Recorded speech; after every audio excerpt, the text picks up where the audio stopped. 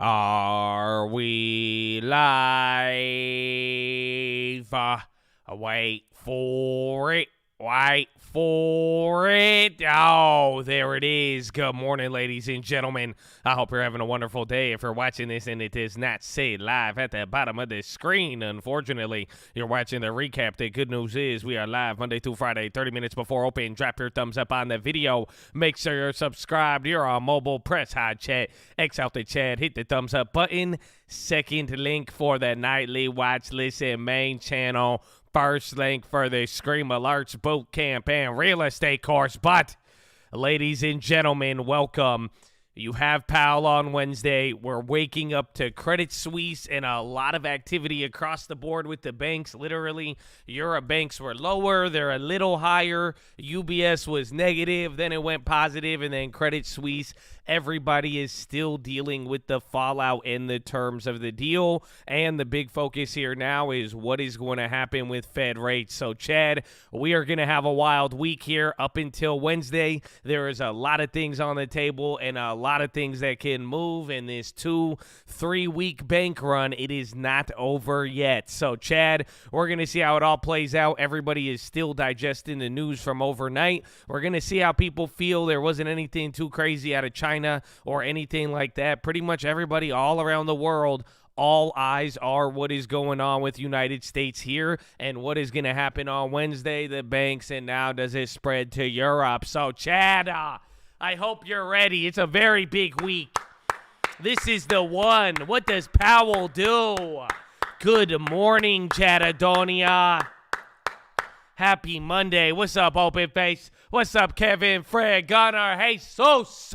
Oh, how you living, baby? Good morning. Oh, watch this. Yay! Oh, Maria, good morning. Carissa Hines in the house. Battleborn, Samuel, Candy, Danny. Oh, good morning.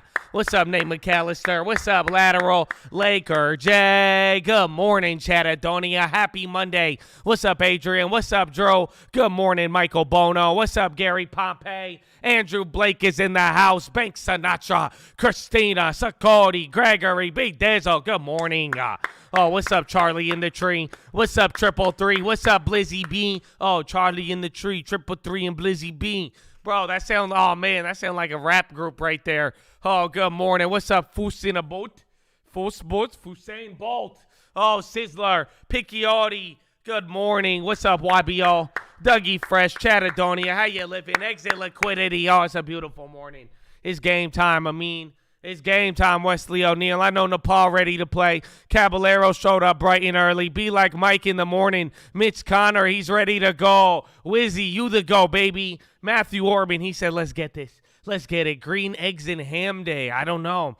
I mean, so far, again, the reaction to Credit Suisse, it was negative initially, and then people are feeling a little bit better here. So I think we're going to get a lot of back and forth, and then just don't underestimate. We have the jitters up until Powell, but if people want to brush that one off quick, we will find out. But Chatadonia, I am glad you're here. I hope your morning is beautiful. Let us have a good day. And actually, before we do anything, don't let me forget. Yeah, that random account generator, baby. That random account generator. God bless you if you were on the watch list. Thank you for participating. What do we have? 1 + 7 is 8, I believe. So let's get our comments and let's get our random play. Got you hyped. It's early, man. That's good that you get hyped early in the morning. You know what I'm saying? It's a beautiful day. Beautiful day. Brah, wax my chest. I think I need to wax my chest, Chad. I need to wax my chest. That's the first random comment. Good morning. May God bless the chat. Amen. Amen. Oh, wax my chest and God bless the chat. Oh, Gary Pompey, welcome for the random play. What is that? SKM call. 25 expiration 917. All right. SKM calls. What is SKM? I don't know what the SKM is. Wow. SK Telecom. Ooh, he hit us with a telecom communication ADR.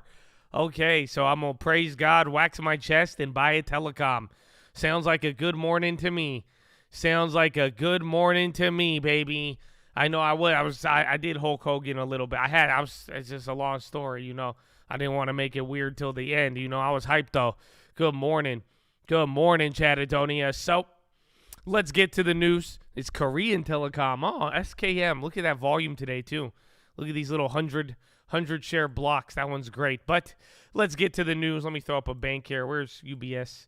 UBS is quite interesting. But markets flip-flopped as traders digest Credit Suisse's takeover by UBS. Risky European bank bonds tumbled, with some posting record declines after the state support triggered a complete write-down of their additional Tier 1 bonds, rendering $17.5 billion of their debt worthless. An index of region banking stocks fell to the lowest since November 17th. Before pairing losses, UBS erased losses after dropping as much as 16%, but was down more than 57% with Credit Suisse. Futures paired losses in European stocks nudged into the green. The dollar and the franc weakened against most major peers, while the yen rallied. Treasury yields were steady. Gold came back above 2,000, and WTI traded near $66 a barrel. The worst is yet to come. Jeffrey Gundlach expects the 10-year yields to head lower after passing 3.37. He told CS bondholders to put your big boy pants on and learn to manage risk. Morgan Stanley's Michael Wilson said banking stress marks what may be a painful and vicious beginning of the end of the bear market, and the S&P will be unattractive until risk premium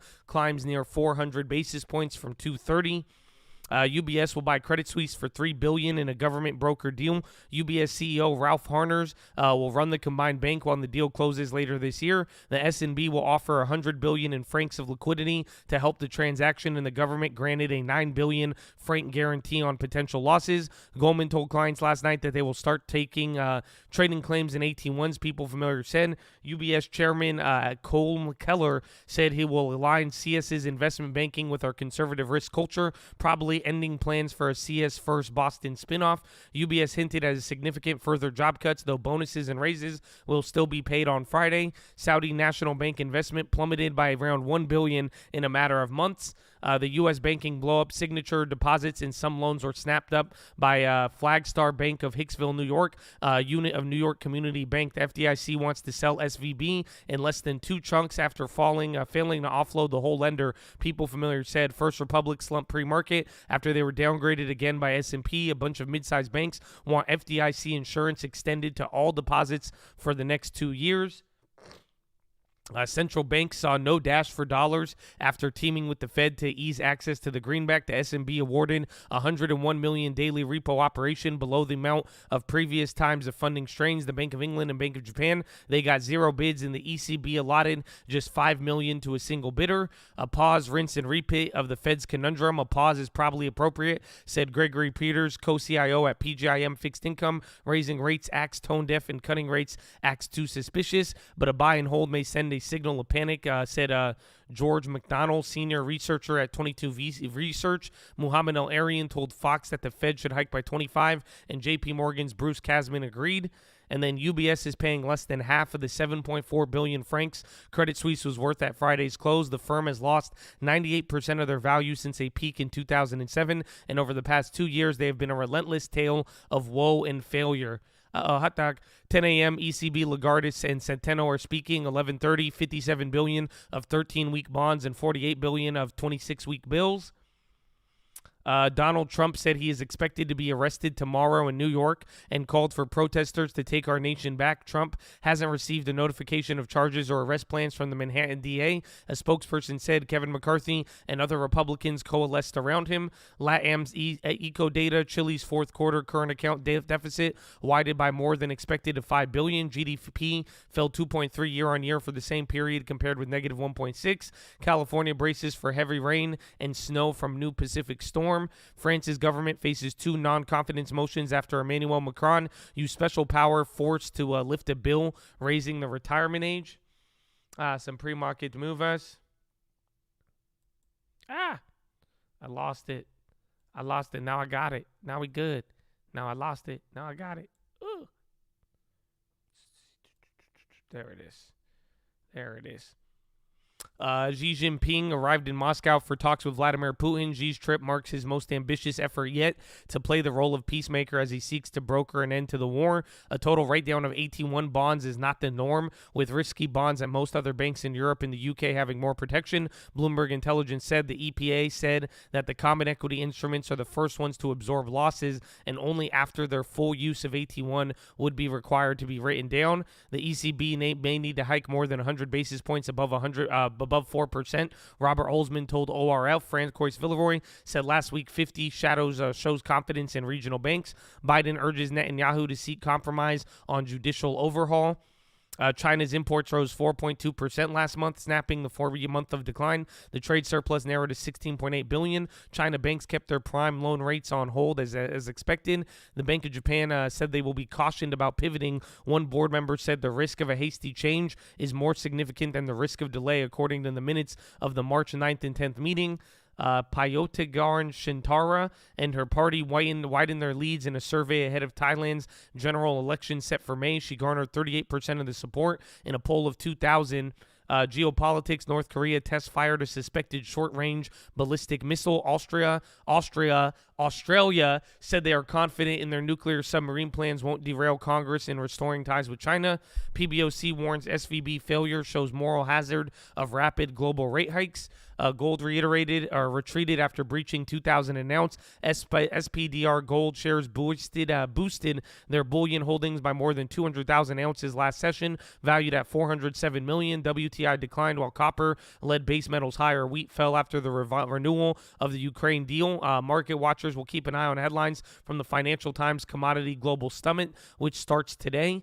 China's appetite for U.S. crude remains strong. About 10 supertankers of Canadian and U.S. oil were brought by units of Sinopec and PetroChina and Zhejiang Petrochemical for April loading. Traders said record U.S. exports are coinciding with a ramp-up in Chinese imports, lifting freight rates. High interest rates are forcing commodity traders to rethink some deals and push up prices. It's totally reshaping the supply chain, said Pierre Gaultier at Banque de Commerce at Placements.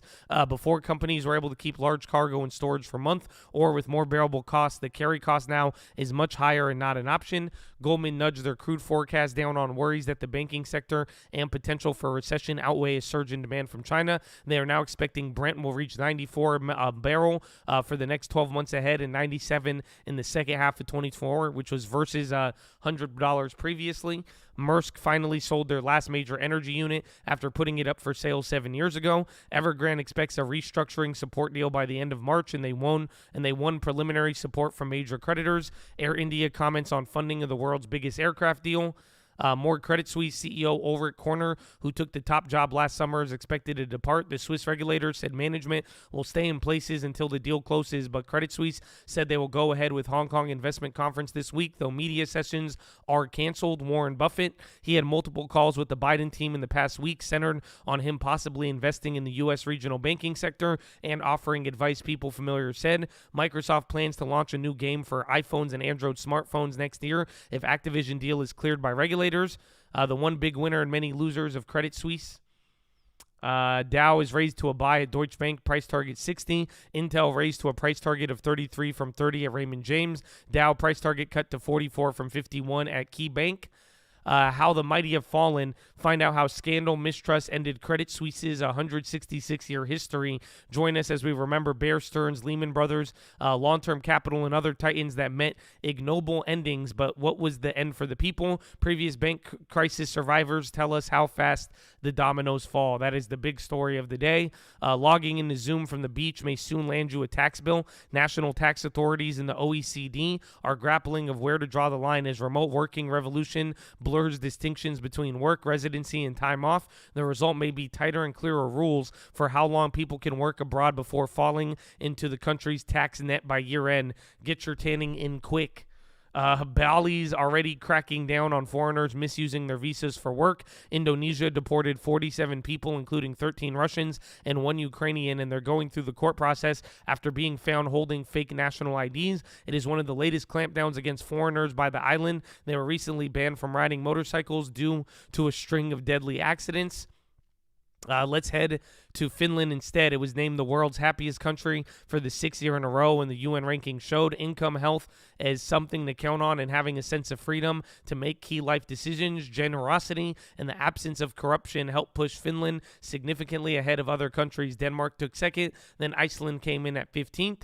Upsizing, not capsizing. British hedge fund boss Michael Platt's super yacht is for sale. He wants a bigger one. The 75-meter Arrow has an asking price of 139 million euros, making it one of the most expensive on the market. It has 6 staterooms, a sky lounge with a bar, a massage room, a movie theater, an expansive masculine interior. According to the listing with Fraser Yachts, he's working on a new 110-meter yacht. Well, there you go. Maybe someone from crypto will buy it. Shazam! Fury of Gods proved not to be so super for New Line Cinema and Warner Brothers, opening to a disappointing $30 million across 4,000 theaters. The AP reported the superhero movie based on DC Comics also fared to win critics with a 53% Rotten Tomatoes critic score. And then on this day in history, the Beatles' John Lennon married Yoko Ono in 1969. The honeymoon was far from ordinary as they staged a famous bed in 7 days at the Amsterdam Hilton to protest the Vietnam War, inviting the world's media into their room. They even gave a second bed in the few months later at a hotel in Montreal where they recorded Give Peace a Chance in bed, of course. Wow. Happy John Lennon, Yoko Ono wedding day. I did not know that. Shout out the Beatles. But good morning, Chattadonia. Clearly, banks and what's going to happen to Powell, that is the main story right now. And everybody's just talking about what already happened and what could happen next. But I got a couple of plays for you. A couple of pre-movers here to start off the morning. Aspen Aerogels, ASPN. Shares are up 4.6 pre-market after the benchmark was upgraded for the maker of insulation products to buy from hold. Bed Bath & Beyond shares sank 13% pre-market after putting a pact to provide rescue funding at risk again. Cryptocurrency stocks rise after Bitcoin extended their gains for a 5th consecutive session, with the digital asset reaching levels not seen in 9 months. Marathon Digital is up 4, Riot is up 5, and Coinbase is up 2.4. Enphase Energy is upgraded to outperform from market perform at Raymond James, which says the stock multiple now looks more reasonable and welcomes solar equipment makers' expansion into Europe. Shares gained 2.5. First Republic tumbled 19% after S&P Global cut their credit rating again. Foot Locker is raised to outperform from market perform at Telsey, and the sneaker retailer sales are seen at an attractive level given the growth potential. Shares rise 3.5%. Intel, their price target is raised to 33 from 30 at Raymond James. Karuna Therapeutics, KRTX, rises 9.7% after the experimental schizophrenia drug met their end goal for the late-stage study. NRG Energy shares are up 2.4 as Bank of America upgrades the power generation company to buy from neutral. New York Community Bank, NYCB, gains 29% after the subsidiary Flagstar Bank agreed to buy Signature Bank's deposits and some of their bank loans. PDD falls 13% after China's e-commerce fourth quarter revenue missed expectations amid COVID lockdowns. And then UBS shares traded, they erased earlier losses after the government brokered deal to buy rival Credit Suisse, prompting a slew of downgrades from analysts who warn the risk to the lender's future. Stock is up 3% pre-market. And that is it. That is it. A lot of bank stocks, a lot of random tech. Crypto is killing it. The random play was SMK or SKM, $25 call for September. And I think that's all we got. Chattadonia. Again, bond yields too, those are big here. They're moving across the board, but it seems like everybody's watching bonds, potential pricing ahead of Powell, and then any other bank issues. And some people have brushed off some of the negativity in the morning. So, again, most European banks were down here. Some are still down, like Deutsche Bank and BNP Paribas, but a lot have been able to come up. Again, UBS is up 5%. They were previously down. So, we will see how these play out. There could be some arbitrage, but Chattadonia, hope you're ready to start your morning. We still got a little bit of time. I hope you liked the video. I hope you're feeling blessed too, okay? I hope you're feeling blessed in the morning. You feeling blessed in the morning? I hope you are. So I'm going to go to the bathroom. Follow me on Instagram at The Trading Fraternity. I love you. I'll be right back. This is what everybody's concerned about. I'm beyond jealous of Gerard Cassidy's house, but that's a story for another day. First Republic under pressure. Last week, 11 banks coming together to the tune of $30 billion in deposits, trying to restore confidence in the name. The losses just kept piling up. The bank hit with another downgrade over the weekend. Here's the line from S&P. We do not view this deposit infusion as a longer-term solution to the bank's funding issues. Attracting meaningful deposits will be difficult. From Washington, Bloomberg's Kaylee Lyons is back with us with more. Hi, Kaylee. Hey, John, and difficult it has been for shareholders in this name because once again, after a 33% loss in the Friday session, after that announcement of the $30 billion in deposits infused into this bank by the larger banks, we once again are seeing the stock down 18% again this morning after, of course, this second downgrade by S&P Global Ratings. This just is continuing the pattern of First Republic underperforming other regional banks, the likes of Western Alliance, PacWest actually rallying today. And over the course of the last 2 weeks, which, yes, has been rough for regional banks broadly, they're down about 27.5% over that time. First Republic down 81%. Its losses have been far greater. And this is because this is a bank that is seen as having higher concentration risk among its depositor base, similar to what we saw with Silicon Valley Bank and Signature, which, of course, are the two banks that have failed. So it raises a question of what the future of this bank may be. Does it need to be bought? Could we see it put into receivership? These are the kind of questions we are asking. All of that said, this may be seen as a idiosyncratic story rather than one of broader systemic risk, because if you take a look at their 2046 bond yield, 8%, yes, it has spiked dramatically over the course of the last several weeks. Still, though, that is far from distressed territory. So the credit market may be telling you that this is not contagion risk, at least at this point, John. Katie, thanks for that. Mona Mahajan back with us for a final thought. Mona, that word, idiosyncratic. So last week, SVB, we were told it was idiosyncratic. Idiosyncratic. Chattadonia, are you ready? So, again, all about European banking issues, but thankfully you only have 48 more hours until Powell. So where we go from there will be quite interesting. We're pretty much in the same levels of Friday. I don't know if I have any more levels here for you now. Biogen data suggests treatment effective for ALS drug. So Biogen is having something now. Do we have levels in the morning? Not yet. Not yet. Let me see. No, not yet. We'll get them here in a little. But Chattadonia, what do you got for me? You got to hear everybody on TV. We still got a little bit of time. Couple more minutes till the bell. I need your first play of the day. Right now, the chat is 51% for green on the day, 39% for red, and 10% unchanged out of 1,500 votes.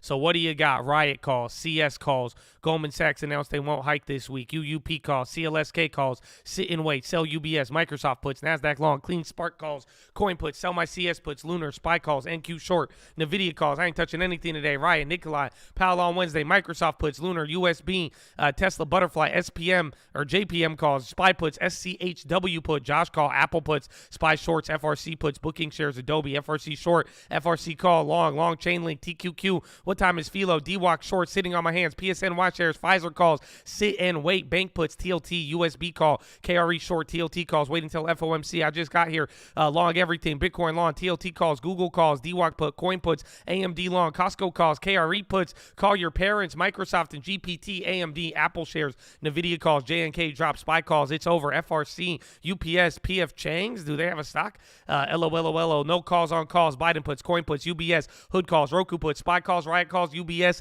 ME calls, holding MES, MPW, pricing in a pause, VIX under 26, and coin long, burpee calls, Enphase calls, FedEx puts, USB long, and HDB short. Save that 10%, Chattadonia. Let's go.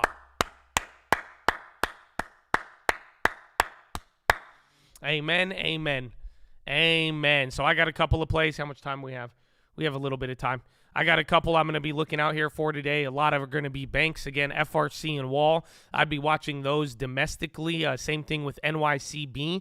They're the ones who bought out a Signature, so they got the benefit. They're already up 27%. Then obviously UBS and Credit Suisse. Then KRTX, that was the schizophrenia biotech drug. Then Boeing as far as industrials are concerned. And then Uber and Dash. And then also going to be watching Coinbase and Apple. I have shorts on those plays. I may want to even take the loss on Coinbase and just stop trying to fight crypto, because now it is hitting a very big high multi-month breakout point, and it is hard to borrow. So we will see, but going to be writing that one out for a little bit. That's all I have. We have the random play, and we got a little bit of time, Chattadonia. You got like 30 seconds. Is there any pressing questions leading into today? I think we're going to have a lot of discussions on the Fed today. So I hope you're ready. We have a lot to talk about. My friends. Oh, man, a lot of Fed discussion today because it's on Wednesday. It is on Wednesday. AMD death. I think chips are looking good. Again, we're going to have to see how we come into all of this. But, again, the chips since Friday, that has been probably the most bullish industry people are on as of late. So we will see. But any pressing questions? I don't think so, Chad. Well, we'll have time. We will have time. So don't be shy. But, ladies and gentlemen, speaking of not being shy, I hope you're not shy to pay homage to a very special group of people here at the Colt. Before we do anything, before we try to chase a dollar, before we try to enrich ourselves, we must pay homage to that group of people who have made a sacrifice most of us never have and ever will, and that is the veterans of the United States of America, ladies and gentlemen. So on behalf of the Colt, the people here, the people not here, want to give a huge special shout out all the active servicemen, past servicemen, anybody who has served this country for real. God bless you and thank you for your support and service to this nation. Shout out to the families and their sacrifice as well. And I hope you show all of your veterans some love, baby. Always make sure you appreciate them. And shout out to the people giving back to their local communities. All the doctors, nurses, teachers, firefighters, police officers, people volunteering with nonprofits, helping out with the old people, man. You know what you're doing out there. You could be a light in your community, and I hope you know you're appreciated as well too, baby. So God bless you and thank you. And ladies and gentlemen, please rise. Place your right hand over your heart. Say it with me. I pledge allegiance to the flag of the United States of America and to the republic for which it stands, one nation, under God, indivisible, with liberty and justice for all, baby. Senators!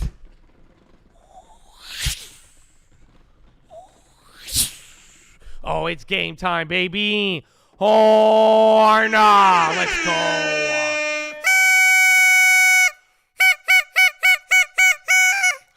Oh, did I break it? No, we good. We good. Oh, good morning, Chattadonia. Oh, good morning. I hope you're ready. I hope you're ready. It's a good day to have a good day, huh? So let's go. How much time we got? We got 1 minute, 45 seconds. Again, the big news here is everything going on with Credit Suisse and UBS and getting ready for Powell. So, Chad, I hope you're ready. I hope you're ready. I got to get ready for the random play, too. That was like a, SMK or something? I don't even know what that one is, man. I don't even know what that one is. But good morning. Good morning. I woke up in beast mode. It's Monday, baby. I hope you did. I hope you did. Again, this is going to be a very powerful week. A lot riding. SKM call. That is the random play. So we got about 1 minute, 13 seconds. We still got a little time. So, Chad, good morning. I hope you take the time to like the video. I hope you're ready to play this out here. My weekend was great. I was going to say, I hope you guys had a great weekend. So, I've been getting ready for this week. It's a weird one. SKM, ADR fees. This one is a Korean telecom company. This one's going to be fun. Ba-da-ba-ba-bop. Thank you for sunshine. Thank you for rain. Thank you for power. Thank you for banks. It's a beautiful day. Oh, yeah. Celebrated this weekend, baby. Let's go. Happy birthday. Oh, yee with the birthday. Oh, my goodness. Let's go, baby. Big old 40. Oh, my goodness. Amen and God bless. God bless. That's what I'm talking about. Amen. Nah. So, Chad, we got about 10 seconds here. Oh, it's America's birthday. Are you saying there's the military out 40 months? I was like, what? Oh, big old 4. Dude, that is crazy. That's almost 4 years. We need to petition, what's it called? We need to petition YouTube for more badges. Round 1. Fight. All right. So, EUFN went up. Bro, that thing gapped down like 4% here in the morning.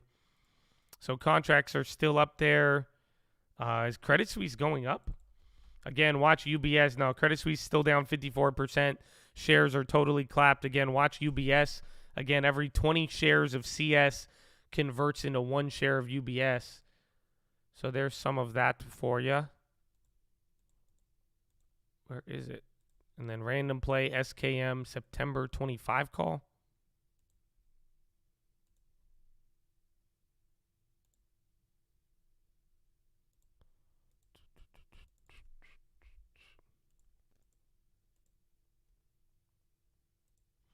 Okay, I got them. I got 2 of them for 20 cents a pop. SKM has been in. That is your random play of the day. And let's see where everything's out. Again, NYCM, New York Community Bank. There's a headline coming out there with what they got. They jumped by a record 40% by open.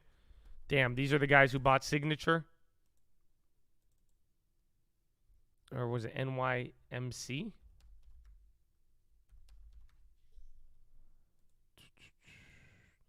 NYCB. Excuse me. So again, they're up 39. The Euro stocks are bouncing. Watch if they give up. Check Bank of America. Our banks are doing good. So financials are number 2 on the day, up 0.67. Materials are up 1%. Surprisingly, tech is down by 0.5%, which I think is very interesting. Where is that one actually? And the Apple play. I think America says AT1 instruments rank ahead of CET1. Yeah, we'll talk about that one a little bit. It's pretty wild. Again, everyone's debating now how those bonds for Credit Suisse should be valued. Credit Suisse, they're coming up. Dow Jones, Meta's running. It's weird. Tech is not doing the best today. I think Meta's one in the green, but most of the tech names are down. Netflix is down 1%. Remember, Microsoft had the best week last week in like 5 or 6 years.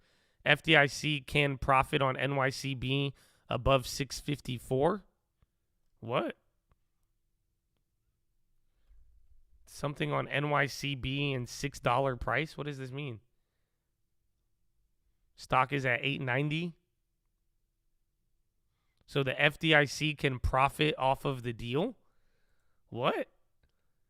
Hold on, there's some news coming on with NYCB and how they make money on the price or something like that.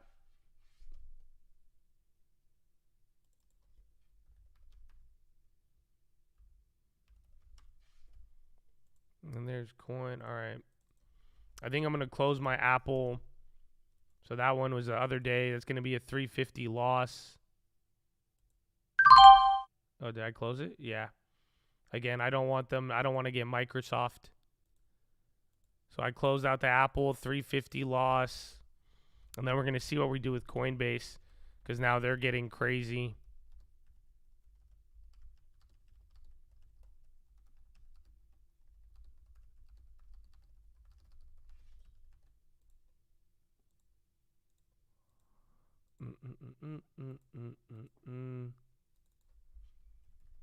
NYCB, they're the ones that bought Signature Bank, so they're able to benefit off of it. But there's some news coming on where, again, I don't know if the FDIC, they may be able to profit off of the deal. It's quite interesting, but again, everything's moving up here right now. Financials are number 2 on the day. Tech is, believe it or not, the worst, and then so is consumer discretionary, which I think is very interesting. TLT triple top going to die today. Probably die by Wednesday, depending on what happens here with Powell and whether or not he makes the pivot. Disney is up 0.8. Where's Uber and the other one? Uber and Dash were doing good the other day.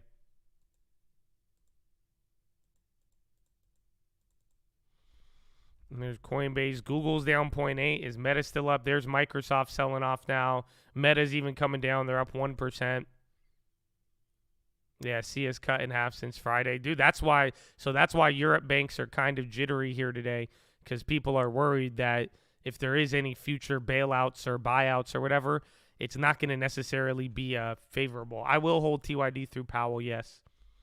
And that's going to be a play we'll respond to. FRC, don't forget about them. They just took a big candle going down. Again, that's a decent size red on the market, but still barely where we opened. You're up about 0.25% on the SPY, down 1/3% on the NASDAQ, and then you are up 0.61 on the Dow.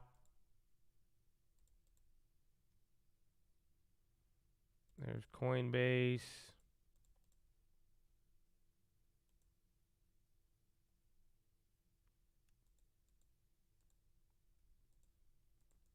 Value was up. Let me check. Where I was even looking at PG.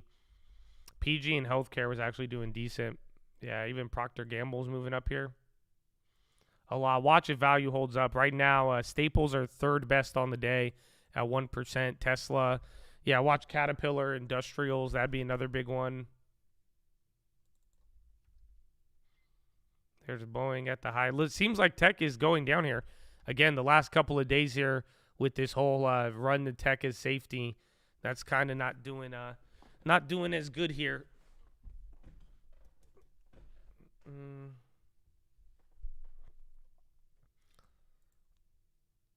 There's Coinbase. New York Community Bank jumps. Yeah, NYCB.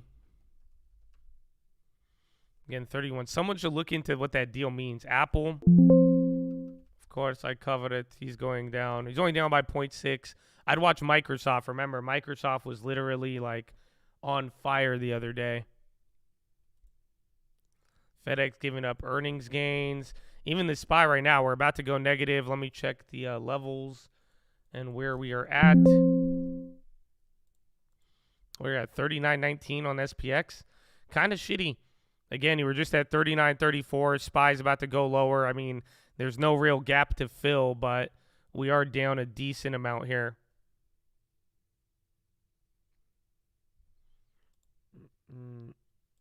Let's see, 73.50. 20 days of selling. Yeah, I mean, this has been the second week now of the banking issue. Bonds are trying to work their way up.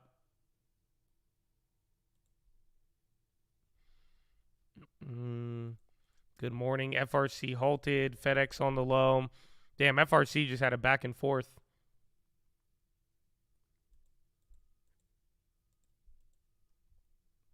There's Amazon on the low. Yeah, all tech. Even tech is down 2% right now. So Amazon did sell off a decent amount. Tesla's down 2. Again, Microsoft's even down 1.8.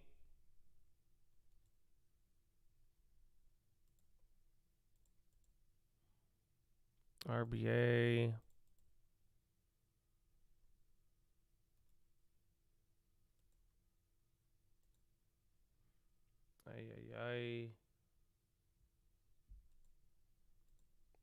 Okay, we'll save that for a second. FRC halted probably just because the move. And again, tech is starting to bounce now. So that was like 8 minutes of selling off. And then now you're getting a couple of bounces here, depending on the tech name. Again, I was even looking at Coinbase here. They were up, and now they went down 2% and bouncing. Again, a lot of big tech went down either 1 to 1.5. Zion, XOM long. Oil's doing decent. And then watch healthcare. They're on the high. Again, a lot of value plays. Even Procter Gamble, they're starting to run up here. Good morning, Habibi. Tesla, very, very good, Habibi. Very, very good.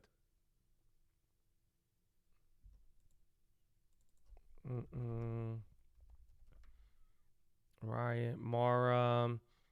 Boeing's on the high. Schwab is up 4. I forgot about Schwab.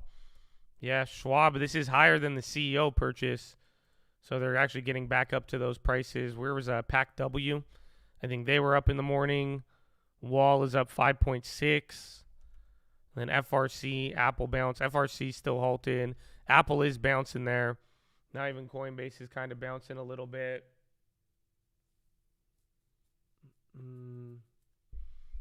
TOS bugging. Mine was a little bit in the morning, but it chilled out. More names advancing so far, but most volume selling. How's volume? Let's take a gander. 7 million in 10 minutes. So it's a lot slower than the last couple of days. We'll see how long this one lasts for. You don't sound like Josh. You got me. It's fake Josh in the morning. ChatGPT. Can I interest you in ChatGPT? You got me. UVXY more green. Oh yeah, where is the dollar? Dollar's down 0.5%. IEF, sorry. SBNY clients will be serviced by private client group. So you're getting updates on that. There's Coinbase. They bounced. I was about to cover that for the loss, and now it's gone negative again. So we'll give him a second. That's exactly what fake Josh would say. They got him. They got him. Even then, so far right now, I mean, we haven't done much. I think there's a lot of jitters still going around here. I haven't even looked at UBS yet. Let's see what we got. 16 months free from being banned, baby. Let's go. UBS is on the way up. Yeah, even Credit Suisse as well, too. Uber's making a move up here. There's Apple. Silver's at 22. Where's like Walmart and all that?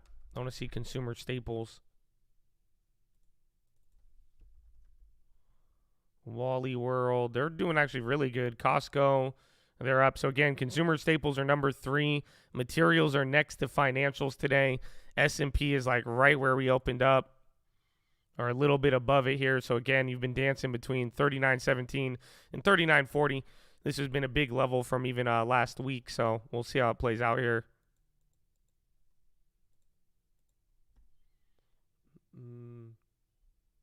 There's Boeing, TYD, that's still working. Baidu's on the high. Even the China names are actually going up pretty decent here.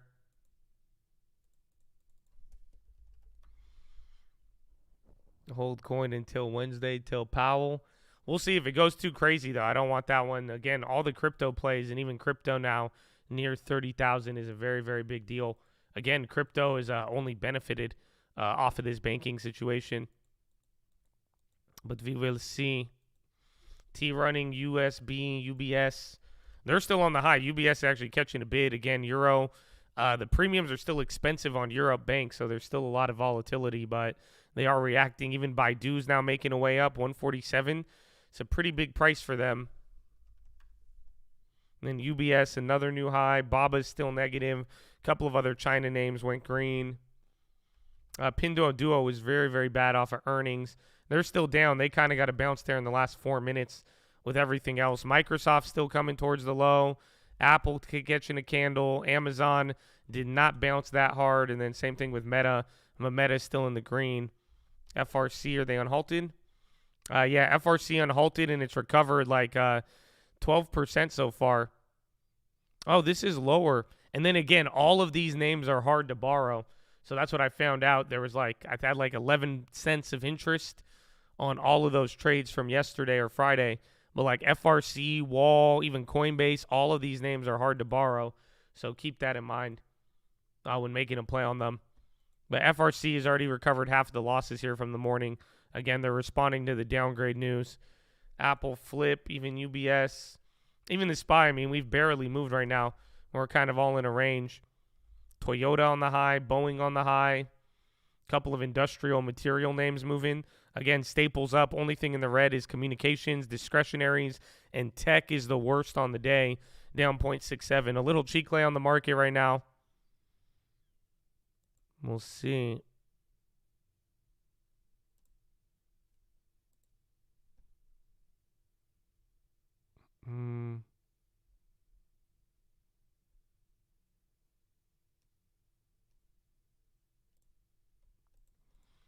JPM, I haven't even seen the legacy banks. Meta's on the low now, and then Baidu's on the high. Yeah, JPM is loving this.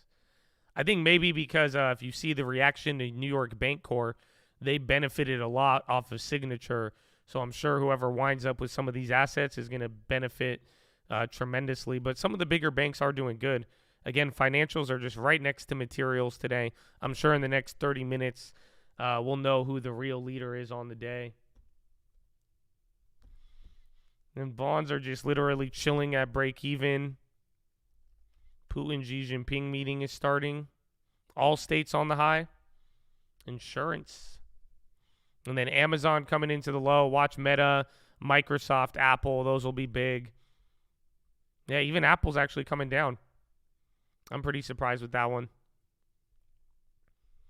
Let's see. Procter & Gamble. That's still working its way up.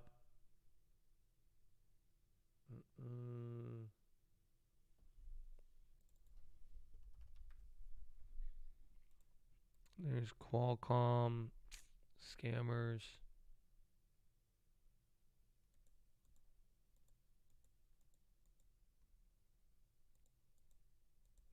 Where's the video? S&B selling tech yet? Not yet, nah. But they provided $100 billion of liquidity.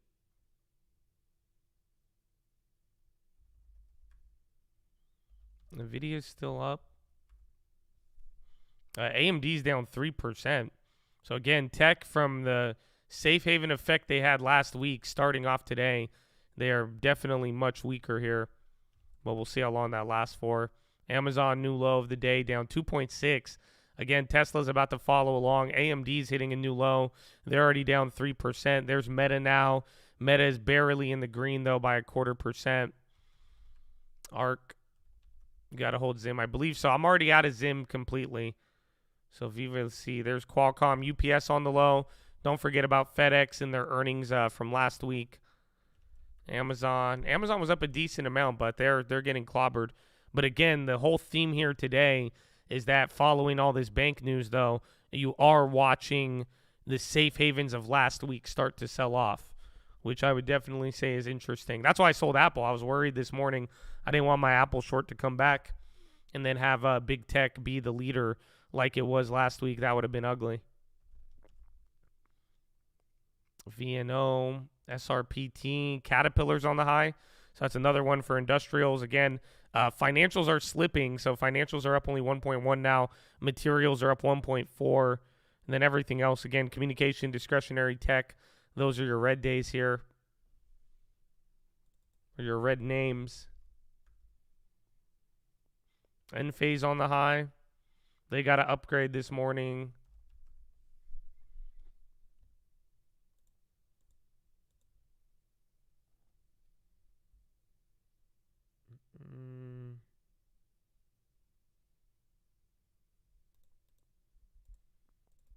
It was Qualcomm, Procter. I did not buy AZO, nah. And then only latest purchase was MPW for the long term. Did you guys hear it? I think it was like Leon Cooperman. He was kind of pumping REITs with below book value this morning. LMT's on the high. They're starting to run up. Bonds are slipping for the first time today. We'll see if the market actually likes that. Credit Suisse breaking out. I would watch UBS. Again, that's going to be the new arbitrage play, especially if UBS goes up in value. Again, it should lift up Credit Suisse, but it's like a 1 to 20 conversion rate.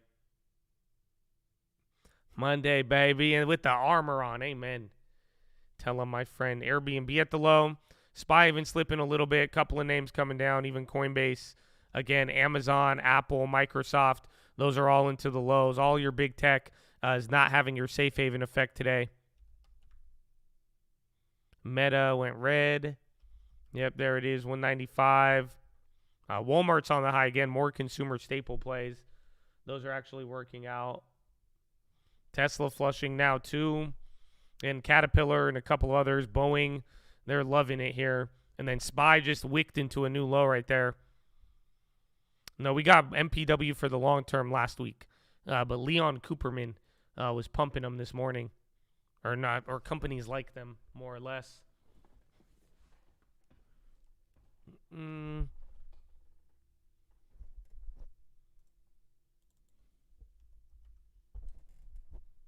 Procter Gamble.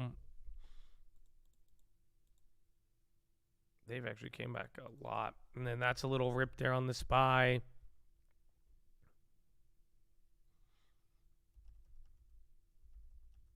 Microsoft's keepers, that NVIDIA, they keep selling off. So literally wick into the low, then big candle here on the S&P right now. Fed futures are still saying 25 for now. I think they were at 30% in the morning.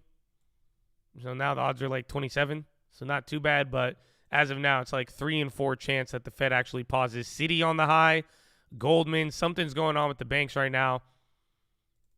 So the banks just had a big pop, every single one of them. Check news on that. Citi Transmission. I don't see anything. Again, all of the bank stocks, all legacy banks, just had a monster candle. There's Goldman at 309. There's Microsoft selling off. So again, tech seems to be selling off, and a little bit of the bid is coming into bank stocks right there.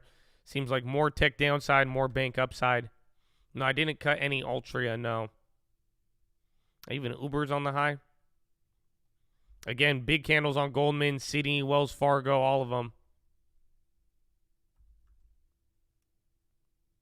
Selling techs, buying big banks. That's what it looks like, honestly.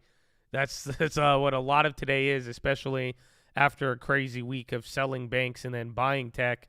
You are kind of watching a little bit of an unwind on that today. I'd keep watching to see if that plays out, but also watch if they all go up at the same time. But Apple, Meta, Microsoft, Amazon still in the red, and then banks just took 3 big candles.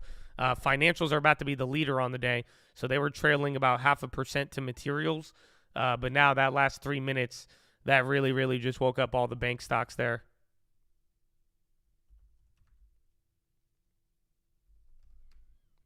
Baidu, Baba, even Baba, China's name's coming up here too.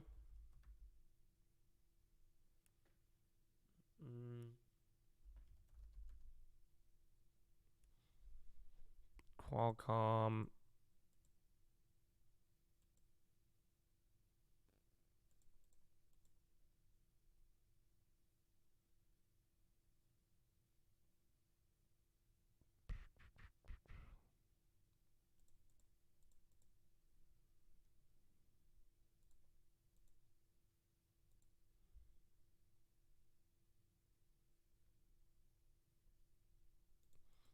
BOPH penny stock up 10. They trap everyone with that move. We'll see how this plays out. I mean, if tech comes back up, though, there's a lot. Tesla's rocketing all of a sudden. Hold on, see? So don't speak too soon. Tesla just went green right now. They just wiped off 2% in 4 candles. So a couple of tech names are playing along. That's what I would be looking for, to just see if we kind of go back to buy big banks and sell tech. But if tech and big banks come up, that could support the market a lot. Just depends what it is. AMLX on the high, FMC on the high. Where's FRC? FRC came back down to 13%. Again, JP Morgan, Goldman, they're just running. Tesla got a little bit of that one too. Even Bank of America. Bank fake pump, TFC up 5, Fitbit running, FITB. That's First Bank, not Fitbit, but I like to call them Fitbit, Ally, Apple bouncing. Would I be adding anything till Wednesday in the long term? Possibly waiting, unless like Altria becomes a lot cheaper. But again, today seems like a lot of the other value names are starting to actually play along. AMD's on the low. They're down over 3% now, 4% on AMD. So that's actually a big sell-off. NVIDIA down 1.6. That's why I keep having Qualcomm up here, because Qualcomm not really playing along. Any news on emergency Fed speech before FOMC? I've not. People have brought up that board meeting thing from a couple of weeks ago. I don't think that's going to be it. I mean, as of now, it looks like we're going to get a normal Powell on Wednesday. Nothing ahead of time, but realistically, what Powell says, though, I mean, that could determine a lot. Apple with the red candle. Manu's on the high. Again, a lot of industrial plays on the green right now. So high ticker's running, but your big tech is still on the low, and big tech is down almost 1%. So it's kind of a mini rotation today, and everything else is catching a bid, but your big tech names are not playing along the same. But now look at, there's NVIDIA and AMD on the low. Those are printing on the low.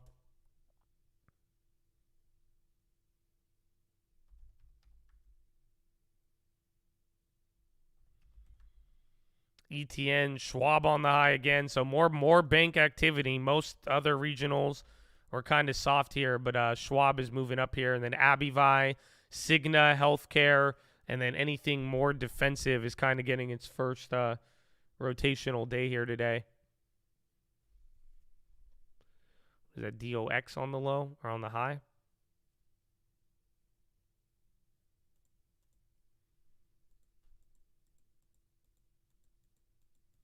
A little mini rotation for now. ECB, Stornabos, rate hikes are mostly a story of the past. So again, some ECB, and then France just sold bonds. Then U.S. bank outperformance is poised to keep going. So a lot of eyes on banks. Wall is on the low, though, now. So watch out. That one's green. That one might go red. Again, FRC never went green. But watch if we just get that, again, you sell off any bank momentum. That is never a good sign. There's EUFN holding up. JP Morgan, again, big banks are still on the high. Same thing there with Cigna. Apple is coming into the low. Yen double bottom. Is the yen ready to go? Bonds have sold off here too, which is I think another interesting feature of today. We got a lot of things moving around here. Again, Nvidia, AMD's already down 4.5%. Tesla launch, banks fake pumping. And some of them, it just depends. There's a difference right now between big banks and regional banks, and then obviously European banks.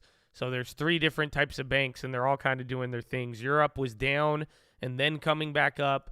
Regional banks are down, and they were trying to come back up, but still relatively down. And then big banks, they are all ripping right now, up 2 to 3%. Microsoft's on the low. Again, more tech sell-offs. Even Meta has sold that one off there as well, too.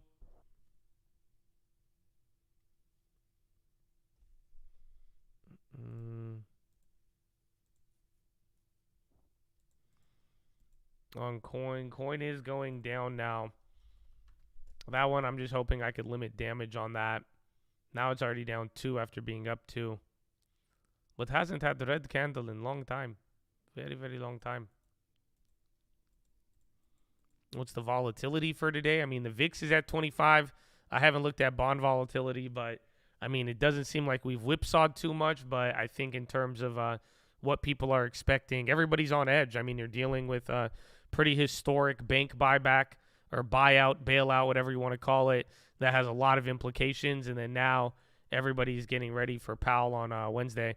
Tesla's in the green now, so that's kind of one of your first tech names to start launching.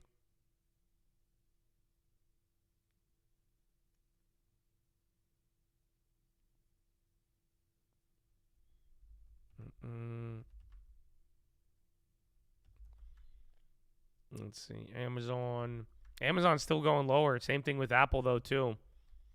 And Coinbase, a bounce at the bottom. JP Morgan, Goldman are still running up into the highs.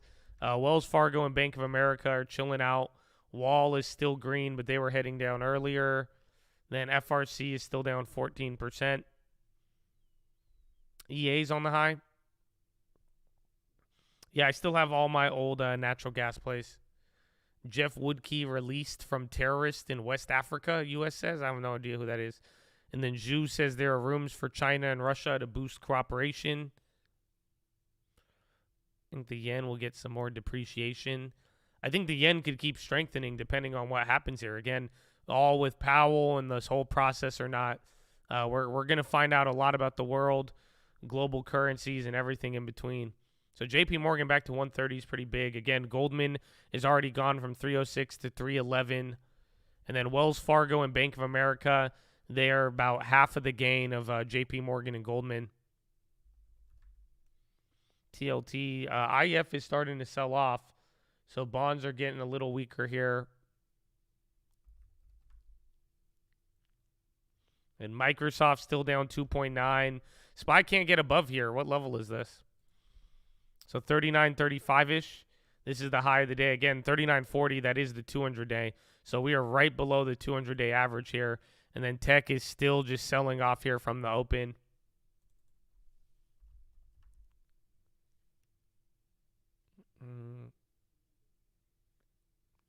Manu's up 4.1. God bless you. God bless you, JP. I hope you living good, man. Good morning. Good morning and happy Powell Banking Day. Is it, or I guess banking week? Not today. I guess we have to wait till Wednesday.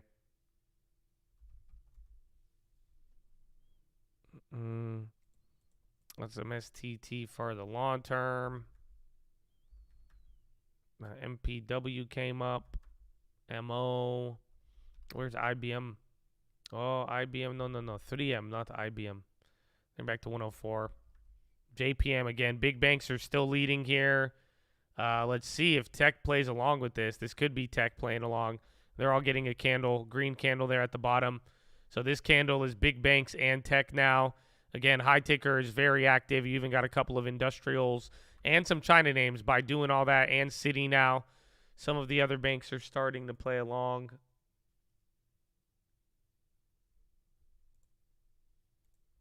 Citi's yielding 4.4. Too early to grab AMD. No, just if you want. I mean, I think they're going through the risk there, but like I was saying, chips seem pretty good. Or I don't even know if they seem good, but if anybody's like really bullish on stuff, it's chips. So Netflix says they're launching new games every month this year.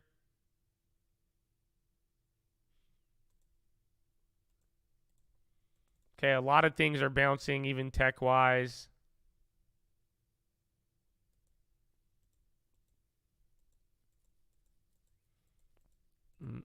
Tesla squeeze. Citi and the big banks. Again, Citi, Wells Fargo, Bank of America, a little weaker, but Citi, JP Morgan, and now Goldman. Those ones are on fire. Where's that other one? NYBM? Or NYCB? They're even moving their way back up to $9. And then Netflix, something on games that they just came out with.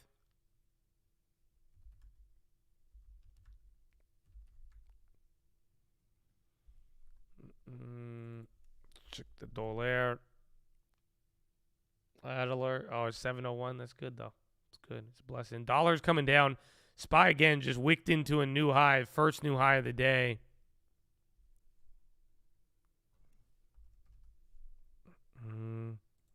We'll be back after this commercial break. Oh, wow. SPY's above the 200-day moving average. So this big deal. So all of this was just a little dance here now in the morning. Tech is still down. The Dow and the safe havens and banks are loving it. And now the S&P is above the 200-day moving average once again. So we spent most of yesterday, most of Friday and Thursday. We were actually above there most of Thursday. But then Friday, we did sell off into that. And that was on more headlines of the FRC stuff.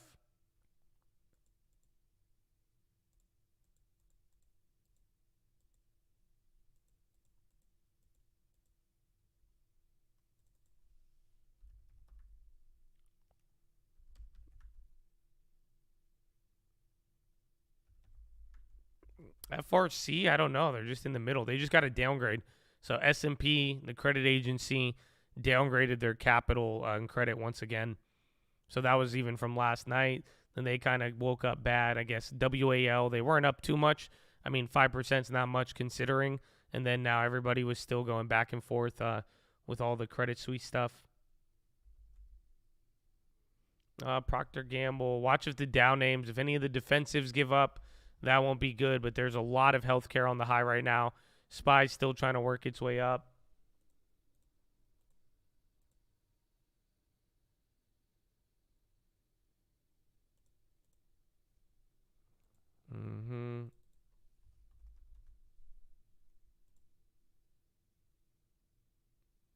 Yeah, where's it up? All right, I'm closing my Qualcomm short. I'm closing any short plays on chips. That one's an old one. Took a 1,500 loss on that. But I don't like chips right now.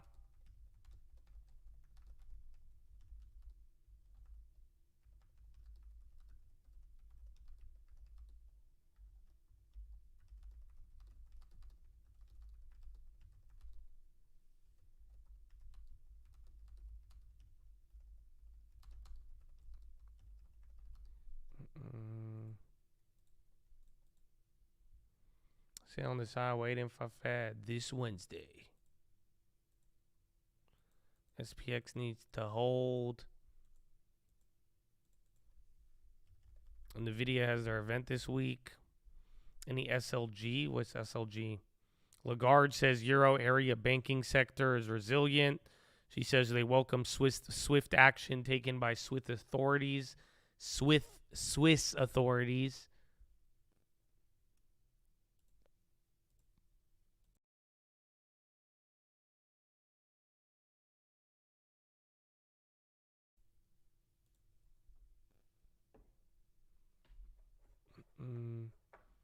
Why is the Fed's fund rate statistic?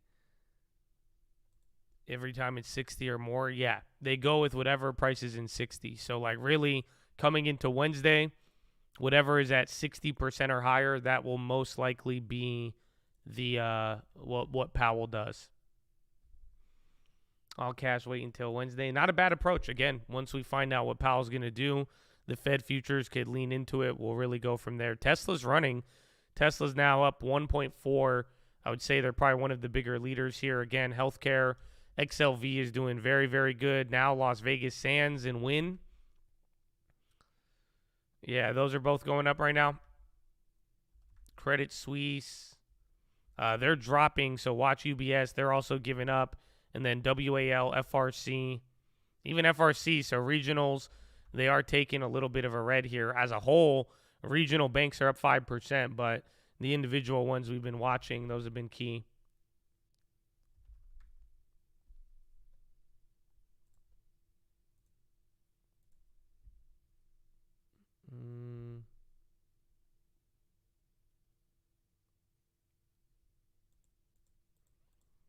Tessie printing.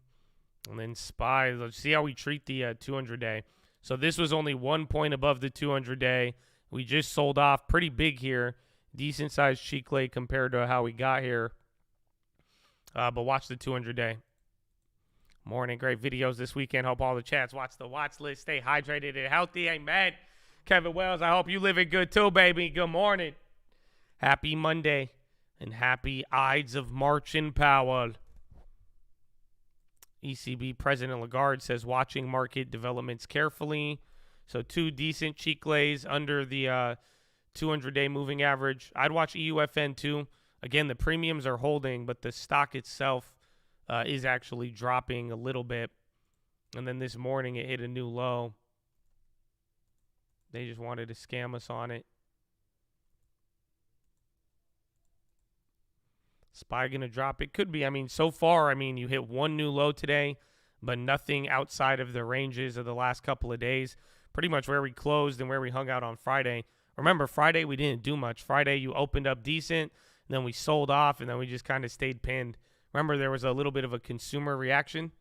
Good morning. My baby girl is here. 6 pounds, 6 ounces of cuteness. Oh, nah. Congratulations, baby. Give the man a horn. There he is. The chat is born. That's hype, bro. Very, very exciting. Let's go. Another long term. We got a healthy new baby. Man, and you made it to Chad the next day. God bless you. Good morning, baby. Good morning. And say good morning to the baby. Say hi. Say horn. Woo. That's it. Was that the baby's first horn? Or I hope I didn't wake them up. That's it. I remember that. Back in the day, some Chads had a weird habit. Y'all would have like newborn babies. And then you would bring them to the chat in the morning like I wasn't going to hit the horn. You know what I'm saying? So I just make sure, like, I don't want to wake the child up, but make sure you don't, put the child in front of horn activity because then we could, we might raise the roof in here. So that's it. You got to be careful. Got to be careful. You'd be like, Josh, why are you so loud? You waking up my kid. I'm like, I didn't wake up your kid. I didn't put damn computer speakers next to that baby and turn up the volume. What do you mean? That's, sir, you gotta figure that out. You gotta figure that out. My baby girl was born on the 15th too. Oh, good. Congratulations, Gavin. Look at all the chads, all the father chads. The fibs on the Nvidia, I have no idea. I'd watch European banks though. Again, see if anything unravels with Credit Suisse and all that. Baidu, Neo, couple of China plays. They're coming up, even though Pinduoduo had bad earnings here today. Baba's went green, or Baidu did.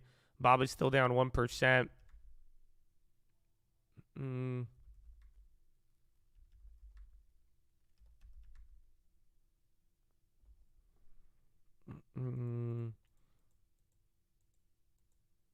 That horn used to be loud.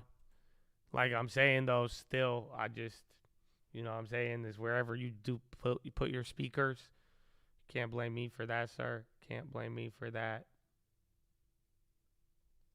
TYD. Let's see if the bonds go up. So if we start selling off here and bonds catch their first bid of the day, that won't be good. Because as of now, you had the opportunity for the market to go opposite of bonds, but it's not really taking it. Again, Tesla's holding up great. So are the big banks. You Arab? Yeah, bro. Kelam Arabi and the Kelam Arabi. Inta Kelam Arabi and the Ifham Arabi Koyes. Kelam shoya shoya, Habibi.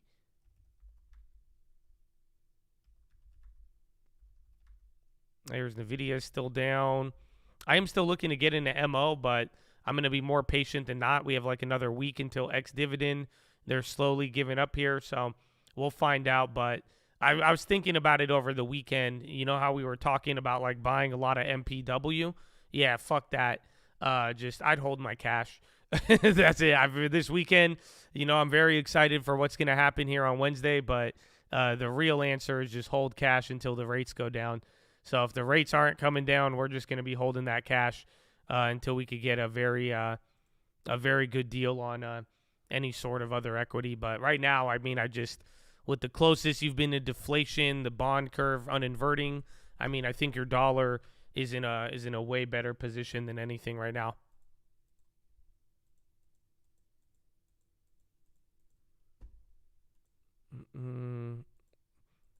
Tesla breakout. We'll see. China's the one breaking out here, 1 hour into this right now. China's the one that was off red. Some of them were doing a little bit better, but a lot of China names are on the high right here. Volumes following TLT. Prepare yourselves for bathroom break eardrum pop. I don't know what that means, but I'll take it. In US, New Skin. Where's Caterpillar? Dollar's on the high. That's interesting, but dollar's still red, but that's the high of the day. By cash, I mean bill. Bill are just holding the dollar in general. Would you store your money in bill if the account doesn't offer 3? Yeah. 100%. If you can't get that from your normal cash management, then I would go with bill. But I would wait, too, because bill is going to reset here in a week. So you could get the dividend, too, though. That's the thing. You could buy bill now, and then you'll get the dividend. But my plan is I'm going to hold bill until next month. We get the dividend. Then it'll take like 5 days to get back to our price, assuming they don't cut rates on Wednesday.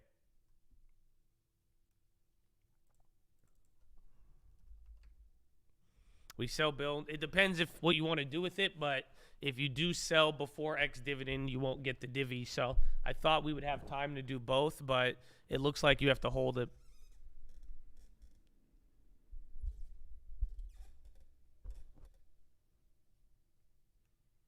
Gold coming down, but gold is, a lot of people have been tripping out while gold is holding up. So I think even alongside of bonds, just the amount of like pivot assets that exist is pretty much gold and bonds. And gold has been quite impressive. Yeah, Baidu's running. Baidu's at 150 now. Again, NetEase was trying to go green right there. They just did. NetEase, and then Baba's still down, and then Pinduoduo is still clobbered. But some of the China plays are going up there.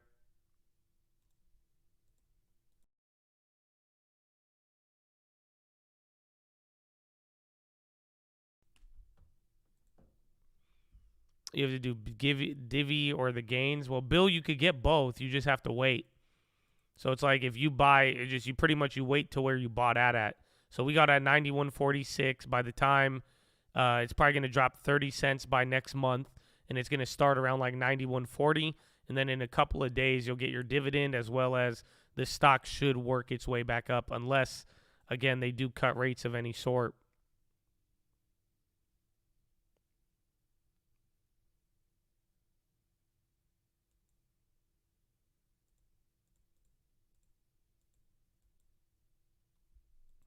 Putin and Xi Jinping are meeting right now. Yes, I believe so. So a couple of red cheek lays across the board. Again, Tesla is the one leading right here. Yeah, TLT would skyrocket if the Fed paused any of the bond plays. That's it. Once the Fed pauses, the bond market is going to change. What you've seen in the last 2-3 years would be over.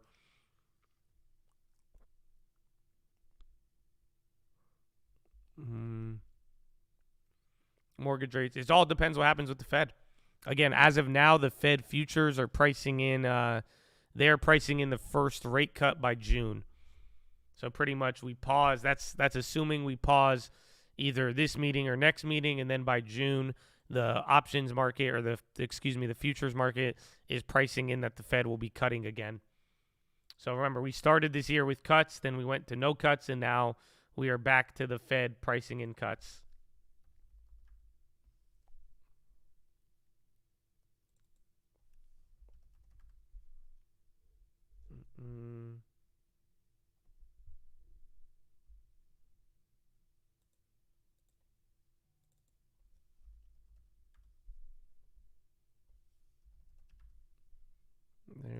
Illuminati's. Oh, the madness. But TLT would rise hard because interest rates would be paused. Yes. Well, yeah, and just rates would not go any higher. And then once they pause, the expectation would be that rates would go lower. And where are we? Daily volume. It's been about just shy of an hour. 17 million. We're coming back to normal, though. So I don't know, with all the Fed liquidity, the swaps, and this system, that system. As of now, volume, this is kind of what we were back to doing a couple of weeks ago, where you do like 15 to 20 million in the first hour instead of like 47 million. ECB Stornoros, the European banking system, has adequate capital. I've heard the same thing about the United States. Netflix is on the high. They were red earlier. So Netflix is about to recover 2%. Jets is on the high. MasterCard, PayPal, those are all running right now. And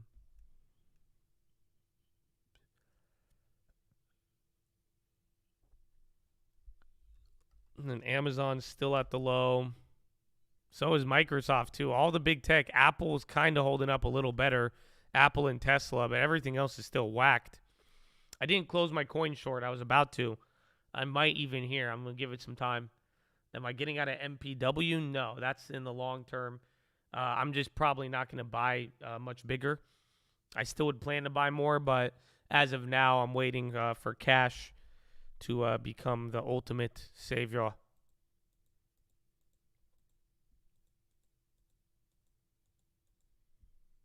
Why is tech down? It seems like the banks got more relief today. So again, Credit Suisse was initially kind of viewed as negative, and then enough hours in the market and pre-market, people started to buy it up, and it seems like all of the banks, both regionals as well as big banks, have caught in a bid, and this whole buy tech, sell banks, we're kind of getting an unwind of that today. So I don't know how long it's going to last, but as of now, you have people buying banks and selling tech, whereas the last 5 days, they were selling banks and buying tech.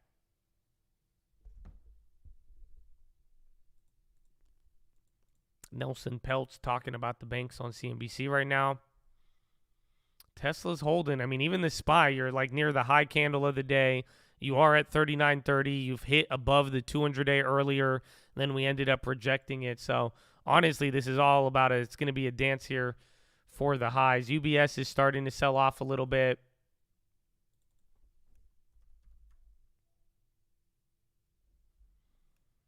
Well, yeah, we won't be getting the bill X dividend, no, but you got the price.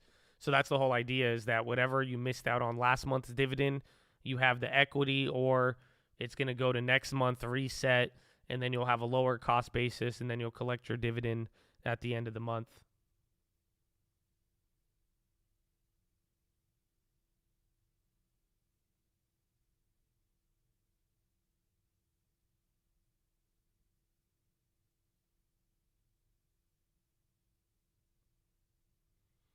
We aren't dumping the ECB. Well, ECB got past the first test last week by raising rates. So they didn't really shock anybody too crazy there. Or at least they didn't pivot too much. The Credit Suisse deal is huge, though. Everybody is just tripping out on that. And then now there's still arguments over what's going to happen to the bonds. And everyone's just trying to figure out now, you know, is this really hit Europe? And in a weird way, some people are saying that it has hit Europe more than it has the U.S., and then they are blaming the U.S. at this point. Even Schwab's coming down. They still have 3% gain. Wall is on the low. So watch out here. I think some of the regionals are starting to slip. Yeah, regionals still up 4%, but the whole index, they just took a drop right there as well. Again, Baidu, some of those China names, they're doing a lot better here. Good morning. Super weak, dude. Valmet Automotive announces job cuts in emailed statement. Finland's Valmet Automotive. JP Morgan has calmed down here too. So is Goldman. So now we're back to the opening candle here. Again, dollar and bonds haven't moved too crazy. If anything, they've moved more favorably. I think the dollar's trying to come back, but now you're into the opening candle. And then this is the area that we actually dumped from on Friday. You dump below it, then you eventually held support here towards the end of the day. KRE puts, we talked about it, remember, with First Republic on Friday, but as of now, the sentiment is good, but really, it's hard to say. I think back and forth, you're probably going to get 15, 20% swings with regional banks until we find out whether or not this is a risk that Powell will respond to or not. My CS is clapped. I lost 60% on that, but I'm going to hold it in hopes of arbitrage for UBS. So in a weird way, I think we might have that come through. And then usually the deals don't get finalized instantly. So like last time they tried anything like this, it's like it took them like 5 different tries. So we'll find out.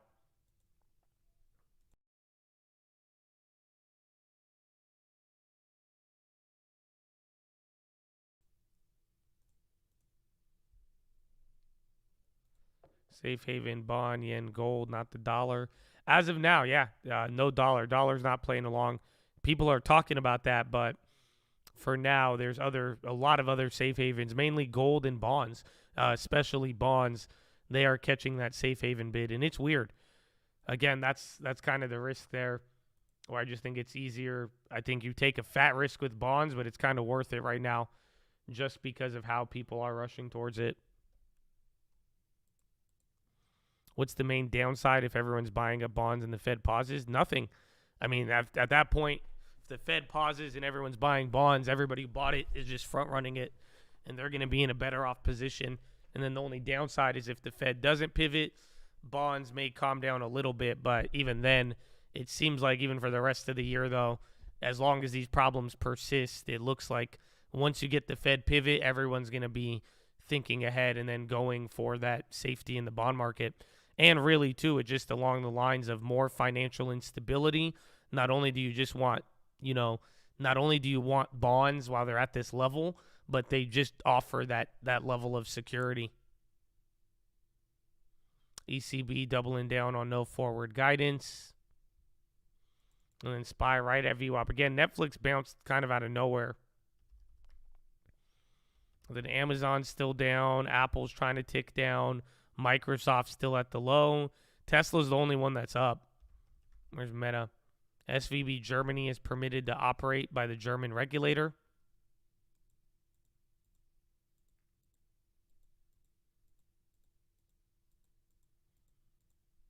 Does the Fed decision affect TMF? I mean, if it affects anything bonds, bond volatility, bond related, depending on what the Fed does here. If they pause, there will be a big effect on bond plays. Even if they don't pause, depending on what's signaled, like, again, as people price in ahead of the future, the bonds may still be a winner as well, too. It just all depends, though, but it's pretty much TLT, bond yield should go down, TLT up if the Fed pauses or pivots, and then if not, they'll probably hold around this price. The AT1s are weird. So, like, they're usually a riskier set of bonds, but now people in Europe are saying they shouldn't face a total loss. But then the Swiss regulators, like, they hammered home this deal. So to get this deal with UBS, like, the Swiss regulators ignored a bunch of shit. The Swiss regulators even changed laws to not allow UBS to have a shareholder approval. So the government allowed it where this deal could go through without shareholder approval. All right, Tesla's popping. Again, a little bit of a green cheek lay on the market right now. I'm not seeing any headlines. Again, just the German regulator allowing SVB Germany to operate business. Wow, Ted Lasso cast to visit the White House to promote mental health. They knew I love Ted Lasso, bro. You know that even Biden posted a Ted Lasso picture on Twitter, and I liked it. Oh, man, I don't know how I feel about that. Damn, that's hype. Yeah, Ted Lasso the cast is visiting the White House to promote mental health. Wow, I like Ted Lasso a lot. Disney on the high, Snowflake, Coinbase. They just took 2 fat candles. Everything just took a fat candle right there. Apple now, they're into the green. I don't know about Microsoft and Amazon. Is that UBS again? Or no, it's URI. Little cheek lays out of Microsoft and Meta.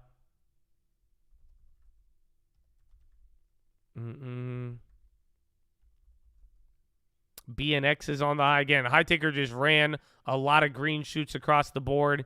SPY making its way to the 200. I think you might be right under it right now. You're about to break out if you could go a little higher. So this is big. If you get above here, that'll be a very good sign. But if this fails after rejecting and then we fail from here, maybe it starts our downtrend a little early.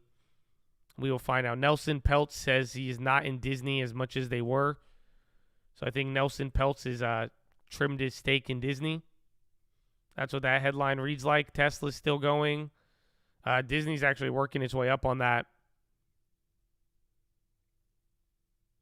Long term is life.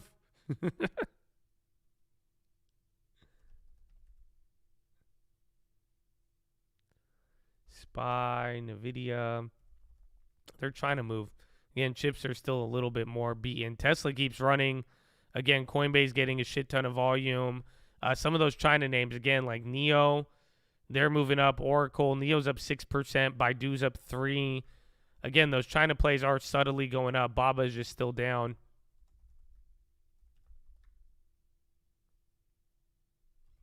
Even DoorDash and Uber. DoorDash still in the red.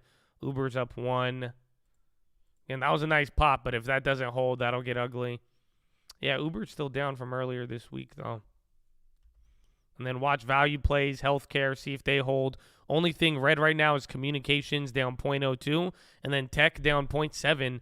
Everything else is in the green, though. So this is another day. Remember, last week we rallied, believe it or not, even with banks going down. Remember, the NASDAQ had a very good week last week. And even today, everything is in the green. 11 out of 12 industries are green right now, and the only thing red is tech.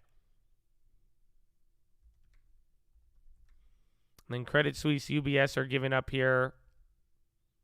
XPEV, another China name on the high. Coinbase is about to break out of pre-market levels. Yeah, so Coinbase, they were in the gutter. They were down 2. Now they're back up 2. Tesla's running. Signature is getting bought out by New York Community Bank. And then SVB, however long it takes them to agree with this.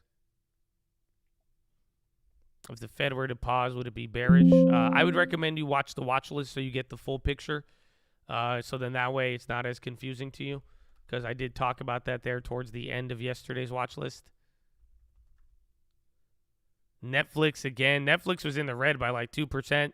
SPY working its way up. Nelson Peltz, latest headline on Disney.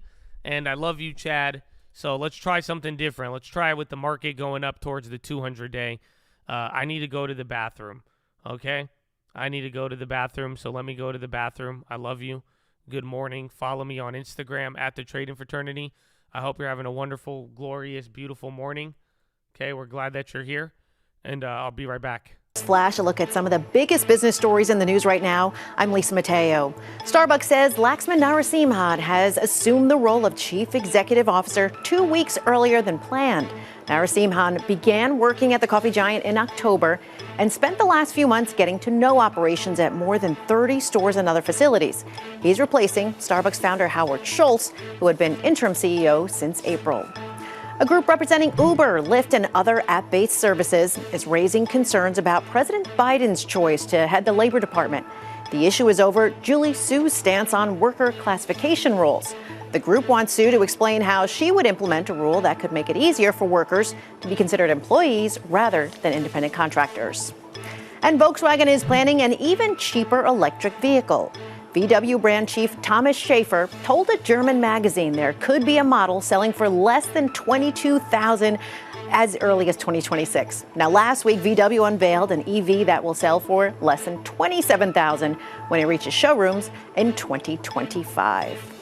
And that's your Bloomberg Business Flash. Guy? Lisa, thanks very much indeed. We've got Christine Lagarde speaking in front of the European Parliament. She's just kind of getting to the end of her prepared remarks. These are very similar remarks to the ones that were delivered at the press conference in the opening statement that she delivered there last Thursday. But Alex, she's having once again to push back on this idea, which the UK authorities are doing as well. The EU and the UK are basically saying AT1s are senior to equity in the capital stack. The Europeans, the ECB was quite cross with the US regulators for guaranteeing all those deposits when it came to SVB. These regulators are not on the same page. No, and then if you're an investor, just straight up, say a bank investor, what do you do with that? Like, how do you know how to invest in a bank if that's the case? Plus, if you're the CFO of a bank, how do you know where to raise money now and in what part of the capital structure? Yeah, the whole idea was coming out of GFC that they would all be on the same page. The whole idea is coming out of the GFC. What's happening? Oh, that's not the one I wanted to move. Wait, what just happened? Oh, hold on. I need to move this one. These things moving around. Sorry, we got to adjust this. Got to make some adjustments here. Minor adjustments. Why is that not big enough? That's too much. Good morning, Chad. So again, those AT1 bonds are actually a big deal. Again, it's weird because people are saying in Europe they shouldn't be wiped out, but AT1, I mean, it is like they're bonds that are kind of designed for this. So we're going to see. No action on bathroom. That's good. It went up. It didn't go down. So that was the first time since, remember, Friday, we had a lot of bathroom break sell-offs. Tesla's doing really, really good. Again, Tesla, that's your real tech name that's running up here right now. Maybe it's waiting for Apple and Microsoft to play along. Even Apple, though, up 0.37. Again, Coinbase, they are near the high. And some of the regionals, again, you had a little bit of volatility. Literally, that they actually rebounded all of that. So what, like 10 minutes ago? 15 minutes ago, we were going down. Regional banks were selling off. They came back up again. Some of the other ones, Bank of America, Citi, still doing decent. But like JP Morgan and Goldman, they were the bigger winners, but they've calmed down now. LMT, Tesla, Monster, eBay. Haven't they been on fire the last couple of days? And then bonds are even trying to tick up here. So bonds are up a quarter, down a quarter. SPY is up 0.5%. And NASDAQ is down 0.08. Tech is down 0.57. Everything else is in the green right now.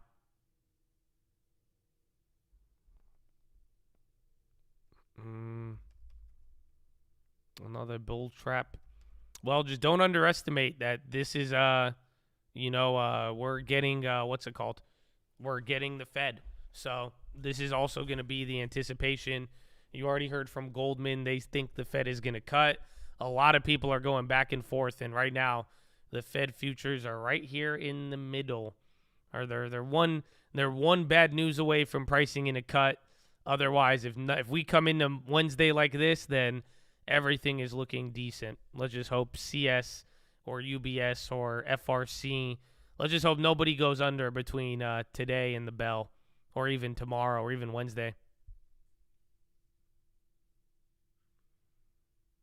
If they cut, Tesla would be over 2. I think Tesla would do good. Again, if they did do a pause, not a cut. I don't think they're going to cut. Nobody right now. The cut is not priced in at all. The only thing that could potentially happen is a pause, but that would have big implications. I think there would be a minor rally off of a pause, but in my mind, that would ultimately end up being bearish. And then if they keep it the same, then we just go from there. It'll mean the banking problem's not that bad, but I don't know how the market would take it. Is there any way they could spin it and blame the cut or pause on inflation getting better? No, because that just wasn't. I mean, again, it was like 2 weeks ago. We just heard from Powell, and Powell, remember the economic data was heating up. It's not like CPI came in good. Amazon is laying off an additional 9,000 employees. So Amazon layoff news is coming out.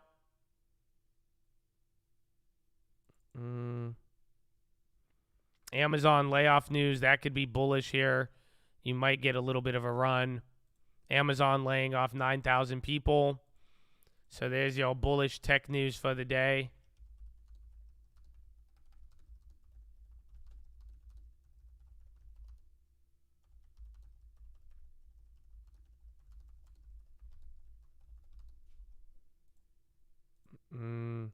Yeah, laying off an additional 9,000. CEO Jassy has alerted employees in internal email. Okay, so let's see if that's enough to take you above the 200-day. You're above the 200-day. It's actually your third time now So, and then we're matching up here even with the yen, but see if this holds. If you do break out from here, this can be good. And then Amazon's going to be getting some juice there off of that news.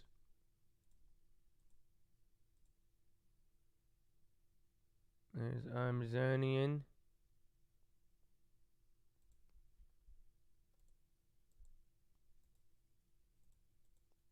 At some point, mass layoffs have to be bad. Remember with Apple the other day, it was. Microsoft's going lower, though. So hold on. I mean, I would think that news would wake up tech, but not all of them are doing their thing. Apple is moving up to the highs, though. Apple and Amazon now. And then Meta, they were the ones leading in the morning. And then Google and then Netflix, they were lagging, and now they're in the green. Won't layoffs become bearish? Eventually they will be. I mean, we had a little hint of that last week. It just kind of depends. But as of now, I mean, there's still some positive reaction. We saw Meta last week too. But remember, Apple came out and it wasn't really the best.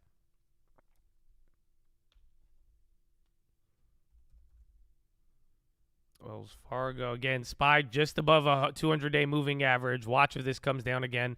We might do a dancing queen around here, though. Again, this is like your third time above it.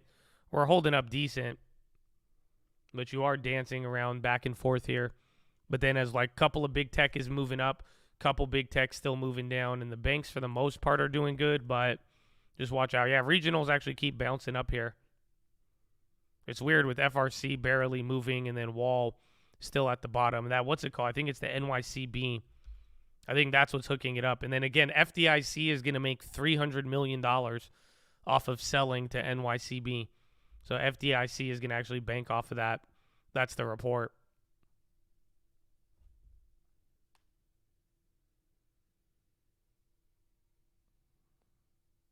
I think severances are delaying bad news.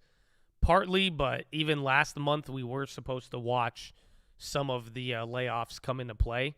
So like even some of the mass layoffs from October, and we still haven't seen that. So there's been an interesting debate with how it's been getting affected, whether it's people getting jobs or not really quickly or just another delayed set in the data.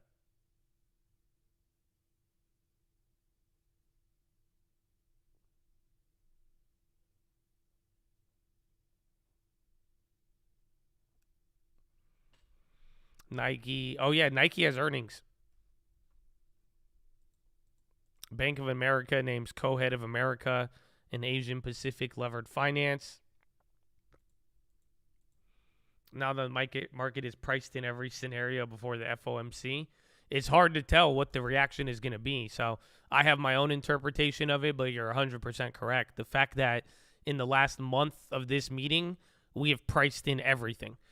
We've literally gone from pricing in 50, more aggressive Fed and inflation, all the way down to pricing in easier Fed. So, like I said, I think the news of slower rate hikes will be initially positive. Anything else, though, it's going to be a wild card as far as how the market responds. And then a big part about the Fed meeting on Wednesday is that the language Powell uses will be more important. Like I'm telling you, it's one thing about the action he makes, but now for this Wednesday, how Powell communicates the issue and the language he uses, that's what people are going to be watching for. So one possible scenario for Wednesday that people are calling it, they're calling it a bullish or a dovish quarter point 25 basis point hike. So people are, again, right now, it's priced in that he's not going to do anything and still going to raise, but some people are expecting him to do it in probably a very bullish way, and then vice versa, just depending on whether he pauses or not, how he describes it will have a big effect. So it's one thing about coming into it. We're going to watch the futures to be able to try to, have an idea, but it's all just going to boil down to what he actually communicates there on Wednesday. So like I'm saying, the best part is that we're juggling a little bit, but we only have to wait till Wednesday. So it's very, very soon. Very, very soon. Amazon trying. Microsoft is still dying. Amazon's right at the same price from that 9,000 layoff news.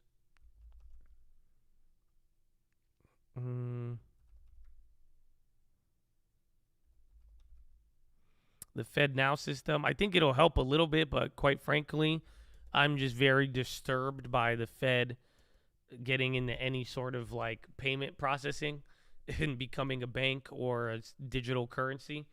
But I mean, I think the Fed Now thing will help them with liquidity, but I mean, let's see.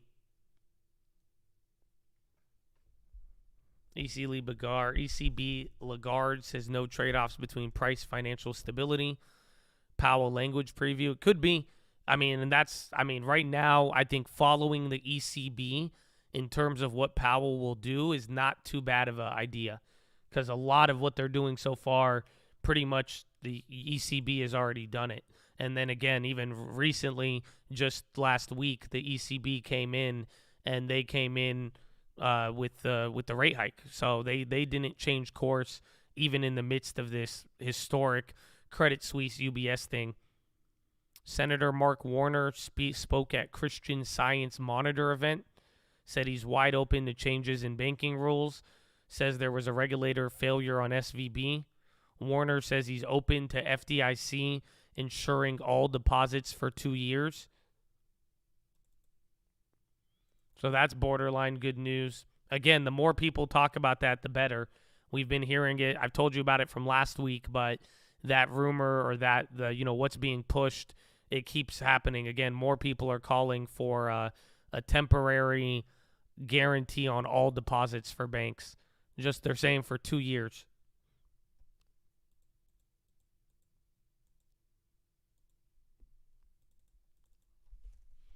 So Amazon, Apple got big volume there. Even the SPY started to work its way up.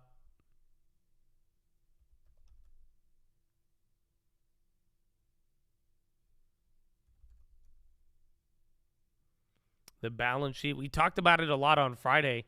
Again, the Fed balance sheet, I mean, I think that just highlights how real this issue is. I brought up the other day the yield curve, and, imagine how much I've showed you guys the yield curve, and I've said it for years now.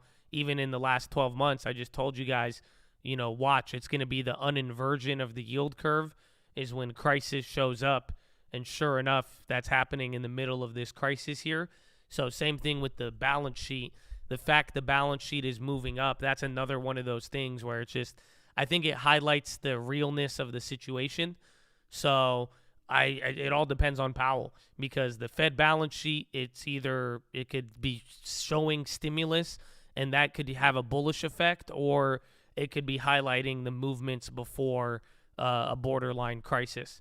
So the point is the situation is real, and that's what I would say coming into Wednesday, where we're going to be looking to interpret Powell, walk away with info that will hopefully guide us, but that's all I see from that. The balance sheet, the yield curve, how things are uninverting, the bond market, and now even, a rush to historic bailouts, buyouts. All of this is just highlighting, that's it.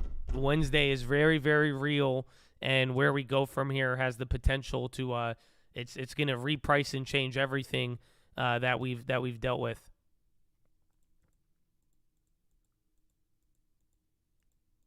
That's inflation. The balance sheet should not go up.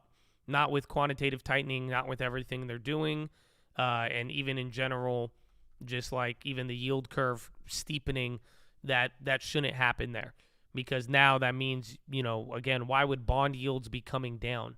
When 1 week ago we all of the economic data is showing inflation is coming up, but all of a sudden now the bond market is pricing in lower rates. That's telling you people are worried about something bigger than inflation. So that's what we're going to find out here with Powell on Wednesday. Is this banking situation a bigger issue than inflation? And if it is, we're going to get ready for a brand new market. If not, well, get ready. You bought yourself 2 to 3 more months until we get a real paradigm shift with how everything's playing out.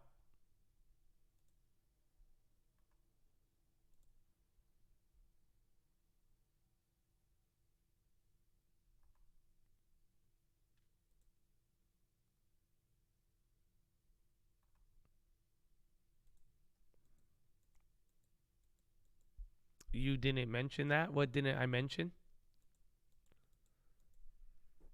Is the bill the best form of cash equivalent? I think a money market is better, but Bill is, I believe, the best equivalent to have easy liquidity without having to do anything.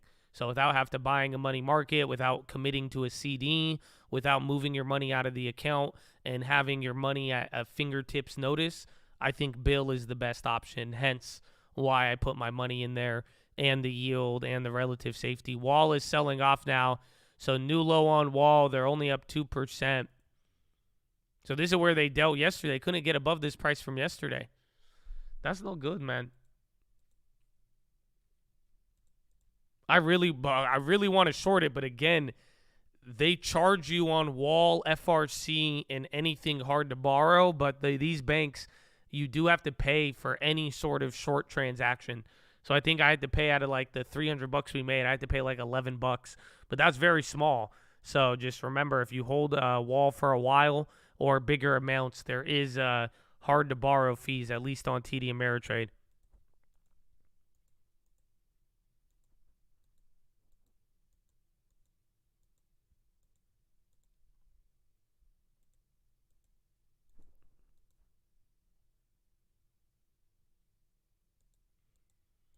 You said if he raises 25 basis points, you're bullish, but if he pauses, you're bullish. Yes, because the bullish pause is temporary. So if he raises 25 basis points, I take that as no problem with the banking scenario, and then we're good. That could be bullish in that sense. But then if he pauses, I think there will be a small bullish reaction, but that would eventually confirm to us that we're fucked.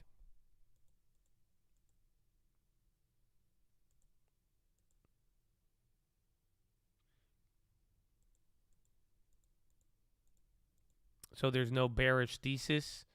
There is. I just don't think you're listening. This is why it's gonna be so fun. No, at least you can listen for that. Oh, let your eyes listen, Chattadonia. The peach is here. Bradley Frizzle and the peach, ladies and gentlemen. Welcome to Monday. Oh no, let's go. Oh, Peach Nation, get your ass up. Let's go. Oh, my goodness. Happy Monday. Happy middle of March. Amen. Wow, I feel free. I feel pretty. I feel bam, bam, bam, bam, bam, bam, bam. I feel peachy. Oh, man, we got that. Oh, amen. God bless you. God bless you. Whew. I love you. Amen. Amen. That's what I'm talking about. God bless you, and thank you, Bradley Frizzle.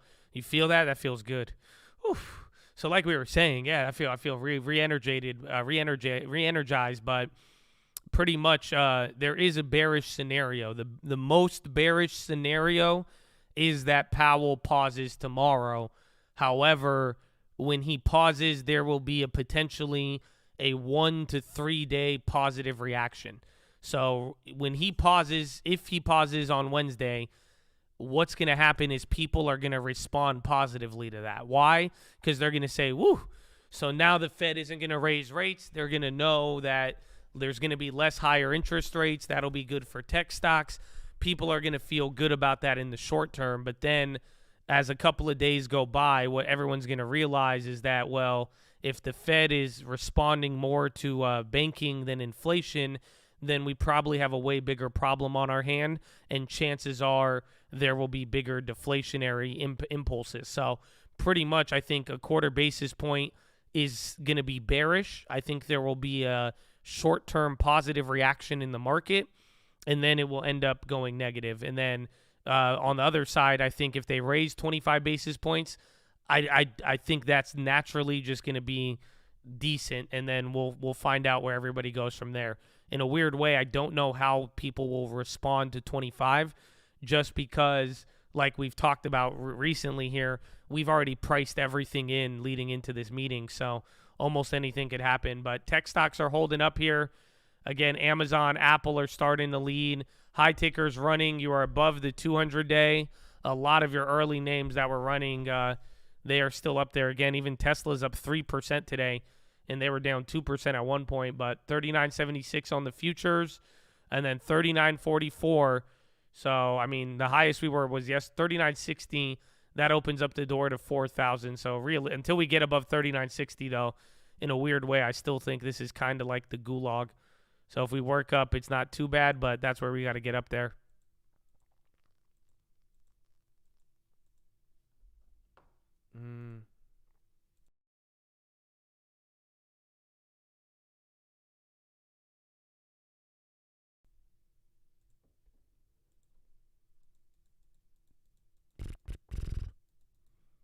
It's like air brakes to the upside. I just think until you get above 39.60, we're going to be in a weird range. If you get above 39.60, then we could really squeeze, and if the market is feeling good, then there you go. If they pause, do we play TLT? Yes. So even then, even now, like that's why like I'm getting frustrated with like the Coinbase short, because I didn't think that would go up as much. But in my mind, the way I would just play bonds. That's it. At the end of the day, bonds is very simple. You're either going to lose money if it retracts and it retraces and goes back to normal, and nothing happens, or something happens and then the bonds are just absolutely going to go crazy. So that's why it's like you could try to play everything else right now, but everything else, there's still kind of a risk associated with it. So it's like, yeah, you can play TLT right now. That's it. You just have to be aware of the risks and know what you're going for. And again, I would be careful with options. I would rather go with shares on a levered bond play, or I would go with the futures. But now here's the other argument for going with TLT is that you shouldn't try to get ahead of Powell, in the sense that the best way you could play Powell is simply waiting for what he says. Because Wednesday is going to be, one, about an action, but then two, the language he uses to communicate on Wednesday, that could say a lot of different things. So I think you could go for the bonds if you want. I don't think bonds right now, every play has a risk and things are willing to move big already. So I think you could go with the bonds if you wanted to, but granted, your risk is going ahead of Powell. So if you don't care about the risk, or you kind of notice that risk is high everywhere on almost everything, then there you go. Then there's your bond play.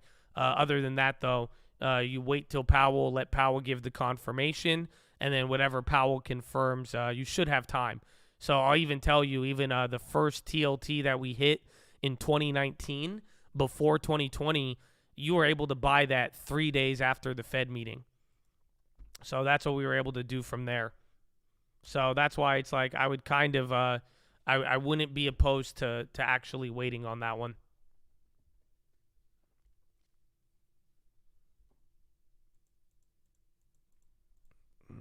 Rita's on the high.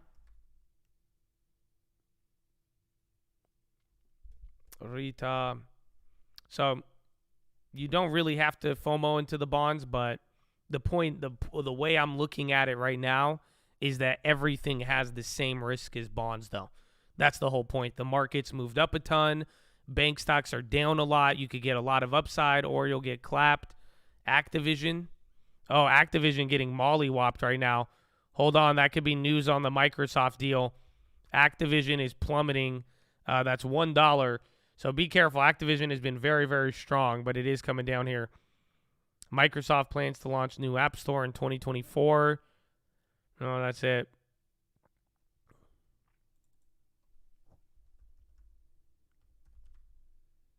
Tesla's still holding. Where's Microsoft? Activision's responding. No news on the wire just yet, but keep your eyes out for that one. That's big, but we've seen Activision drop and then instantly bounce, but that is their biggest red candle here in the last couple of days.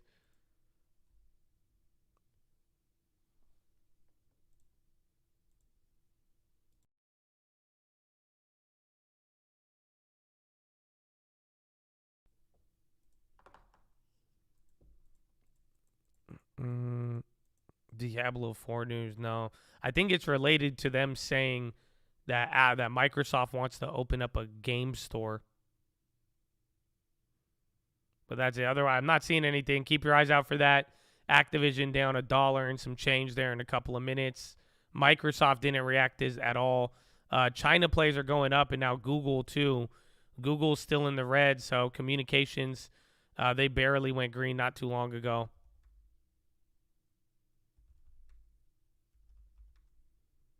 Damn. Amazon's working its way up from the layoff news. Apple's still up. Blizzard because of Diablo. Really? Baba's in the green now. So Baba has recovered 2%. Again, Baidu and NetEase, those are also going up. Baidu is up a lot.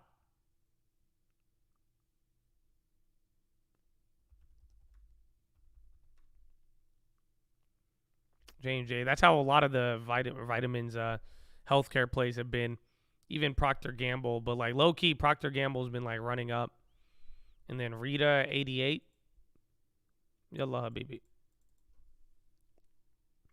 Straddles for Jay Powell. You can, but honestly, just wait till Powell. You are better off waiting until Powell, hearing what he says, and then going from there. So the best way to make money on the Fed days is actually waiting for Powell. It's not about getting ahead of Powell, believe it or not. So you can try to front run it if you have an idea, but at the same time, I mean, in this case too, I'm waiting for Powell.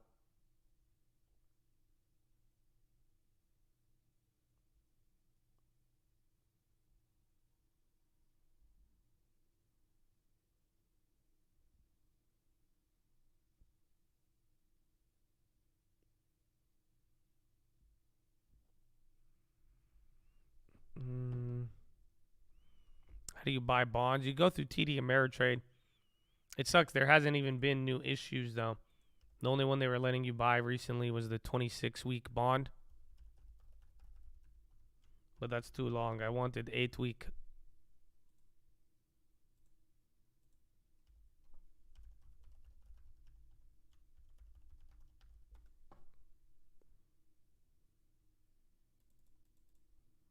So, like, you go to TD Ameritrade. And then go to trade, bonds, and CDs.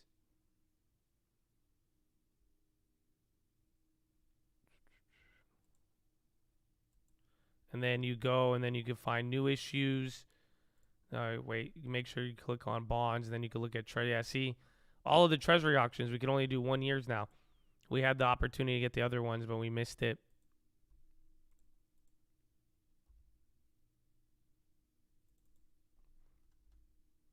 And then Carissa, I'll shoot you an email with it. But again, I mean, I've never really allowed anybody to do fundraising efforts on here. So I'll shoot you an email and we could talk about it if you need advice on it. But just out of the fairness of everybody else too, though, that's something we've kind of avoided for all the chats. You try to inverse yourself. I've heard of that recently. I feel. Good morning.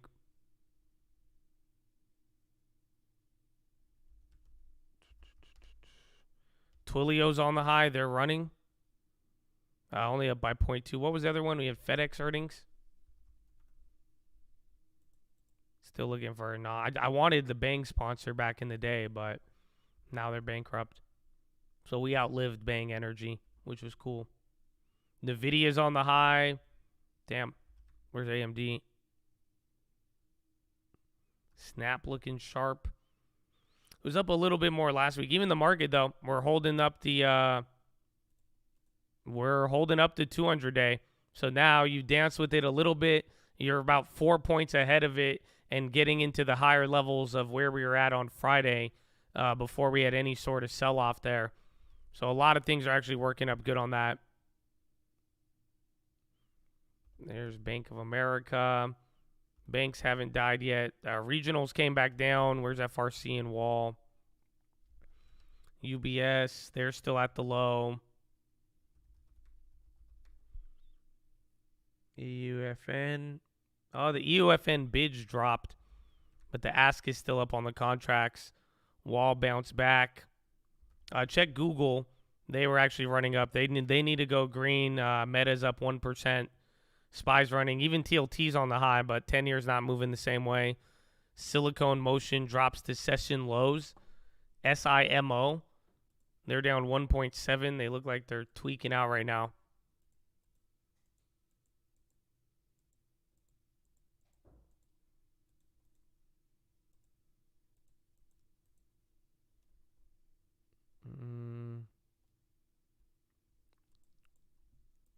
SPY might break out. Until you get to 39.60, none of this matters. That's all we need. We get past 3960, then you're going to be looking at potential 4,000 squeeze leading into Powell. But as of now, until we get past here, this is kind of a danger zone. So hopefully, we'll find out. TLT closed the gap. Tesla's still up 3.1. And then Meta is kind of tweaking out there. There's Amazon still down 1.4. Again, tech is the only thing in the red. So the second best on the day is communications, and they're up 0.6 right now. Materials are up 1.87. Financials 1.7. Even energy 1.4. So the only thing red right now, believe it or not, is tech. So every other defensive, every other thing that got sold off on Friday, they are all bouncing back right here.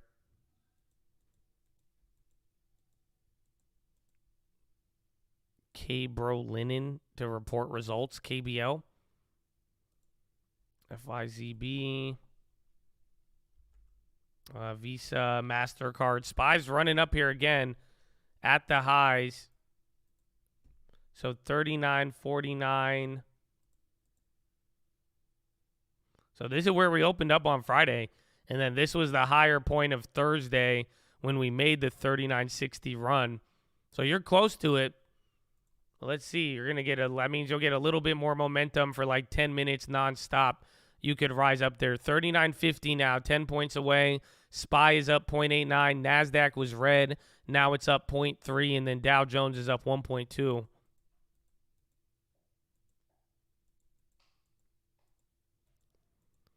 Ubitus and Google Cloud team up for cloud-based game streaming. Ubitus. I don't know if it's public. Something with Google Cloud partnership. That just came out now. Then Lagarde says ECB determination on inflation is there and strong.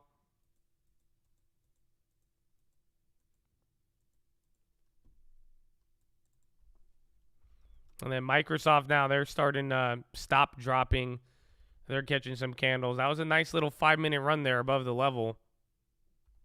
And Amazon's still going. UBS, they stopped selling off. Again, regionals, they had a little bit of a drop pop, and then they're back to where they were about an hour ago.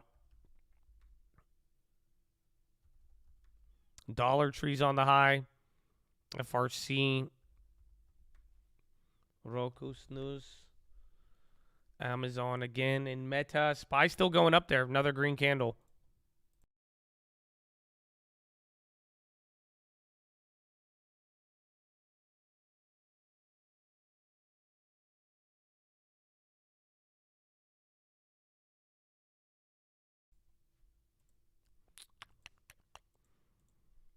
TLT.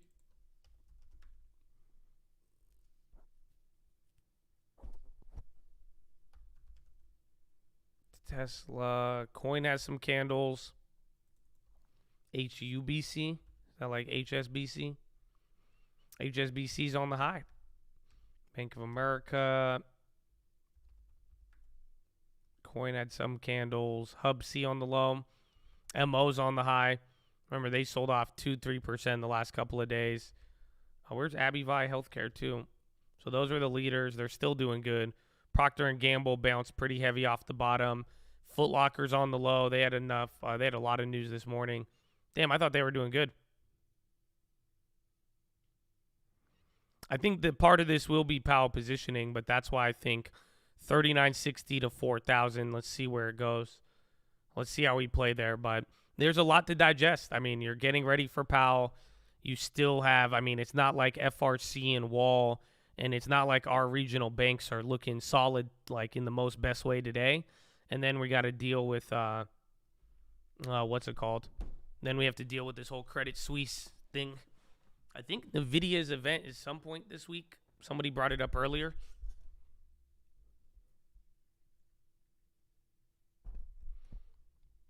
Pinduoduo, a lot of the China names are covered. Again, Babo is down like 2.5. They're barely green right now. I know Baidu's up like 5%. And then NetEase is doing great.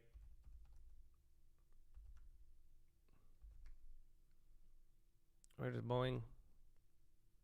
Can SPY drop already? Well, we are still in Friday's prices. So at the end of the day, I mean, it's been almost 2 hours here since we've opened. You had a very tumultuous weekend with a lot of news from regional banks down to Europe banks, and you're still at the same level. So you're at the same level we opened up at Friday, which is around the highs of when the banking crisis started, or one of the higher levels we've been at since about 2 Thursdays ago. Drive by like it. Hit him with it, Charlie. Good morning. It's amusing. It's quite amusing. I think it's anticipation. I think we have a big couple of days ahead of us here, and where the world can change forever. Nvidia's on the high now. Nvidia's went green. AMD's still down 3%, but watch those flip. Even Qualcomm's coming up here now. So is Apple. Yeah, Nvidia red to green. Watch if AMD does it, because that's big for the AMD. AMD was down 3.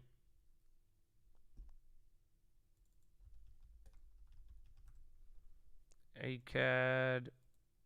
I think we still have that PDUFA coming up. Same thing with EBS. Is it true Trump is getting arrested tomorrow? I mean, Trump himself said that, but there's been no indication, no legal proceedings yet. But given the fact that Trump brought it up, maybe it's possible. Other than that, I don't know, and I'm not really factoring a market impact. I think it would just be a mess with everything else going on. But it's hard to say what it would actually be.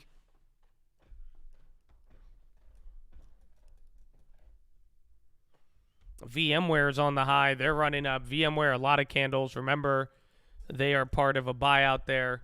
Why is VMware running like that? Apple is on the high now, too. SPY is gently working its way up. 10 points, 9 points now below the level. Again, we get to 39.60. You're going to open up a very, very wide door. Lagarde says attentive to risk of second round effects.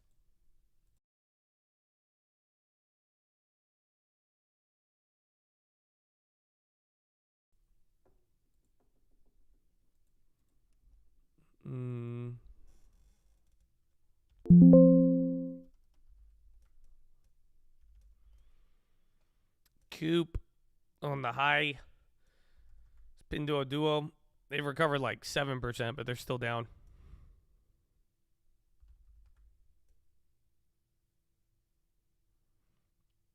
Powell run up already. It could be, but I think you got one more day, and then tomorrow will be the real run-up day. But as of now, I mean, this is everybody just feeling some sort of way off of the, what's it called? Feeling some sort of way off of the whole Credit Suisse thing.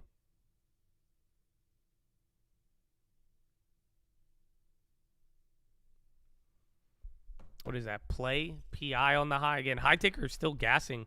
So even on the low ticker, it was some names that were leading like Foot Locker earlier, but none of the bigger industries. ARWR, Arrowhead, they're up 6%, popping near the high again.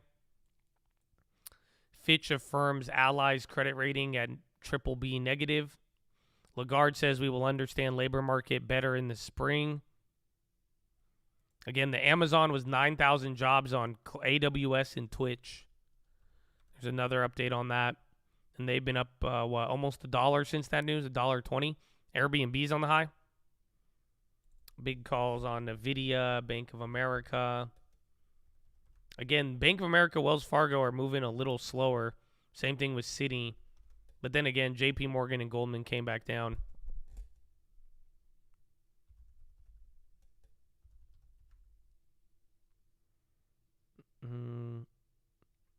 Trump is going to crash the market. Although I think it would be, it would get a lot of headlines. I mean, right now, I'm telling you, nothing matters except for what Powell is going to do on Wednesday and how severe this banking crisis is. That's personally all I think that matters here. So no, there's no other. I don't care. Even Russia news, Ukraine. I don't think anything can surpass the weight of Powell here in the future of policy. I'm still holding the UFN. The spreads widen. They dropped the bid, but I do like the general idea of that play.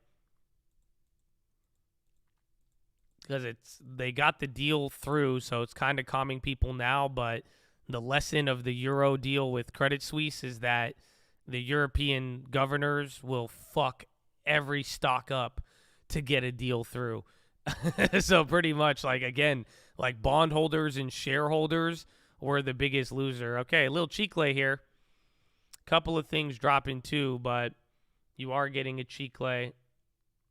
Then Bitcoin climbs above 28,000, a 9-month high, as Treasury yields slide on bank worries. Turkish stock index down 3%, most since February 7th.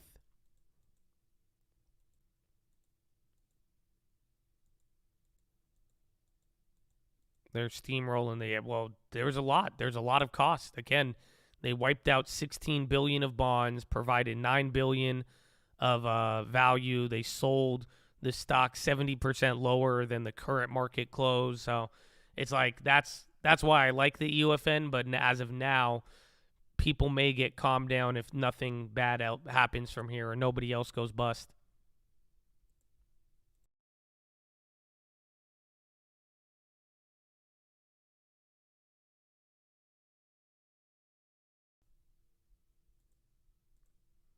People care about the previous president getting arrested. To say nobody cares is ignorant. I agree with you.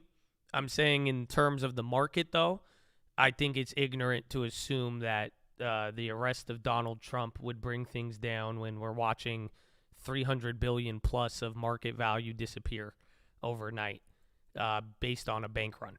So it's what I'm saying is that the primary issue in markets will be what Powell does in response. Everything else is secondary.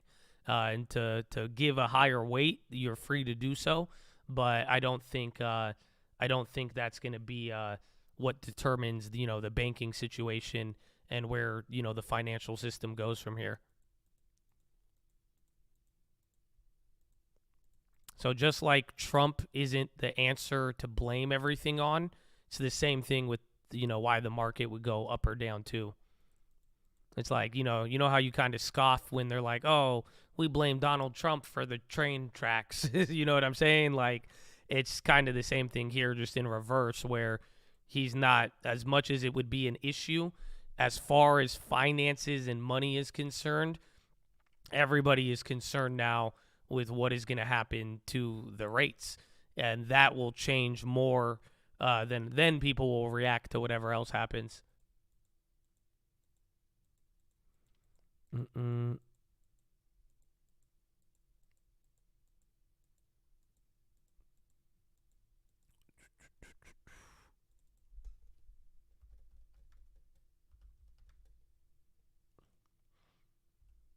Microsoft, Amazon. You have that little red chicle, but we don't have a reason behind it. I think just chilling out a little bit. Because like I said, if we got up to 39.60 that fast, then that squeeze mode would have been on. Just watch here as we get down to the 200-day. See if it actually works as support. Any tin? My tin is just how important this week is, man. That's it. It's not even tin. It just comes down to this. This is a very important week, Chattadonia. This is a very big week. And that's why I'm saying, like, even what's going to happen potentially to the dollar, assets, the rest of the world, and what we start to price. I mean, a lot is there. And then even if nothing crazy happens this week, I mean, this is going to set us the stage coming into, really where Powell is going to draw the line and when we're going to see a real shift in policy from the Fed, which we have not observed in several years now. So it's been a while since we've seen the Fed. Or I guess like 2 years since the Fed has been going psycho.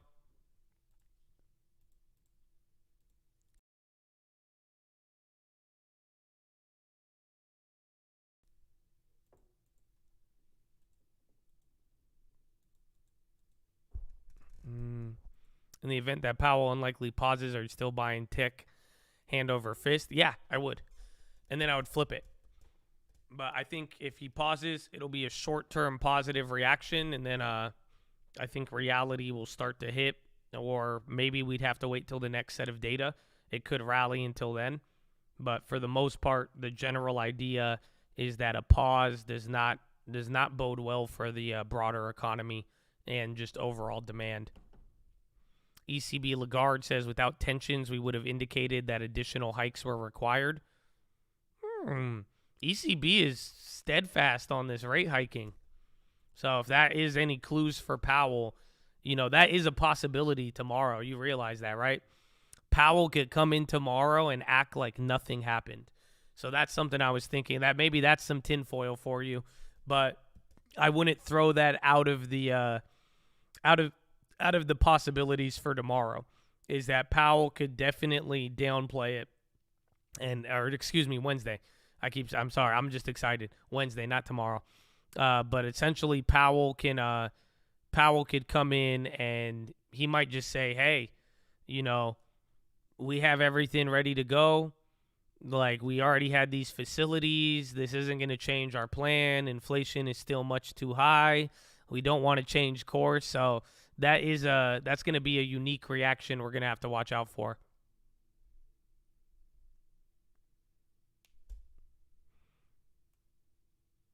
Is it because rate hike is better than pause? Yes, simple as that. It doesn't matter. He just needs to raise rates to show that he's sticking to the plan. But if, again, you've seen a lot of things that could have derailed Powell in the last year and a half, 2 years, and it hasn't. So, the question is this banking crisis, is it big enough to make Powell respond? And that's why even people are looking at the Credit Suisse deal overnight, because people are saying, whoa, if the government of Switzerland, if they rushed and they took on all of this risk making this deal go through, potentially angering a lot of people, but, the alternative would have been a lot worse. The question is, does this actually move Powell? Does this make it where Powell has to respond if European regulators are responding to another issue at the same time we have United States regulators responding, and then even Powell in the Treasury, creating all of these little mechanisms? So if Powell paused, would you say he failed on inflation? I wouldn't say he failed, but it would show that he's changing course. So that's all it is. Like, we've been talking hard landing, soft landing, no landing. The point is if Powell goes to a pause, that would be a change of course for the plane. Is that now the destination is being changed. So middle of the flight now that we've been on for 2 years, that means Powell is saying, hey, we actually need to move the whole entire plane to a whole different area now, or changing our course because X is happening and Y and so on and so forth.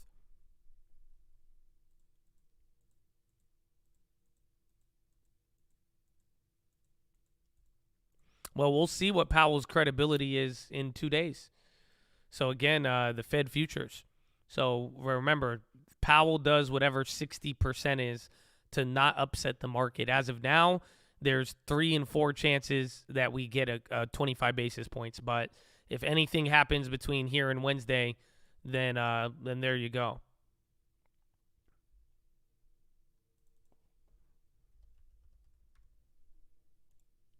Rita.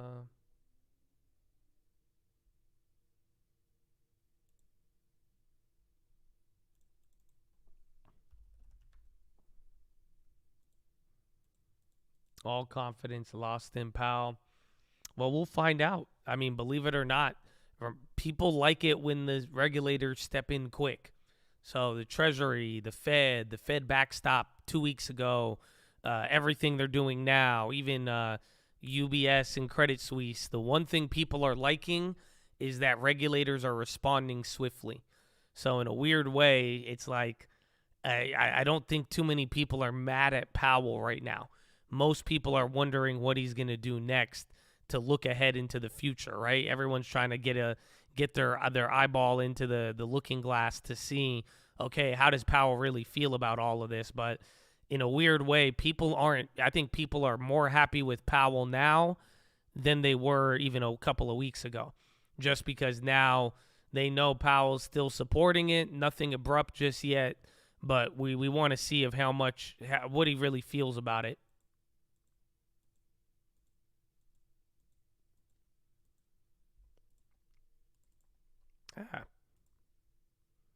And then bonds are coming down here.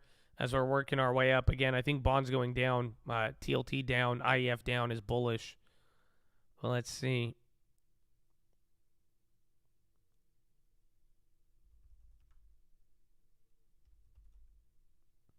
Tesla still holding.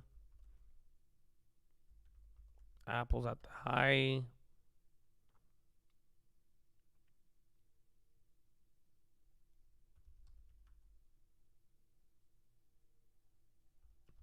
Yeah, I agree. The move they did last week and then kind of making it look like QE, that is going to be what we need answers on. But again, people like that shit. Again, people get excited when they're like, yes, the Fed is supporting us. We could take massive amounts of risk with no real risk. Excellent. Feels like we're losing steam. We're holding up decent. I mean, again, we're above the 200-day. So until we actually like start dropping down and testing that, we'll find out. Again, I think we still have another hour here, hour and 10 minutes till Euro close. Jake from State Farm showing some love, baby. What's up, Twitch? Good morning. And good morning, Jake. Hope you're feeling good. Hey, Chad, Core Real Estate loves you guys. Hope everyone has a blessed, amazing day. Prayers out to everybody. And don't forget to hit that like button. That's a message from Jake from State Farm, baby. That's a message from Jake from State Farm. Amen.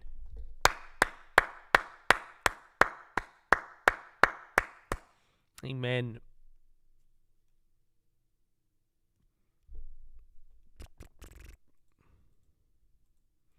At 1.5 in adjustable home mortgage payments went up 500%. Are you talking about Canada? Well, because we don't have too many adjustable ones, but I know like Canada and Australia, every time there's a rate hike, their mortgage payments go up with it. The $17 billion of bonds, they're still arguing it now, but part of what's going on here is that, again, the government is like they've overstepped. The government came into the Credit Suisse deal and pretty much says, hey, anything could happen. They're like, we're gonna write this off, we're gonna pay this, we're gonna give this, and then there's no shareholder vote.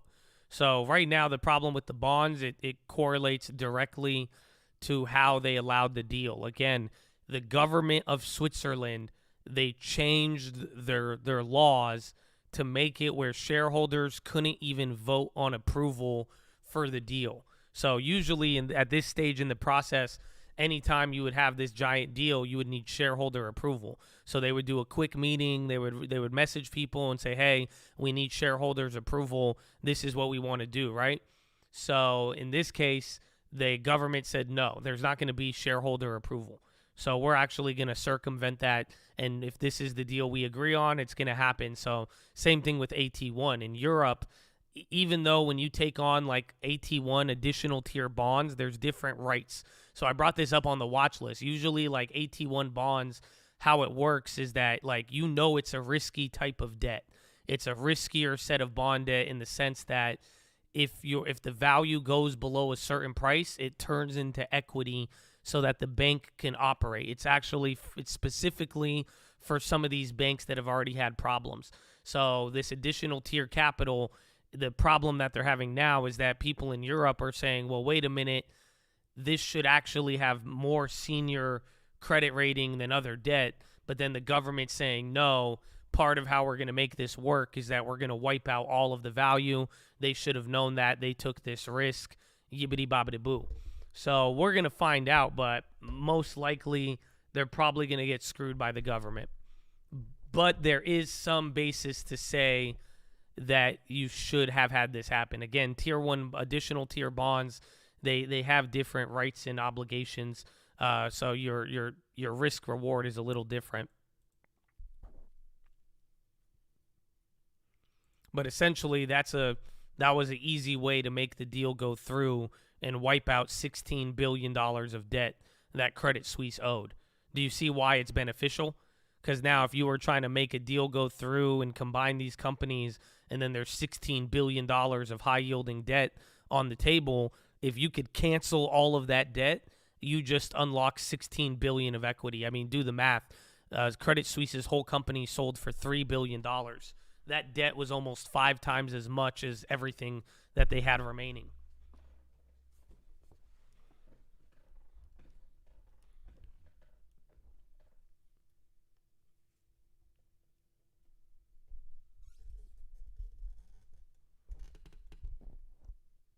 The Fed has already started QE. Just look at the balance sheet. So that's going to be one of those questions that we get on Wednesday, and how Powell answers it will be very, very big.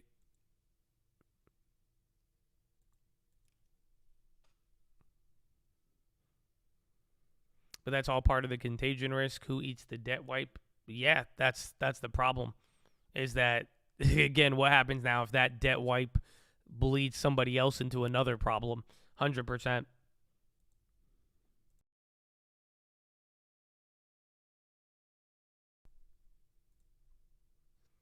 That's even the part of today, because now the fact that it's played out negatively for European shareholders, people want to see how European shareholders respond in the next couple of days. So they could still panic, because right now the message that was sent was that if your bank is in trouble, the government will come in to save it, but it doesn't mean it's going to happen at favorable terms. So this is what I was talking about last week with some of the other banks here, but then we found out it happening with Credit Suisse and UBS. But the problem is now there's a very sour taste for anybody investing in European banking equities, because now they're like, well, shit, the government will let our stock go down a lot.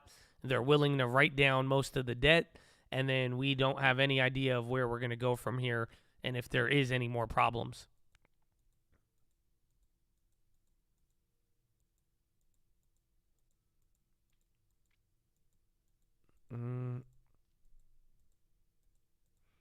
FRC is getting weird. Again, the news over the weekend, Tom Barrick, a couple of board members, they're racing to raise more capital. They've got $30 billion and still had to sell more shares. So they're not looking good for now. But, I mean, we'll see if just the fear can stop. If people could calm down, they may have a chance. On big to bank, too big to fail. Do they bail out shareholders? No, they let them get wiped out. Only people getting protected in all of this is depositors. Maybe some investors of certain debt, but for the most part, debt holders and equity investors, those are the ones paying the price.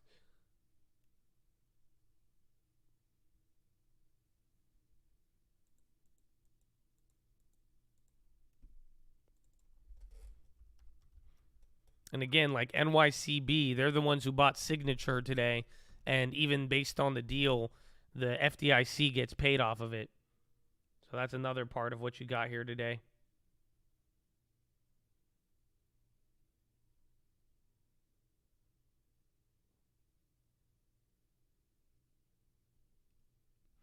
Ambugatan. What does that mean? Is that appropriate? Ambugatan? Good morning. Good morning and welcome, my friend.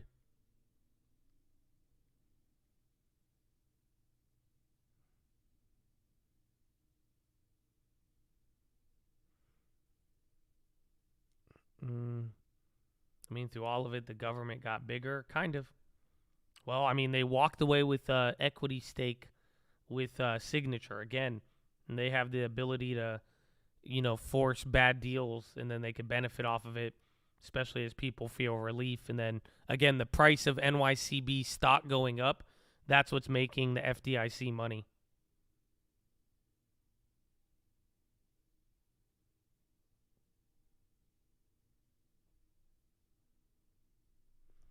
Apple, AMD, QQQ popped. Yeah, everything did. Again, even NVIDIA. So a couple of green shoots everywhere. Again, it's 8:30 now. Still one more hour, but that's a big pop. It's about 3-4 points to 39.55. This is a preliminary squeeze level. So if we could get above 39.60 and do it early, that could end up being pretty good.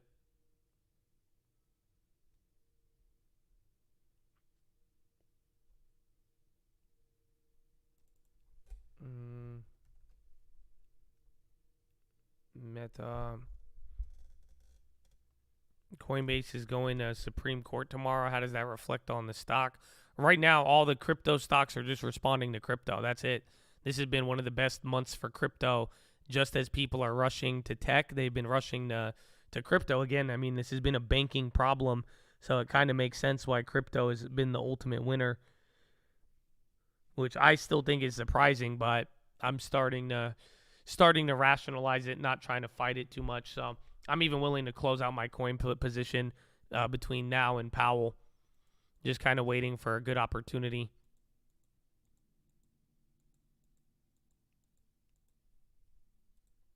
And we're moving up decent. I mean, we're still near what? The December lows. But 39.60. Credit squeeze. 39.56. 4 points below. I mean, every other low has been brushed off, and then we've gone to a new high.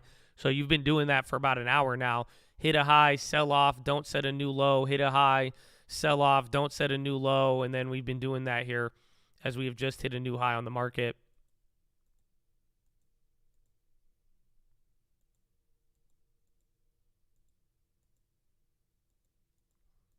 Portillo's rises the most since January as Stifel raises to buy.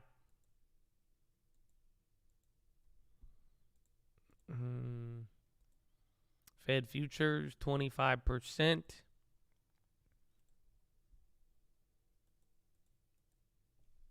Yeah, S&P rises to 1%, session high. NASDAQ gains 0.4, and then Dow Jones is up 1.24. MO pop in, add. Is that a stock, AD? Yeah, Altra's already bounced again. Procter Gamble, J&J, any healthcare stocks, they're also doing good here today too. 25 means bid. What do you mean? Oh, and then 6-month bonds, or 6-month bond auction data is coming in now.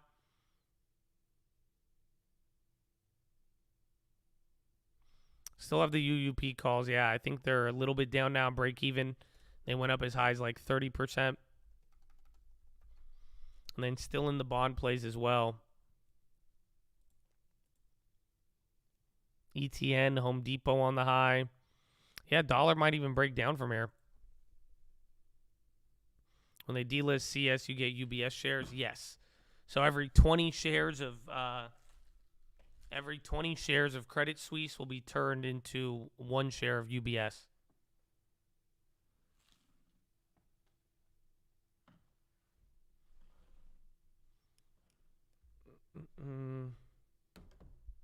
We all know bank stocks will rally. As long as Powell doesn't have anything bad, and then, quite frankly, the one thing people are also bringing up right now is that this has been 3 weeks now or 2 straight weeks of selling off. So if there is going to be any sort of relief, I mean, you might get it on the 3rd week, but we'll find out. All depends. He got the whole world in his hands. He got the whole world in his hands, and the power will raise the rates. Do.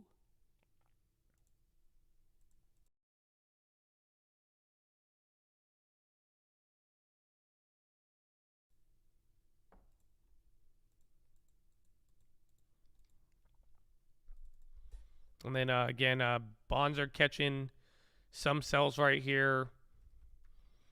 NVIDIA, my goodness. AMD still down 2.9.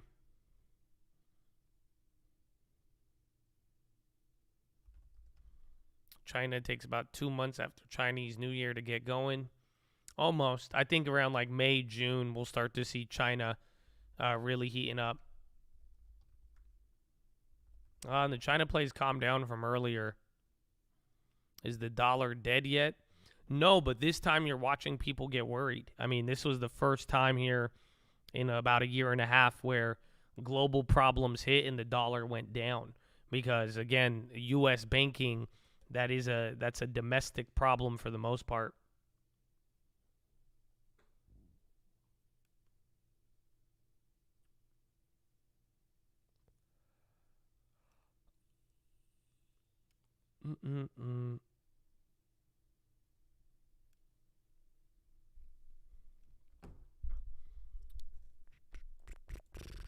Treehouse Food climbs as UBS sees period of beats and boosts. The puts after UBS acquires, they should go away. You should be able to make money on the puts, but some people were saying they didn't even go up that much. But afterwards, I mean, you should monetize those puts as soon as possible.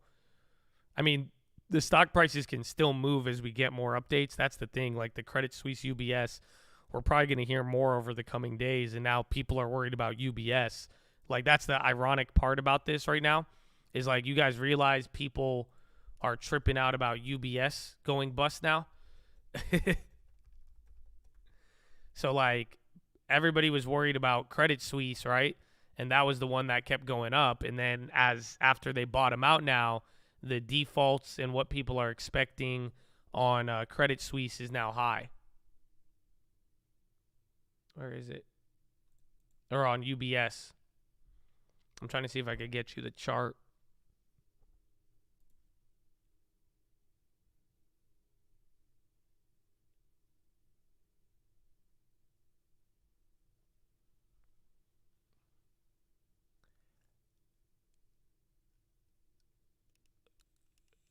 Credit Suisse is crazy. But UBS is not near the high.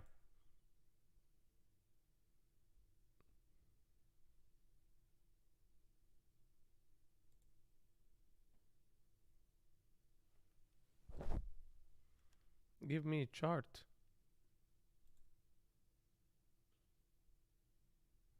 I have the price of the CDS, but there's no pretty picture.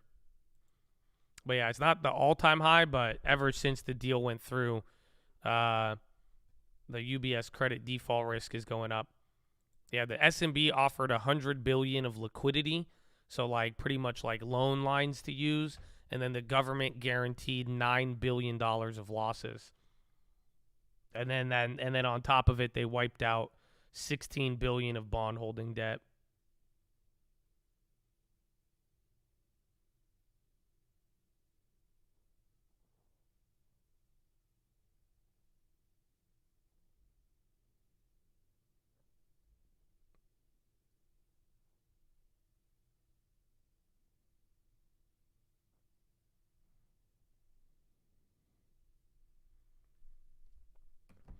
Setting all the banks to fail. Find out on the next episode of The Stock Market Hates You. Powell on Wednesday. Will they set up the banks for failure? Or will they get bullish? We're going to find out. It's all on Powell. It's good, man. We're already, 2 hours here? 2 hours into the day. We got like 4.5 hours left to go. Maybe we should get some push-ups here. And then before you know it, one more day of tomorrow. And then by middle of the day tomorrow or Wednesday, then it's going to be Powell. So not much time, not much more time of uncertainty. I think last week you've dealt with way more uncertainty. So all we got to do is bring it home. But Chattadonia, we've been here for 2.5 hours. You got 4.5 hours left to go. Can you do me a favor? It's actually for your own benefit. I don't get anything out of it. So feel free to do what you need to do. But get beside your desk and do some push-ups, ladies and gentlemen.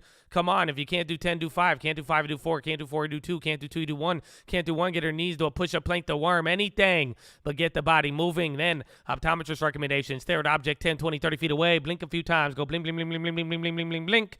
Relax those pretty little eyeballs. Blink, blink, blink, blink, blink, blink, blink, blink, blink, blink, blink, blink, blink, blink, blink, blink. Oh, feels good.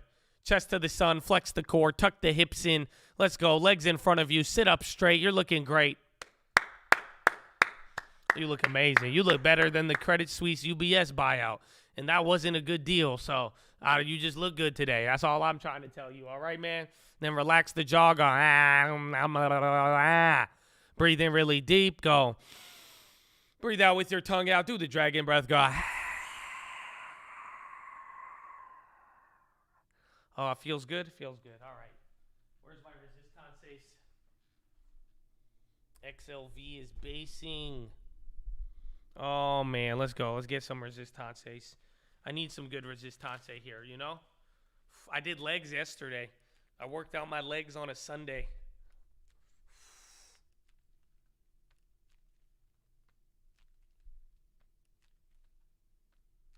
Ooh. Man, you feel good, Chad? Happy Monday? Y'all feeling good? Y'all ready for a wild pow? Y'all better stretch out today, because you know on pow we're gonna be glued to the screen. So I'm just saying, you better move your body around now. Just use this opportunity of melting up to get the body ready, okay, man? Just get the body ready. Oof.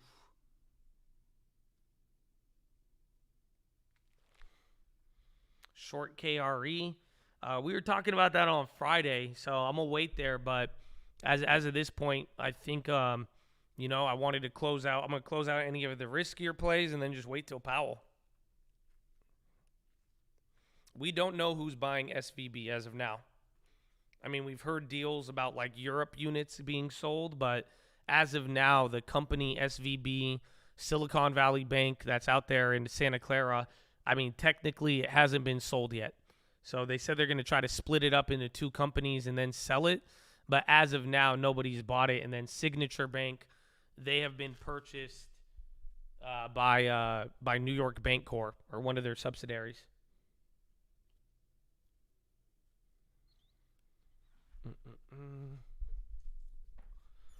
Why is the dollar down? Because the yen went up and then the Swiss franc went up too. So as a result of the deal, the Swiss franc got stronger, and then a lot of the other safe havens went up too. So, and then again, like we've been talking about, the fact that there's also a big issue with United States banks, that has kind of made the dollar less inclined to benefit. And this time around too, think about it. What is the big debate coming in for tomorrow? We're talking about pausing rate hikes or even lowering them, and that indeed would lead to a lower dollar. It would stop some of the positive effects there. But we will find out.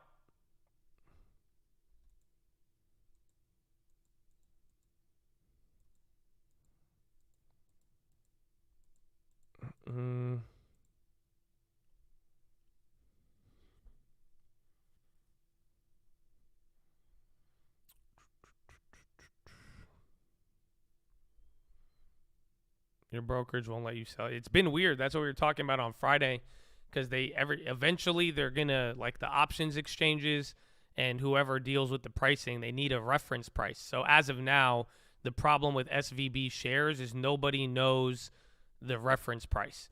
Nobody knows what it is actually going to be recognized and quoted at. The last price was $102, but until they get another price like that, then they can't really do it. I did close out the Apple short this morning. I took a $300 loss after, again, Microsoft last week, and watching kind of the tech safe haven. I was like, I don't want to end up holding that. Excuse me. Does the thought process of supplying demand of the dollar not matter in the situation? They need tons of dollars as demand, and they supply for it. It should go up, right, cost-wise. Does the thought process of supply, demand, dollar not matter in the situation? They need tons of dollars as demand, and the supply should go up, right, cost-wise. I'm not really following. Are you talking about the dollar liquidity stuff and why the dollar, and like UBS? I mean, as of now, people do need the dollar, and that's why these lines, I mean, they're helping the supply. So if anything, the supply of the dollar over the last couple of days, even last night with the Fed, the supply of dollars should be going up. So that could help make sure that the price doesn't go up too much. But eventually, if there is a crack and then the dollar stops moving around, then the supply of the dollar will be lower and then it'll go up. So that's, like, I wouldn't be surprised as of now if the dollar goes down, and then once it gets really bad, then the dollar starts to pop from there. The Fed dollar swaps, it's not like 24/7. I think you can, but they just extended it from like daily to like weekly operations, where, the dollar swaps are what they already had them in place. But what the Fed announced last night is they're going to increase the frequency so that people could have more access to it, specifically Europe, Switzerland, Japan, and anybody else. Blinken says any Ukraine peace must support its sovereignty. Volume dead in the water. Volume is a lot lower than last week. I mean, right now we're on hour number 2, 35 million in volume. It's still pretty hefty, but it's not it's definitely not what we were seeing in the first couple hours of trading over the last couple of days.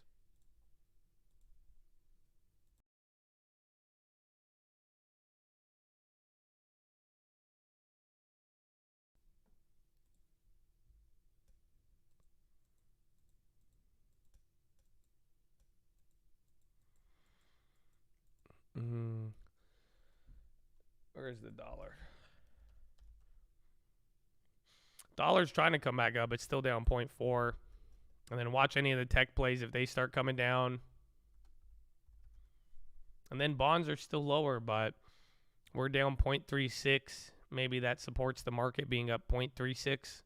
Instead, SPY's up 0.8. NASDAQ's up 0.3.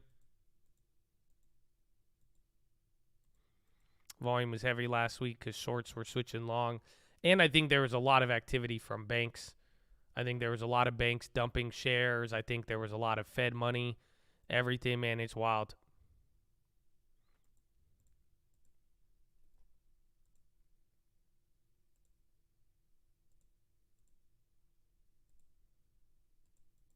More about the dollar. Well, the dollar will be important very, very shortly here, and even coming into Wednesday. In a weird way, though, the real issue is the bonds. But right now, I mean, depending on if big banks need it, whether United States or Europe, the dollar will definitely respond. But I think that'll also boil down to the path forward for Fed policy. VWAP, it does that randomly on E-Trade. Just tweaking. And then 39.47, not a bad level.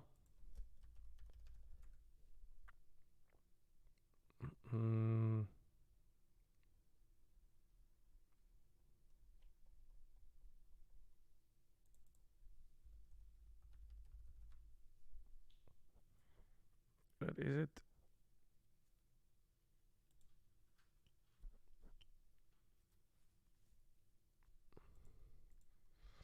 Likelihood of giving up all these gains. I think anything could happen. I mean, it's not like we haven't seen, it's not like in the last 2 weeks we haven't woken up some sort of news, intervention, things look all clear, and then by the end of the day we sell out. So we'll find out. KRE. Well, like I said, I'm personally waiting. Again, we were talking about it on Friday after FRC. I think there is going to be some risk with all the other regional banks, but I just don't like the risk to reward on it. It's like you can make a couple more dollars, but then, even if you bounces up, I mean, you could lose maybe $20 a share. But I would be waiting. I mean, right now, I want to finalize any plays coming into Wednesday, and then I'm just going to respond to Powell.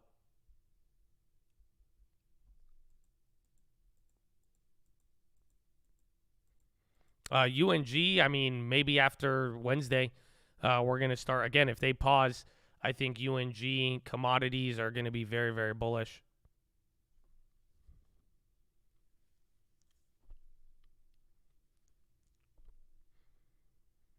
I have the EUFN. I still like those just because, I mean, everything's about Europe, and then the Europe governments are just willing to clap everybody. That's what I've learned from these share proposals. Tesla kind of calming down here. Oil too. Halliburton, UNG, Oxy, any oil plays. I mean, again, if they do pause, I think that's going to be very bullish for commodities. But people are getting worried now. I mean, again, I think it was Goldman today that finally said financial risks will outweigh China reopening. They were one of the most bullish on oil this year, and they finally jumped ship today.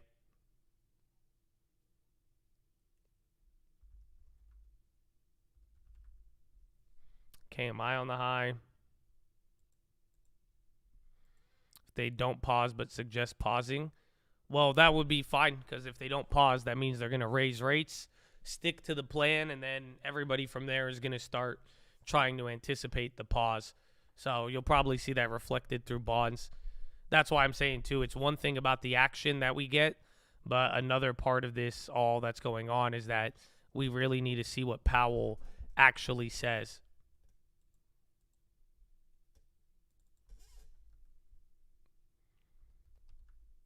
Goldman, JP, all the banks are staying pinned here. Again, some of the legacy banks are really, really running in the morning. Powell is going to be at 11:30 on Wednesday. My voice is calming as I wait for the charts. That's good, man. On Friday, they were like, "You're scaring me, Josh." And I'm like, "The yield curve is uninverted." They're like, you scaring me, Josh. I'm like, don't be scared. Powell has the whole world in his hands. There's nothing to be scared of. Why are you being scared of Powell?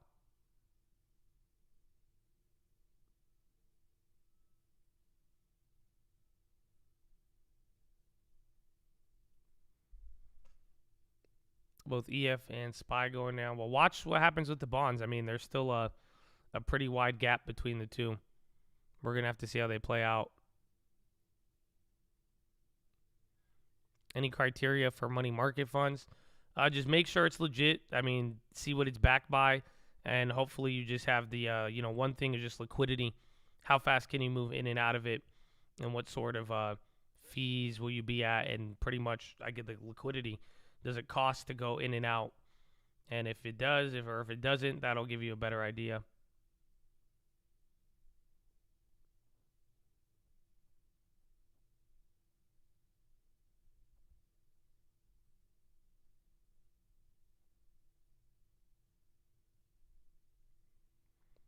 Europe divergence.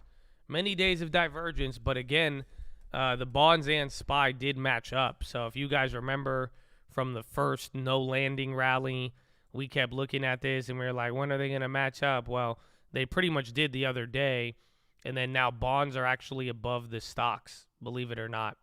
And then I think on the 1 year chart, they should be matched up hand in hand. So they're already there. FRC near the lows, that's not a good sign. Again, watch KRE, any of the regionals. Bonds are still going down. Yeah, KRE is starting to slip. It's possible something like the '08 bank crash to happen again. Yes and no. Is it possible we have a financial banking situation and lack of confidence? Yes. Is this like 2008? No way in hell. So this is very different than 2008.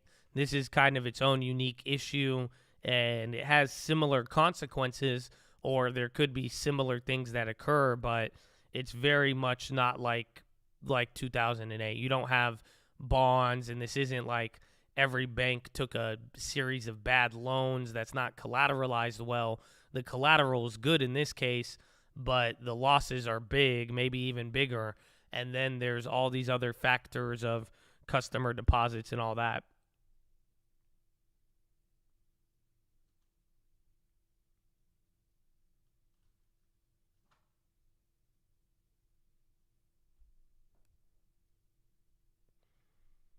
Two p.m. Wednesday. Well, is it? Oh yeah, I guess 11:30. I said Eastern. My bad. It's 2:30 p.m. Eastern, 11:30 a.m. Pacific time. I'm just fucking updates. I'm saying it's tomorrow. I'm saying Eastern, Pacific.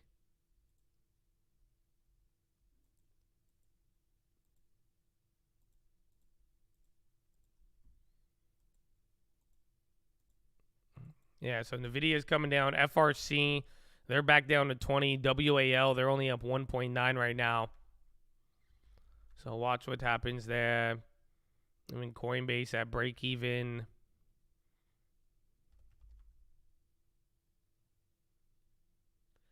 On the bad loan, we're still facing possible subprime auto and commercial. Yeah, that's part of it. But, yeah, that's a great way to put it. '08 was insolvency. This is liquidity. Two very different things. But then again, one could beget the other. So then, right, insolvency could lead to liquidity problems, and liquidity problems can lead to insolvency. And that, I think, is what identifies all of the emotions in the market now, as everybody is worried about what's happening, but the bigger worry is what it leads to. And that's literally even where we are at here with the whole Credit Suisse thing and all these other buyouts. You know, right now, the amount of banks that are really at risk is very, very minuscule. But the real problem is, what if now this spreads and then a safe bank becomes a risky bank?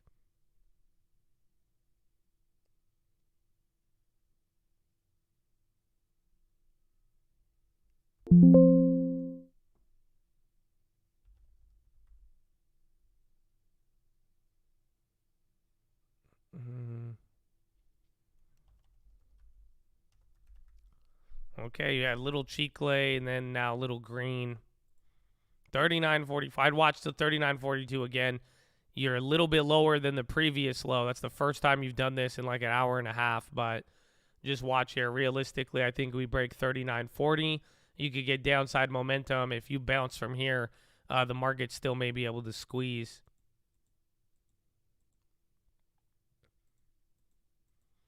Currently, it's worse than 08 because Powell may need to bite the bullet.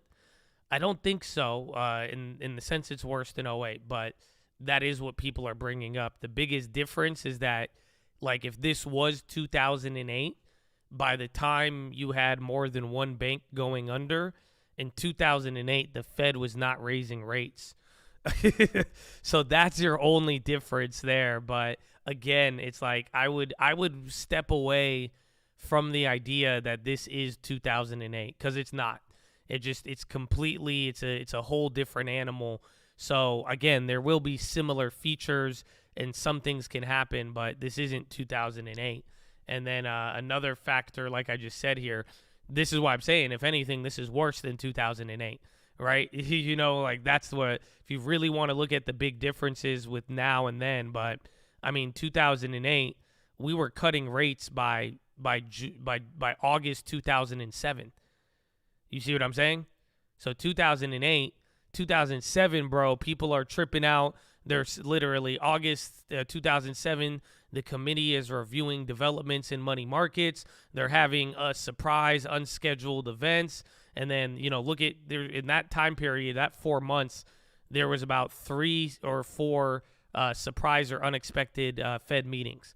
And they were already cutting rates. So by the time Lehman Brothers went bust, the Fed rate went from 5.2 to 2.2. And then after Lehman, they lowered it a quarter, Bear Stearns was in March. And then Lehman Brothers, they were lowering rates from 2% to 1.5. So like I'm saying, the fundamental differences between 08 are very large. There's some things that make this better than 08 and some things that make it worse than 08. But one thing right here, right now, is that comparing where we are at now between 2008, do I think the situation is comparable? Not at all in terms of liquidity versus, insolvency. But the thing about right now is that the Fed is not cutting rates. Whereas last time we had bank failures, last time you were this early into the cycle and we started seeing problems, the last time we saw that happen, we were already cutting rates. Whereas today, Powell is still yet to make even the first rate pause. That's why, again, this Wednesday is so important.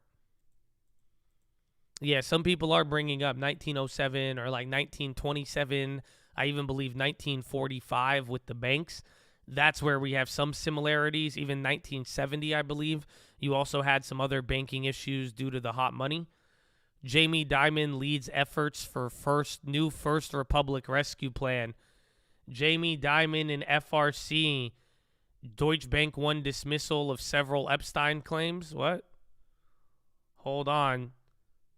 FRC and Jamie.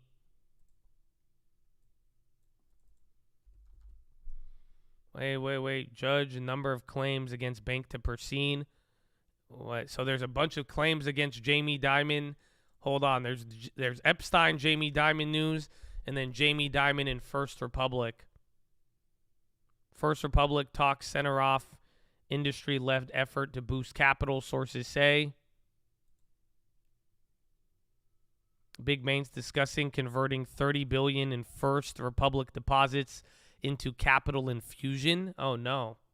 That doesn't sound good. And then, so again, Jamie Dimon is leading efforts for First Republic Bank, but now they're talking about turning that $30 billion from all the banks into a cash infusion instead of this deposit, quote unquote. Then JP Morgan has no exposure to Credit Suisse's AT1 bonds.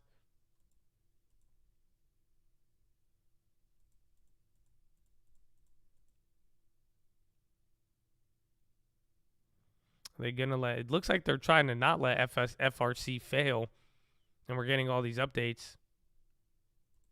So see, that's big though. You're gonna get something out of that JPM news. It might be able to have a bounce here, but again, now all these regionals are the ones at risk. they are starting to sell off, and we're hearing more. So now WAL is negative. Let's see what happens.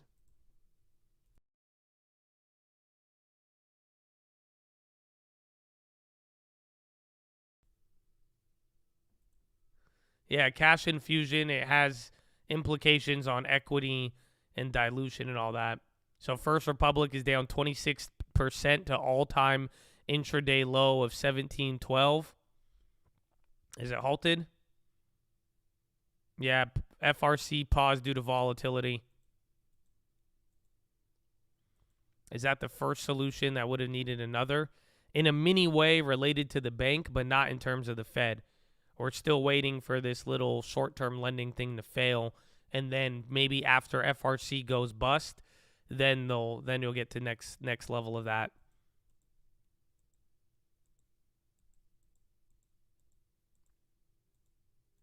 Yeah, so again, FRC halted, WAL is selling off, so watch KRE. Regionals are now up only 2.5. They were up 6% at one point. Well, FRC's been making mad money. Again, they raised money. We didn't hear about the capital raise over the weekend, and then they got that $30 billion, and it looks like they might be able to keep it and not use it as a deposit. Pac W, yeah, Pac W, they're up 11. They're dumping. Even Zion, they're about to go negative. So a couple of regionals are going to go red here. Schwab is on the low now. Yeah, Schwab's only up 1.6. So again, the rescue plan for FRC, Wall Street Journal is saying the plan may involve converting $30 billion to capital infusion. So now they're not even going to use it as deposit capital. They're just going to use it as money. So Western Alliance selling off now. They're down 2.5. This is below the levels on Friday, I'm pretty sure. Almost. You're into the Friday low. Uber and Lyft dropping hard. Yeah. Bond yields stopped. They started chilling out, but we'll see if we get a reaction. As of now, though, individual news on FRC and then regionals are kind of stumping here. Lagarde says banks have benefited from interest rate normalization.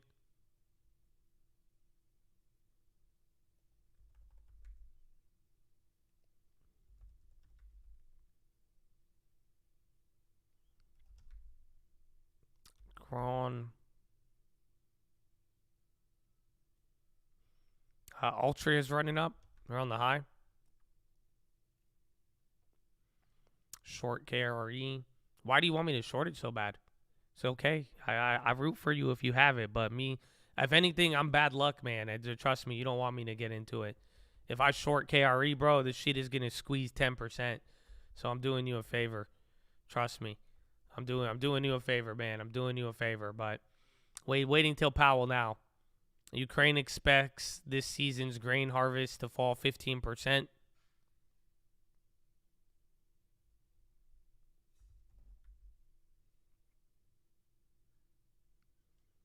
You catch all the CEOs flying into Omaha. All I saw was pictures. I wasn't able to verify it. But, again, the government, they were calling Buffett, and they had to sit down with young Buffett about everything. And then U.S. announces $350 million in ammunition and supplies for Ukraine. I think that's part of the bank term funding. See, but then everybody complains about Ukraine. We're like, we give them all this money. And, like, you realize all it did was it took us 12 hours of freaking out, and the Fed already had $300 billion on their balance sheet. Well, I don't know, man.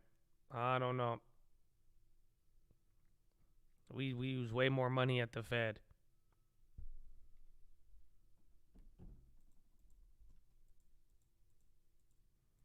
Remember you said the first solution fails, and that's when we know it's going to get worse? Well, that's where we were able to really figure out things, but it's kind of looking like that. Let's see what happens. Again, so far, the only solution has been dollar swap lines in a bank term lending facility, and then SVB and Signature, but let's see what happens. Let's see what happens even with FRC. The second pseudo solution was the banks giving them money, and now we're potentially learning that might change, but One day at a time. But yes, that is still all playing out.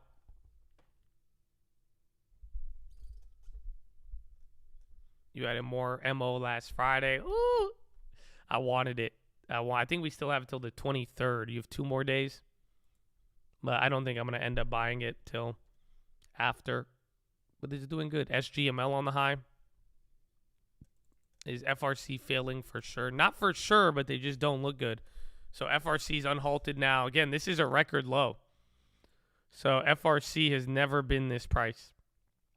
Again, 1702. This would be like WAL at $8.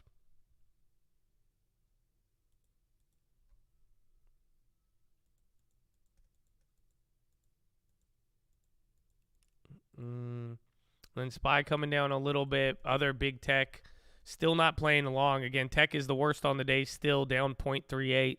Everything else is still in the green. SGML, they're the ones who partner with Tesla, yeah. Microsoft selling off a little harder here too.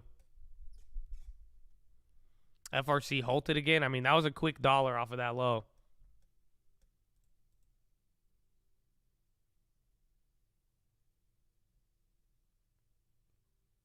Wasn't this the low? Where was it where they hit the new low?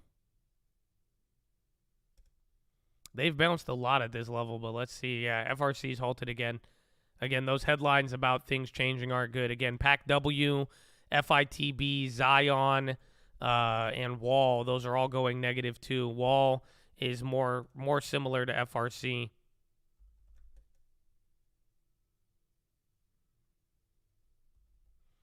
It's bad news because we're finding out the money they got for deposits may be turned into an investment into the company, which was not the initial plan at first.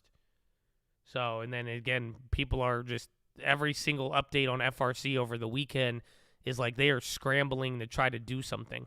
They're trying to raise money through shares. You got people on the board looking around. JP Diamond is getting involved. And then now they're saying maybe we just use the $30 billion as a capital injection instead of to guarantee deposits.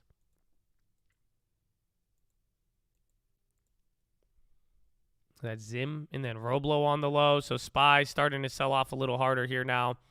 So now we're below the 200-day. This is where I said things could get a little uglier here. So watch if we could get a quick bounce up and hold.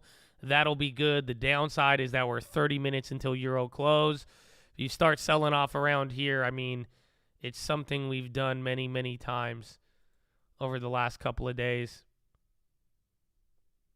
I think kind of like last Tuesday. And then the same thing with even Monday. Monday we held up, though, so it doesn't mean we have to, like, die. But Tuesday we kind of died until the end of the day. But we'll see. 5 points now below the 200-day. Bonds are catching a bid right now, too.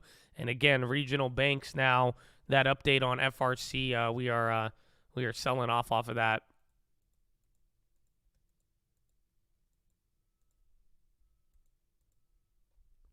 Hey, did NASDAQ go red yet? Yeah, NASDAQ's down 0.17 now again, too.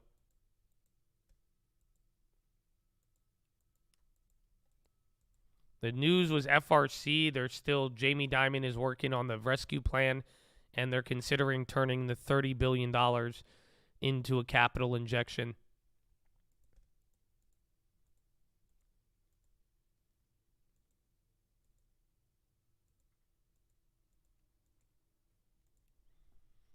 Trouble if gold breaks. Well, we'll find out by Powell, too. So it's kind of like bonds going down or gold. And notice gold and bonds, they are moving hand in hand. Yeah, JP Morgan's falling. I think all the banks. Banks are number 3 now on the day. Banks have actually given up a lot. And again, KRE and the regionals, that is not helping out as well, too.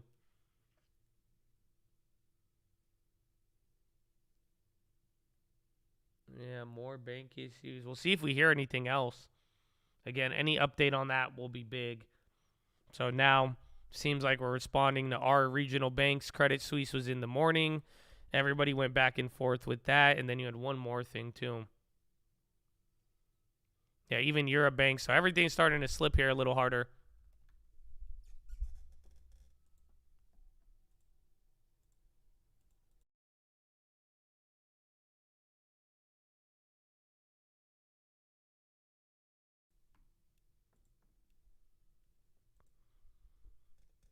Great Eastern Holdings named Soon Tit Kuhn as non-executive chairman. AZYO halted or resumed. Yeah, 20 minutes till Euro close, and now we are back to the high candle of the morning. Just like that. Looks so nice. We got up there and we worked our way up there, but now it's been a solid 40 minutes of selling, and now you're 10 points below the 200-day, 39.30. This is its own little level, 39.30 to 39.28. Yeah, Bank of America. I don't think this is good. Bank of America is about to go red, and JP Morgan. I think, if anything, it's just saying that, what's it called? I don't know. I think maybe those banks that provided capital to FRC, they may get clapped. Where's that money going to go? Fed rate monitor hit 51%. It chilled out this morning. We'll see where it goes now. Again, maybe this could be something that twists the odds a little bit. Come on, load it. 23%. But we're still coming down. There's FRC down another $1. Bro, this is $3 lower than its record. So FRC is starting to get clapped now. I think this is going to start feeding through. They may get halted again. That's it, though. I think FRC now is just starting to weigh on the market. People are digesting this because that's huge. Now there's Wall. Wall's number 2 now, down 4.9 after being up 6%. That is another massive shift. No, FRC is terrifying right now. So, again, it held up $17. Like $17, $18 was the low. It bounced off there like 3 times, but now it's just plummeting. And then watch the other banks. Again, like Citigroup, they gave a lot of money to them. Bank of America, JP Morgan, they're going down now. So financials are slipping. They still have some gains, but less than 1%. And now regionals are only up 1% on the day. Yeah, FRC's halted again. So watch Wall. They haven't been halting. They're starting to die now too. I believe they're lower than Friday. So that was already a pretty big low for them, but they're giving it up. They got a little bit more room. Now SPY's still selling off here too. That was a very quick give up of any of that momentum. You were getting close to the squeeze level. The yen too. Yen is doing opposite of the market. They're below 39.30. Candles are getting a little bit wider now. But back until opening, NASDAQ down 0.5%. SPY is still in the green, and Dow is the leader. First Republic extends news. The news was Wall Street Journal that dropped all the FRC Jamie Dimon shit. So that was at 12 o'clock on the dot, 13 minutes ago. Plan may involve banks converting $30 billion to capital infusion, and that CEO Jamie Dimon is leading banks in fresh effort to shore up First Republic. So that was the news about 13 minutes ago that sent everything down.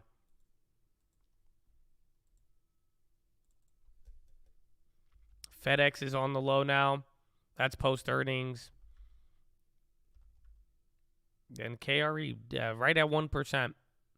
FRC could be done, but we'll find out. I think it might get volatile, but, I mean, this is just another day, even from Friday, of them trying to work to save FRC, and it seems like nothing is actually working. So this could be kind of solution failing mode, but let's find out. But as of now, FRC is hitting a new low compared to where all of this started.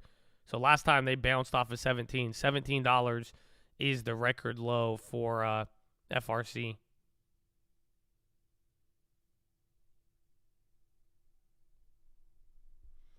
Bounce off the 200-day. Well, we fell below it. So this was the 200-day, and you fell about 15 points, 16 points. This is your first little green shoot in that process. We're back to where we started the day. I mean, bonds are still down and dollar is still down, so nothing else moved too much. But then the yen, they got a little bit stronger, and I think the Swiss franc is still up too.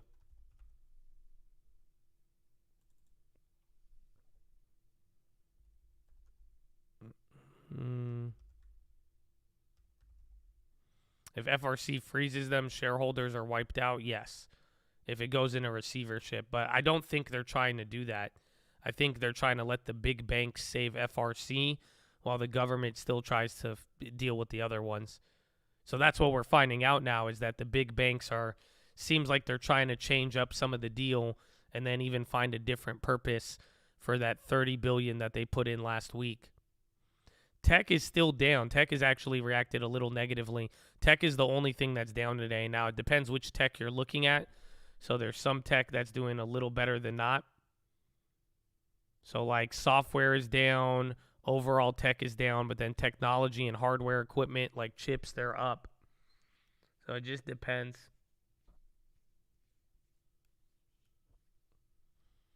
FRC is important. It has a similar demographic to SVB, and it's another bank where a lot of depositors are above the insured limit. And then again, just the last thing you want, another bank failure in recent memory, and then again the size of FRC, just overall not a good look.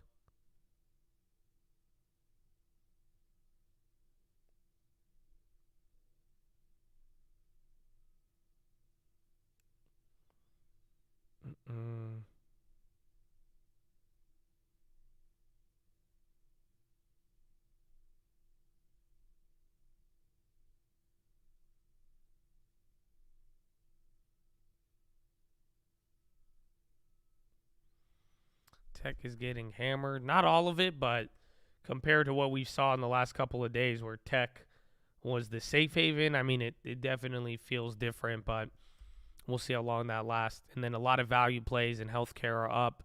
And then now in the last hour, literally last 15 minutes here, the big story right now is FRC, and then watching the region. Dude, FRC's down to $13 now.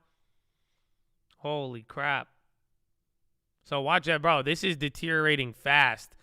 So it hasn't even had a bounce yet. They're probably going to get halted again. But, bro, I don't think you guys... bro, that's 4 halts in 15 minutes from $18 to $12. That's a whole nother 20% sell-off from the low. I think it's halted one more time.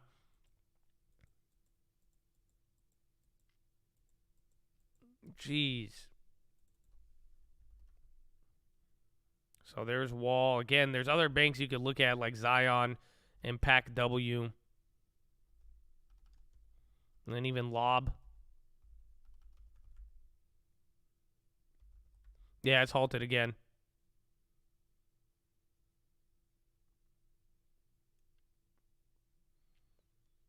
Shareholders are done. This means no equity. Probably, I mean, we didn't hear anything on the weekend. So that's, again, this is just like SVB, where they say we're going to raise capital, and then the stock drops another 40%. Let me see. Yeah, there was nothing over the weekend about them making money on them or selling any of the shares, but so far that's not good. They had an 8% yield. Not before this. Their yield was a lot. They were yielding like 1% or less, and then like a couple days ago it was 4%. But remember, they already suspended their dividend.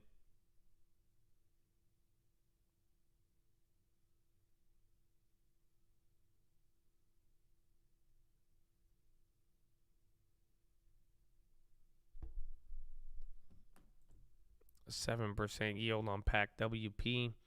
The problem is, will they hold the dividend? So just take a look. I feel like the S&P right now looks just like Wall. And then now Citi's on the low. And now Bank of America, bigger legacy banks, they're getting hit. They're going red now. Communications are red. Just above or just under 1% gain on XLF still. And then KRE is at 1%.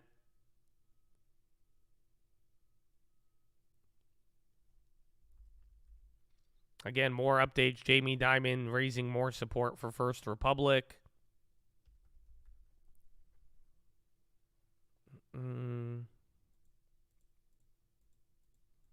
They could keep it halted all day, but if they keep it halted all day, that means the government's probably going to step in. I don't know if they have AT1 bonds. They probably should.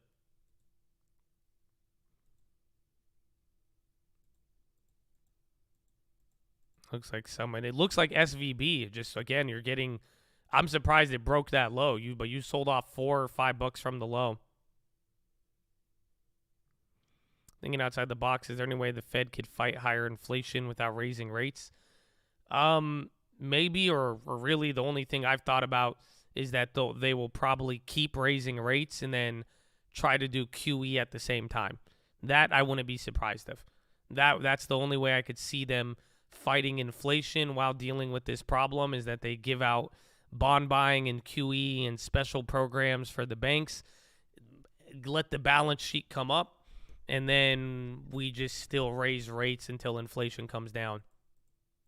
That I wouldn't be surprised to see from Powell. Why? Because we saw that with the UK. The rate monitor I saw last night, but as of this morning, though, we've chilled out. Like right now, Fed futures of pausing are the lowest they've been all day.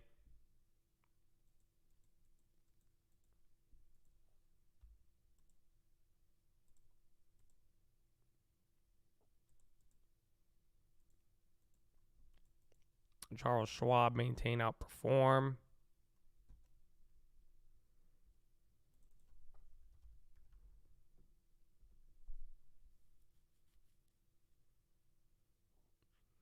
FRC is trapped, no close. Well, right now it's halted. We'll see. It's had 4 halts in 20 minutes.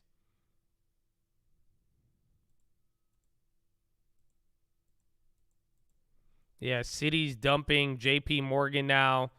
So all of the big bank optimism, it's still good. I mean, you still have some gains. I mean, it's better than being red right now, but that early morning bank relief once again has faded here. And your regionals are kind of in the gutter. I'd be watching Wall and FRC right now. Wait till FRC gets unhalted.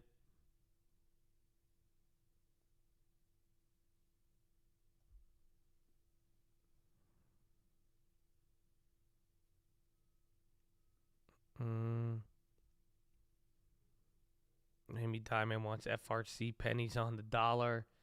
I don't know though. They're saying they're going to turn that deposit into a capital infusion though. So I'm sure it'll reflect differently on their balance sheet and worth. But the whole story this weekend, everybody was rushing to get something done with FRC, and then they got another credit downgrading. Damn, bro. They just gapped it down to $12 there from 14, bro. Now it's at 11. Oh my gosh, it's probably going to get halted again, but that's a very, very low price.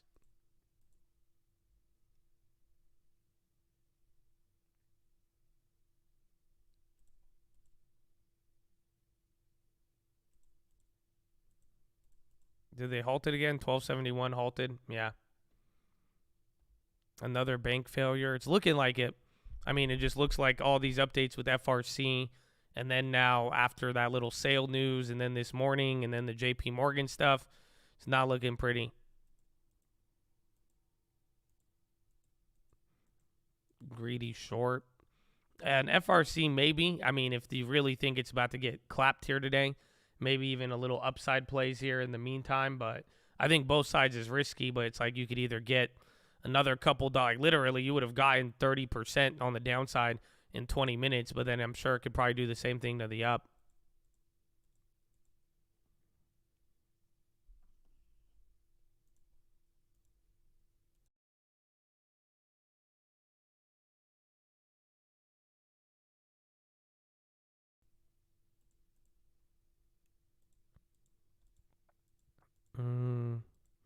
Well, I mean, there's news that Jamie Dimon and the other banks are looking to change some of that original $30 billion to save FRC.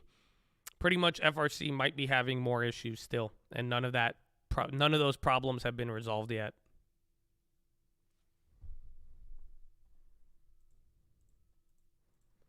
J&J is on the high right there. Again, Procter & Gamble, they were running up there. A lot of the defensives are doing great here today. XLV gave up a little bit with the banks. 6 minutes till Euro close, with regional banks in the U.S. giving up. Even Europe banks, they gave up some here today too. Why the FRC call? I'm sure IV is going to go up on both ways. That's what's been happening with all of them. If you even remember Credit Suisse leading into it, it was very similar.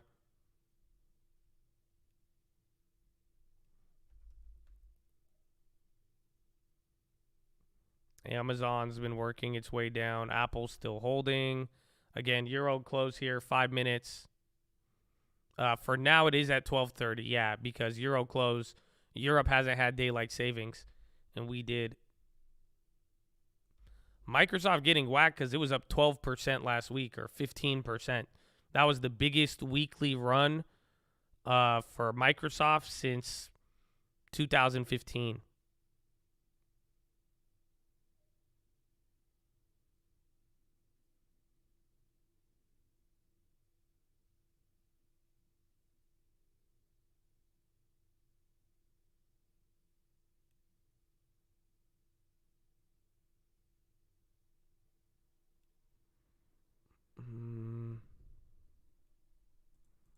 Apple red candle. At what point FRC? If you just want to go for any bounce play, but you're just, it seems like you're going to be at the risk of any headlines. That's it. And then the worst case would be it gets halted, then it doesn't get unhalted, then you lose all your money. We'll see. FRC will probably come back, though. I mean, it got halted to the upside on that last one. Wall is selling off more, though. Again, they've already lost 15, 20% from the opening. And then watch if regional slip here one more time. Again, a couple of red cheek lays, and we are coming into Euro close. 3932. Big moves. Big moves and slightly above where we opened. Again, there really wasn't even a gap of any sort to fill here this morning. Yeah, Amazon slipping. I think Apple has the best. Meta's already gone negative, and then Googly. They were holding up decent, but still down almost 1%. I think JPM is going to go red. All the big banks, I mean, they're there. But some of them were looking very good, and then they've already given it up. Like Bank of America's already in the red. I think Wells Fargo now, too. They all face planted off of that. Again, all of the banks that gave money to First Republic, they all reacted immediately to that news.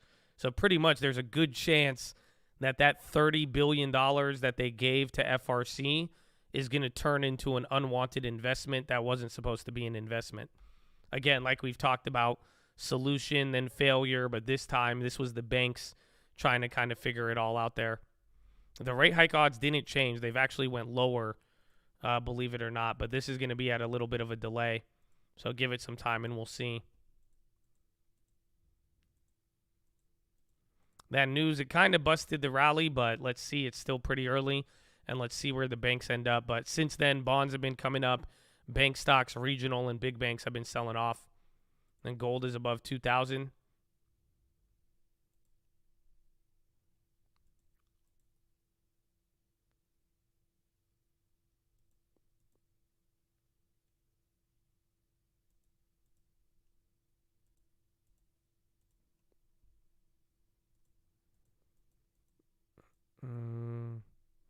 FRC is unhalted, $1.60 higher. Is it halted again on the upside? You might not even be able to trade this. Haltings are going to help them. That's it. As long as you could calm down the asset movements on that. Dude, these are wild. That means you're getting like 10% swings a minute, and then it's getting halted at that reference price. FRC news is that Jamie Dimon, JP Morgan, they're trying to still save the bank, and that the $30 billion the banks invested might turn into a capital infusion instead of money for deposits.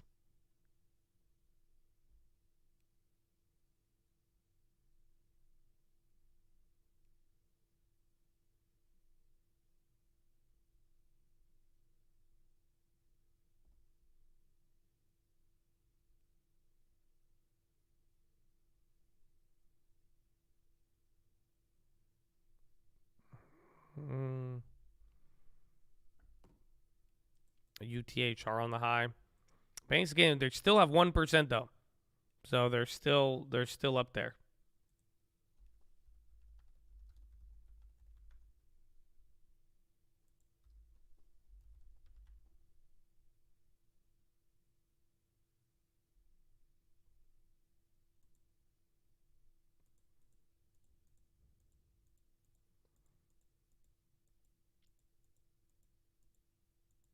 More bad news for banks. Powell rate. So far, the rate hike odds haven't moved. And right now, everybody on FRC is just reacting to the headline. So, I mean, I'll tell you right now, this is a good sign. We're probably going to get more news on FRC either by the end of the day today or early morning tomorrow. So as of now, though, the initial read on that headline kind of caused this, but we still don't know. So it's kind of like, remember with Credit Suisse, that one day last week where we heard about the rumor, and then as people reacted, and then like 6 hours later, you got another update, and then we found out the solution end of hours, and then 2 days later, we find out they're getting bought out. But as of now, that was just an update with it. We still don't really know what is going to happen next. So just be on the lookout. There's probably a couple more headlines on the way between today's close and tomorrow morning we'll get on FRC. Yes, and Europe is now closed. So 39.34, we just had an hour and a half sell-off. Now we're starting to bounce up there from that low about 10 minutes ago, 15 minutes ago. And Europe is now closed. FRC is halted. Regional banks and banks gave up a lot of their gains. Tech is still the worst on the day. Now consumer discretionaries are red. That's the second red industry. And then the NASDAQ is barely red. SPY, Dow, and small caps have all remained green throughout the day.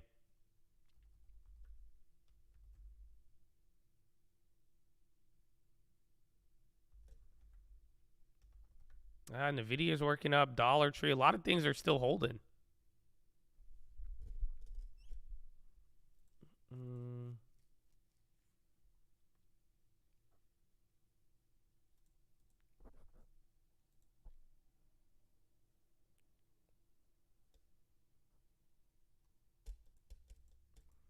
Oh, you got an ad? You got a beer ad?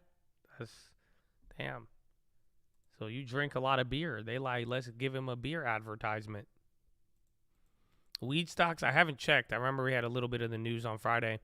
News on FRC is JP Diamond is helping out, and there may be a potential change to that $30 billion investment or how it will be used.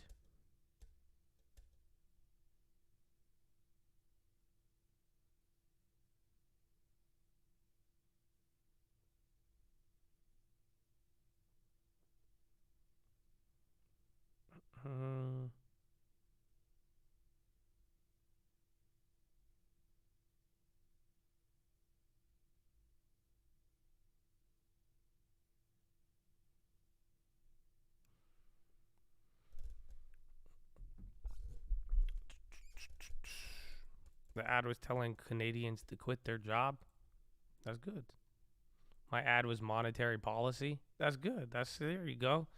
You guys are there like, you're politically active. I got you. I got you. It's a privilege to serve you, Chattadonia. Amen. Amen.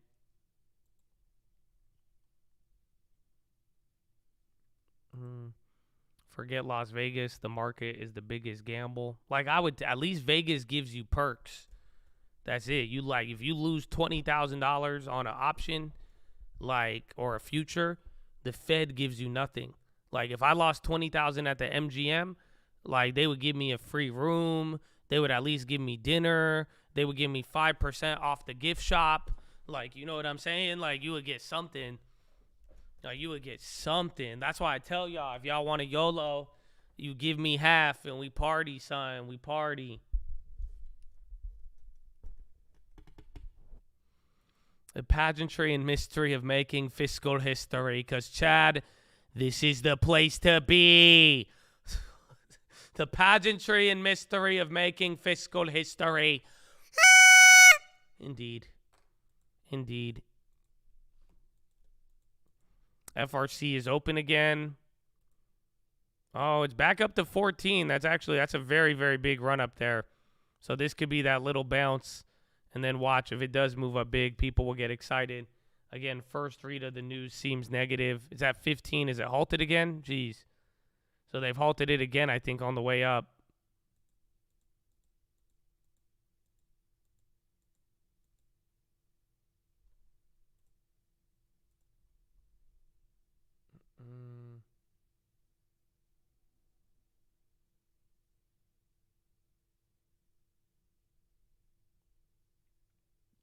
Coin.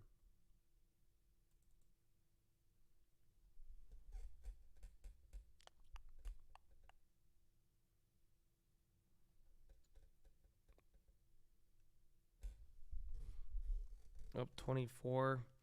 Let's see what happens.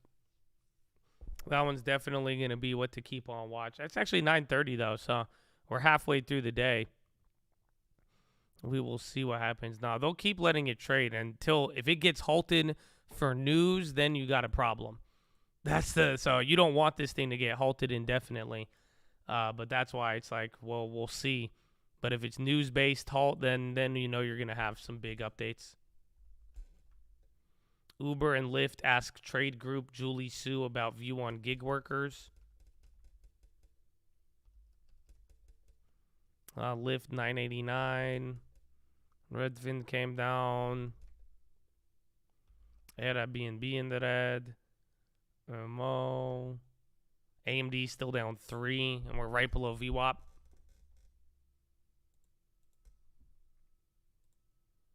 And 39.34. You're still near the highs. I mean, this wasn't a bad price Friday. But last thing you want is for this structure to continue.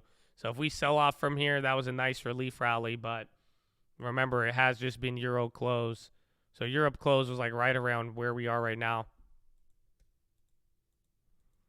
Josh 2017 brainwash? What does that mean? 2017. Good times, good times. Ad trying to make you buy a condo in downtown Toronto. That's not bad. How bad? Hopefully it's a good deal. You know, new builds are giving out some good deals now. I haven't, not in the last month. 2 months ago, there was good deals on the new builds.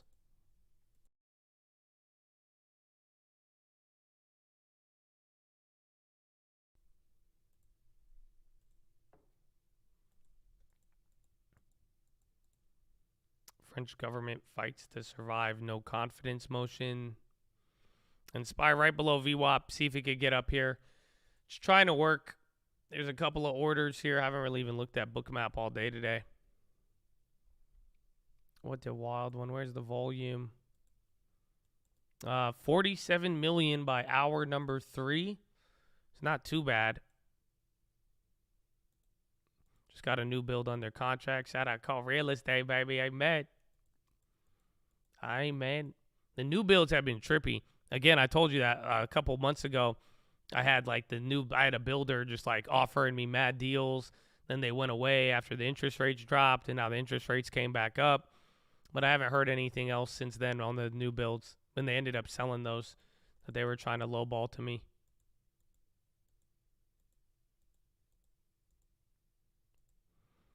I don't know if there's Vegas odds of Powell. I think they're not on resigning, but I think in Vegas you could bet on the rate hikes. But at that point, you might as well just do the Fed futures. Fort Worth, Texas is affordable again. If you want North Texas without the Dallas ratchetness, we might. Dude, I saw some house on TikTok, bro. I got so mad. It was in Texas, bro. This house was like $650,000, and it looked like a $10 million house in Cali. And I was like, maybe I should just move to Texas. Because I was like, I would love to have a helipad and a big-ass gate with my initials on it, and then a picture of Uncle next to it. And then I was like, I could have an indoor swimming pool with like 72 feet ceilings. And, bro, I was like, dude, this is crazy. Mm-hmm.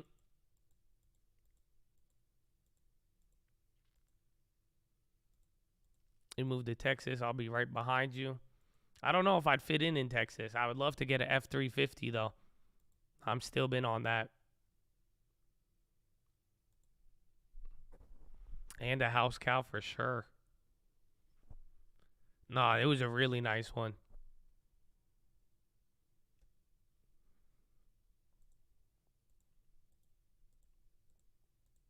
I would get it lifted.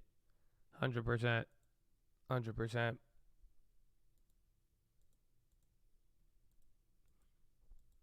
Kentucky, I don't do, but that if they have like this was like a modern ass home. But I know Kentucky has some dope cribs. Even Nebraska has some multi-million-dollar ones. Well, this one was cheap.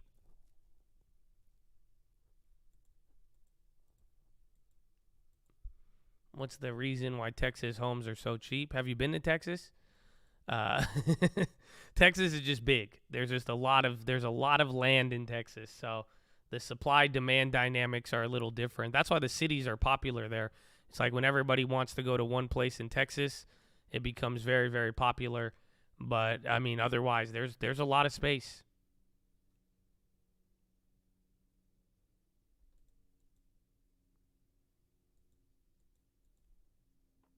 So FRC is unhalted. It's moving up here a little. Bro, that's already $3, $4 a share. That's already 30% from the bottom. At least 20%. Damn. I think a couple people bought it. I mean, I was looking at it here at the low, but it was getting pretty ugly there. This is your first relief. Let's just let it trade without getting halted, but I would definitely keep an eye on there. Am I going to Rumble? Well, we'll see. We'll see what they do with Mr. Trump. But the fact that YouTube is already unbanned Trump, I see it as a good sign for freedom of YouTube. I don't even call it freedom of speech, just freedom of YouTube.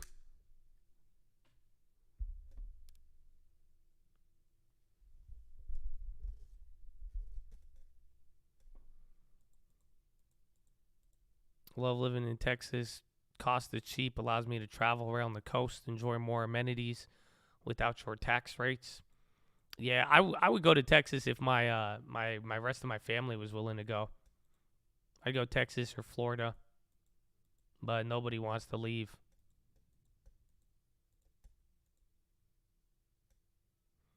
At one point, you couldn't even say his name. Yeah, you couldn't.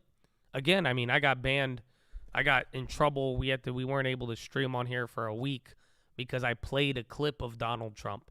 So it's a good sign for now, but we'll see. I mean, all I care about is the creative freedom to discuss what's going on in the world. But so if they ease up on that, I don't think I'll need to go to Rumble, which I'm happy about. I'm very I hope YouTube can return to what it was. You know, eventually at one point YouTube brought us all together here, so I don't really have too much ill will. It was just annoying for a little bit.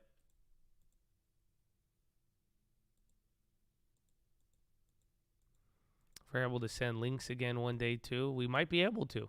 That's what I'm saying. If this turns into, you know, if that's the direction things go, fuck yeah.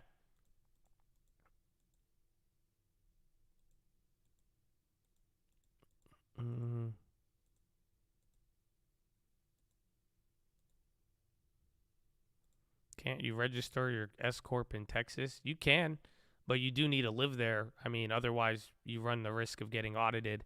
But I don't even care about, like, taxes in Texas aren't good in terms of, like income taxes are good, but Texas has way higher property taxes. So I showed you guys that about 2 years ago because everybody was like, I'm going to go buy a house in Austin, Texas. And I would even tell people from California, I said, don't do it because you're going to end up spending more money while not getting the same appreciation. So, like, the property tax in Texas is extreme. So, yeah, like, and if you're on a 30-year mortgage and you hold it for 30 years and your tax rate is at 3%, you're fucked. All right, decent size red at VWAP. Don't see news headlines yet.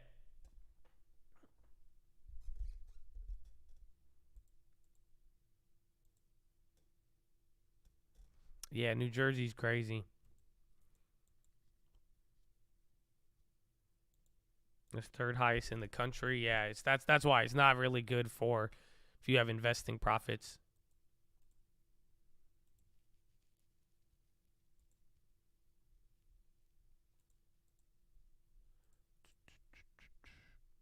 But I just would go for the houses.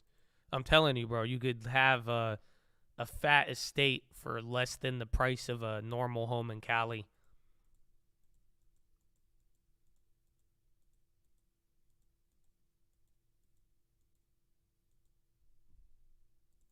Procter Gamble working up. WWE.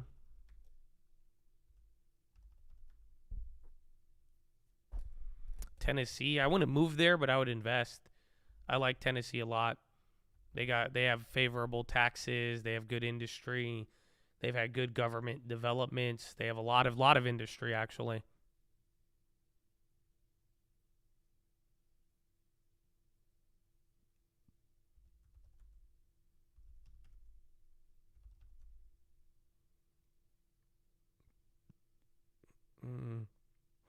excited for Powell's FOMC to be different. More than 3 words. We'll see.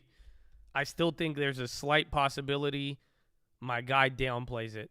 And I think we will all be shocked. And then it would be very bullish, where I wouldn't be surprised if he raises a quarter basis points, barely addresses it, and then just says, no, we're still, we still on the same plan.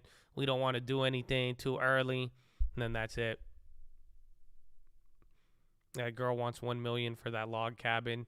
Yeah, I didn't know it was just sold. It was weird. It's a very weird tax history. I mean, if she wants to sell it quick, yeah. Otherwise, she'll be having to wait. You say everything is bullish lately, man. Not really, but it just depends on how Powell comes across. That's it. I mean, as long the bearish outcome, I guess technically, I see where you guys are getting confused, because it's like even if Powell is bearish, it's going to have a short-term bullish reaction. But I'm telling you, in like, I don't know why it's weird, because like everyone either like ignores it or they get terrified. But it's simple. Like, if Powell pauses rates, that's it. The world is different. So it doesn't matter if it's a short-term bullish reaction. At that point, though, that's it. The modern inflation framework of the market, is over. So that in and of itself will be fascinating. But in the meantime, it's just depending on Powell has many opportunities to either do nothing or try to downplay it, or if he keeps the rates moving up, we'll see how people take that, and it could be a sigh of relief for a lot of people. But like I'm saying, is that if he pauses, even though there will be a short-term bullish reaction potentially, overall that would be the most negative thing that could lead to a very bearish outcome. But it's going to be difficult to trade, and like I'm even saying, it's one thing about what Powell does, but a lot of people are going to be keying into the wording that he uses.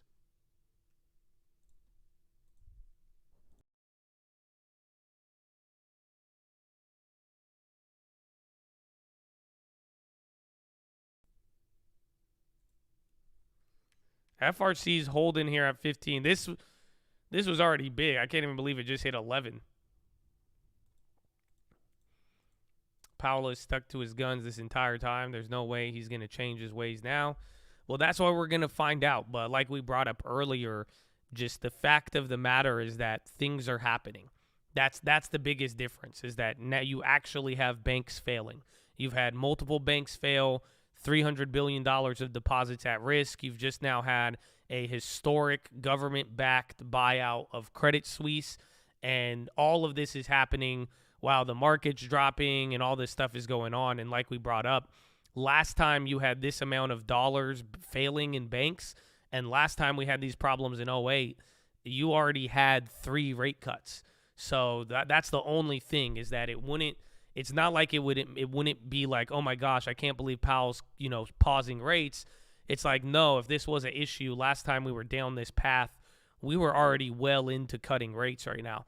So that's what we're about to find out, and hopefully we'll see how he communicates it. But for the most part, there would be confidence if Powell stuck to his guns. But if Powell, this is the whole theory I'm saying here, is that if Powell does not stick to his guns like he has, it is going to bring up a lot of questions. So, and that's where we're going to have to go from there.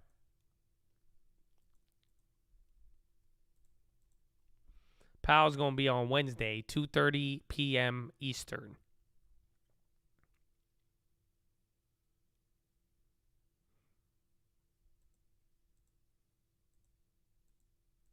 Weather in Tennessee, crazy. I like Tennessee. So FRC's bouncing now. Maybe we should have bought that $11, bro. That thing's already at $16 now, after dumping from $17.80 all the way down to 11 and then back up. And we haven't had any more news since the first headline. Am I selling my MPW? Where do you guys get these ideas from? That somebody asked me that this morning too, but no. I mean, I added it to the long term. I don't plan on selling out of it. I'm not going to buy a lot more, but I don't plan on selling out of it. S&P placed Credit Suisse on credit watch from stable from positive from stable. FRC halted to the upside. SPY's working its way up. Take a look at financials and regionals. NVIDIA's back up. XLF kind of moving. Regional banks bounced a little bit. Wall is moving big here off the bottom. And we are back at VWAP, still below, or no. This is the 200-day. That's a very nice move if this could hold up. Again, you could still kind of form a downtrend, but if this holds up here, that's actually pretty easily back above the 200-day. I thought it would have had a little bit more resistance, so see what it does here. Pepsi rises after strong sales growth. Spurs Bernstein upgrade. Yeah, FRC's halted to the upside. And then now all the regionals are popping here. A couple of the smaller banks are moving here off the bottom too. And Philip Morris, Altria, Coca-Cola, again, Pepsi. Apparently they had good sales numbers. I didn't know they had that today. And now you're easily above the 200. That's the crazy part. So again, I thought we would have struggled a little bit here, but you've already rocketed right past it, kind of near more of the higher points of the day.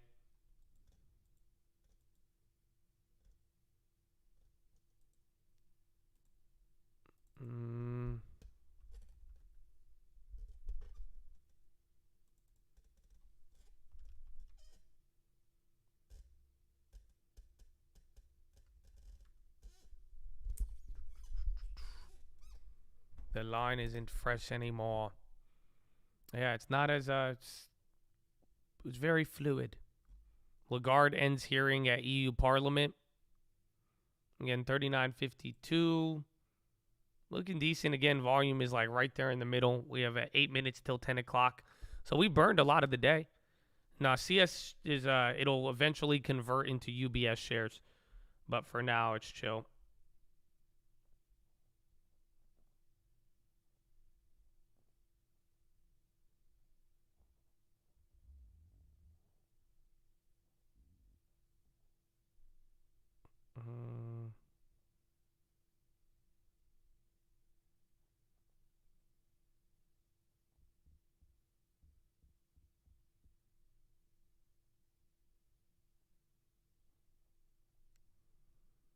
QQQ lagging behind tech, because tech is just lagging here today, and they were the leaders all week. So last week, as banks and SPY and energy was going back and forth, everybody bought tech. So this morning, with some of the banking fears dying a little bit, even though we kind of seen them just come back, it seems like people are going and buying banks and then selling tech versus buying banks or buying tech and selling banks.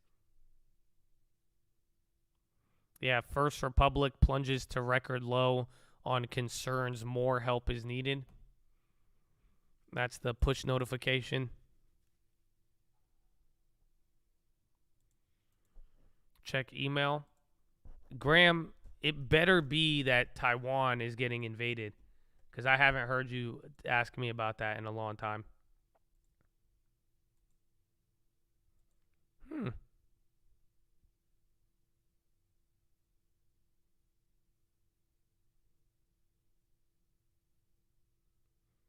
No way. That's a cool property. That thing's expensive.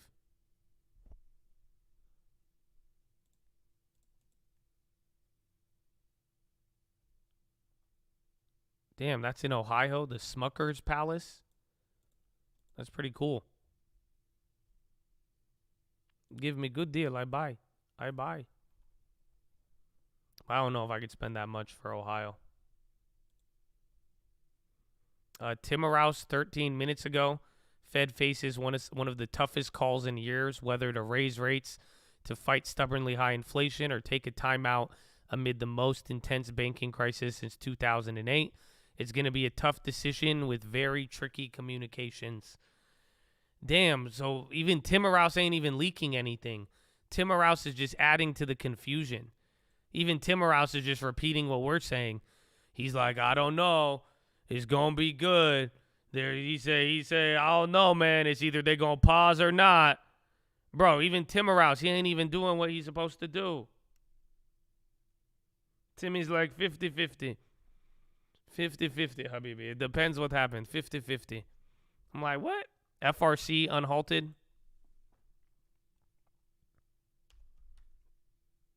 Yeah, let's see if Timmy drops anything ahead of, by tomorrow, really.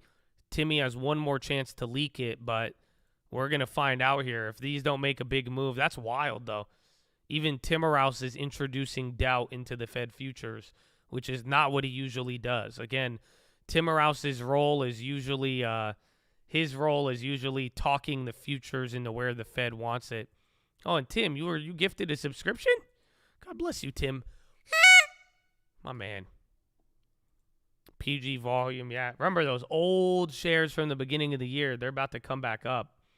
And then we already collected the dividend, I think. So SPY, another green shoot here towards the top. 39.46, man. You've recovered a lot of that 8 o'clock sell-off there. I'm actually quite fascinated. That's a nice little V-shaped wishbone. But you've came back up here pretty high. So sadly, NASDAQ is barely moving. This puts the SPY below 1%. But, I mean, these are some decent moves. He's 50-50 on 0 and 25, not 25 and 50. So it's the same thing we're talking about right now. It's like right now the discussion is either 25 basis points tomorrow or the Fed pivots, and there's a lot of implications behind a pivot or 25, but even Timmerhouse he's not even picking a side. So like literally Timmerhouse's latest tweet, and shout out Lexus interlude, baby, color interlude. He's been tagging me good on these. But this was his latest tweet was that the Fed faces the toughest call in years on whether or not they pause or raise rates. And he says it's going to be a tough decision with very tricky communications. He's not even pointing towards a direction, which, again, the Fed and Nick Timmerhouse, they usually go ahead to lead everything. So very interesting for now. Biden said he vetoed the first bill of what? Yes, rate decision in 2 days. Great question. When the FOMC comes out, what are you control effing? Pause.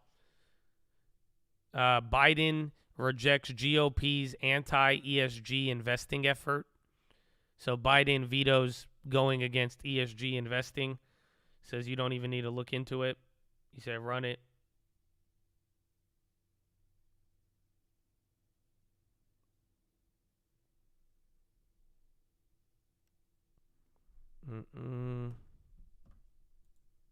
But I would be looking for pause, and then anything related to the, it's specific words related to banking crisis, failure, facility, but really pause is going to be the main word we're looking for on the statement. Pause and then continued or temporary. Those would be words where if he says ongoing, continued, or if they pause, but they say it's going to be temporary. That could also give us some insight as well, too. Oh, yes, we control F every Powell meeting. And then FRC, they're coming down a little bit.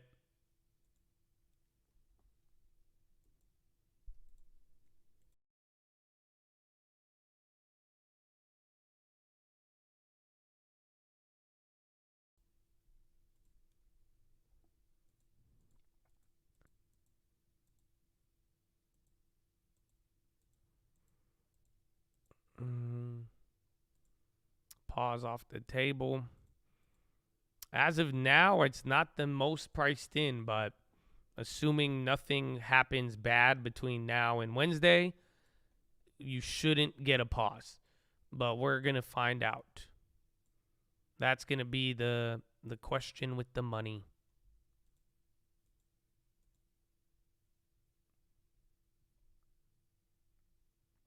And Dennis, was that you on my Instagram who made that weird comment on my photo? Was that you? Because I was just a question. Somebody made a weird pissing comment after we talked about it. I don't know. I was like, is this the Twitch Chad? Because that one came out of left field. One of y'all came on my Instagram. I saw it on the weekend. I was just scratching my head. I woke up and I read it. I was like, what the fuck is this?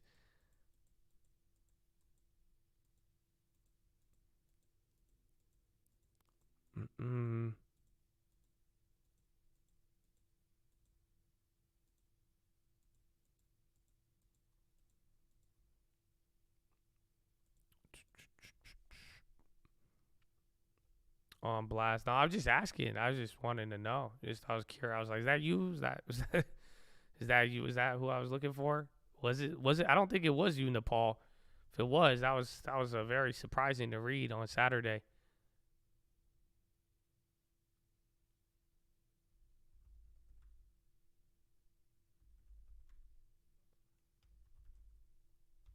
P-Gate.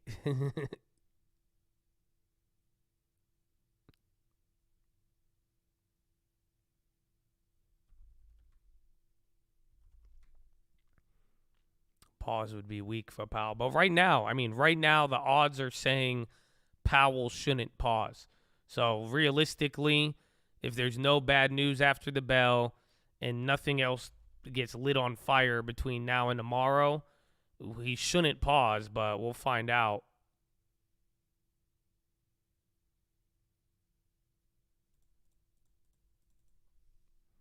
And then Procter & Gamble really running here at the highs now.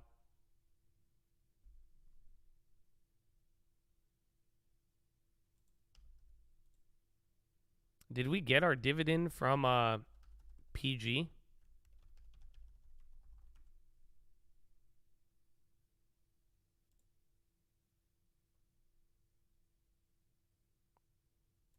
Let's see. Transactions, dividends. Yeah, we did. So actually, you should have got paid already. We got $100 on the PG dividend. Not bad.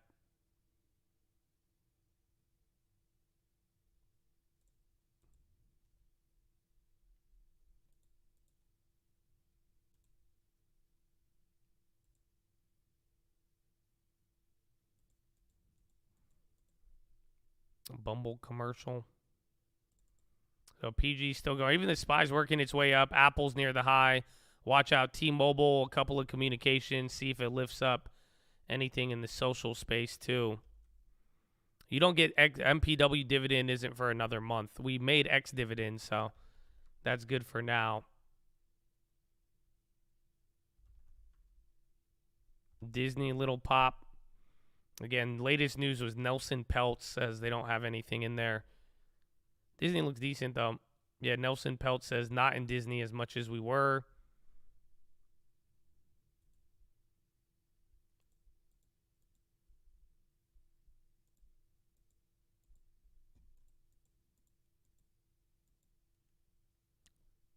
ESPN bracing for painful round of layoffs. Stephen Smith warns ESPN layoffs are coming. Hot dog. Where's FRC? They're still holding, actually.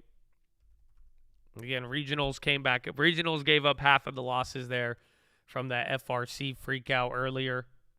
I think earlier just showed you how sensitive all these banks are to any headline. Very, very wild.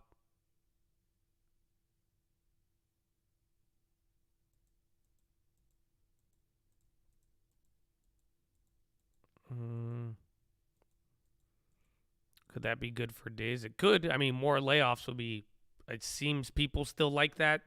And again, Disney actually had a history there recently showing some positive effects from their layoffs, but still kind of hard to say. And bonds are still staying pinned. It's crazy how a 0.4 move on bonds isn't even that big after the last couple of days. That's wild. Apple, Tesla. Tesla's giving up here, though. So remember, Tesla was the early winner there out of tech, but now it's not doing as good.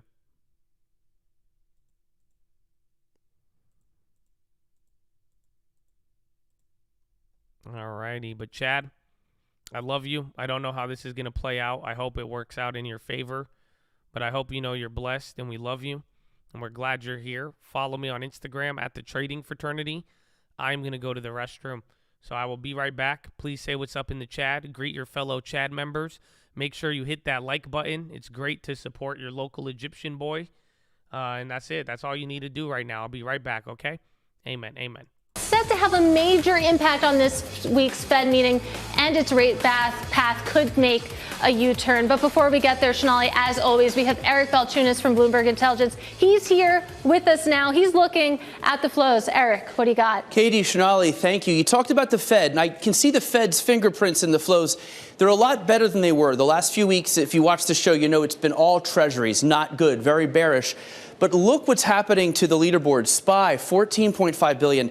That is a load for SPY. That SPY only takes in that much in a week, let's say once a year, right? So a lot of money coming into equities.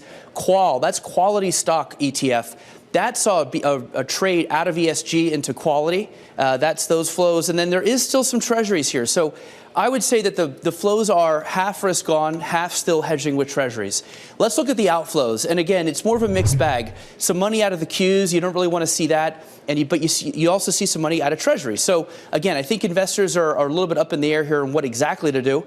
Look at the top, though. ESGU, on a side note here, that is a huge amount out of an ESG ETF. ESG has really fallen on some hard times lately. Even BlackRock rotating out of its own fund into quality stock ETF. Now let's drill down into banking and financial ETFs, because those have really been in the middle of everything over the past week. And, you know, it might be a surprise, but they've taken in a decent amount of cash. Look, $2.1 billion over the past week. KRE leading the charge. Now, there's a lot going into KRE right now. There's a lot of different noisy signals and everything. So I'm not sure it's all dip buying, but I would say when you see XLF and a multitude of ETFs on here, I do think there was some dip buying. And judging from the performance today, some of these investors got that call right. I think they're emboldened by the fact that the central banks are stepping in and sort of saving the day.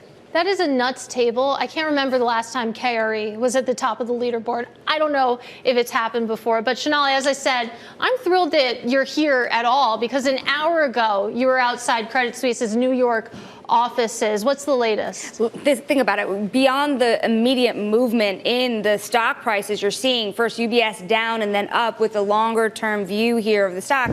You have now a firm with more than $5 trillion worth of invested assets over asset and wealth management, some of the wealthiest investors in the world. So big things going to shake up over a longer period of time here, and investors are starting to like it. I mean, we see news, we see data, but you were there. You saw it, you felt it. What's the mood like at Credit Suisse? It's hard for it to be anything but anxious, right? I mean, listen, they were going to fire or let go of 9,000 people over a period of time, and UBS hasn't given you that number, but they're going to cut $8 billion, more than that worth of costs annually for the next couple of years. There's some silver linings here that some of that can be taken up by Wall Street, but certainly not all of it.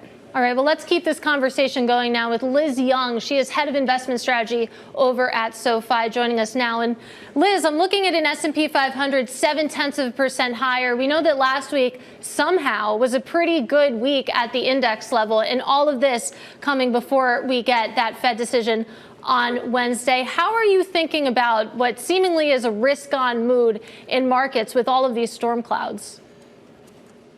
Well, first of all, I don't know that I would characterize it as risk on. I think it's been a little bit more of just a relief as things have maybe not gotten as bad as they could have. And there have been some emergency structures put in place and things that could kind of shore up the bleeding for the time. Well, bathroom break led to some green, more value plays in the green, bonds coming down. You've had regional banks. They've recovered a little bit since that FRC news that we just had. That was like at what, 12 on the dot? So that was an hour ago. Hour ago you had the FRC news, and now you're pretty much back to where it was first halted. Should we be long for CS? If you want to try to go for the arbitrage, but at this point I think it's still going to have its own little risk. I think you're just better off taking bond plays or waiting until Powell and then confirming everything from there.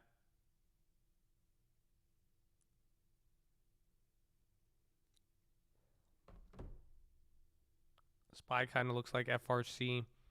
Looks like Wall. WAL looks the most.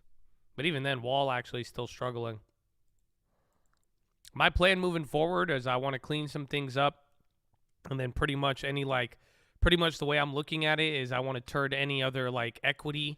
If I don't like the shares, I'd rather put it into bonds. And then I'm going to hold a certain amount of bonds into Powell. and then following what Powell says, depending on his interpretation, it's probably going to help shape my view for the next 3 months, and I will position accordingly, whether that means closing or holding any of those other future plays, and then balancing into something that will meet what he communicates. So if he communicates a change in Fed policy, we're going to have to position for that. If he communicates that they're going to keep things the same, then it's just going to pretty much kick the can up until around May to June, and that's where we should be focusing on any of the bigger plays.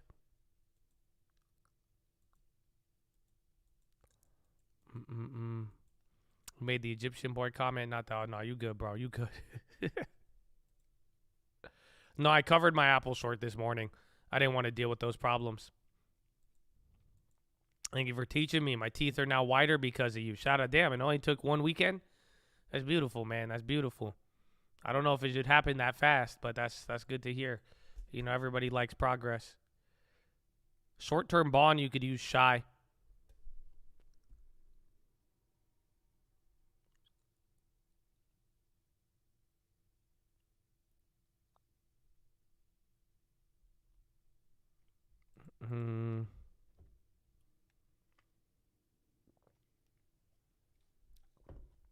Sell in Maine, go away.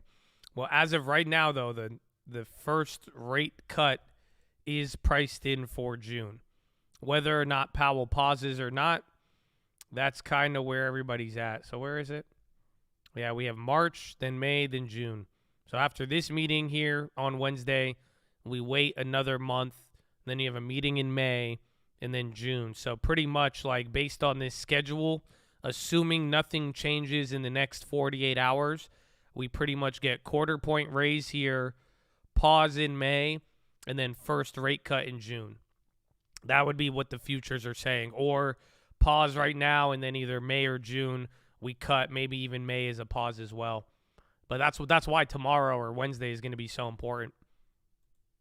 Bonds are falling. They're falling, but not really. Just keep in mind, the bonds are still at a very elevated level here.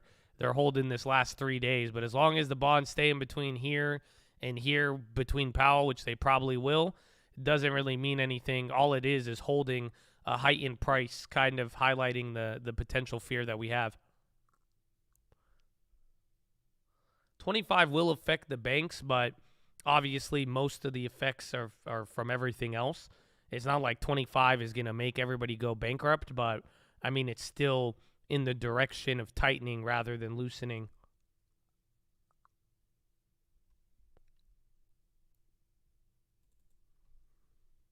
Why isn't this channel 1 million subs yet?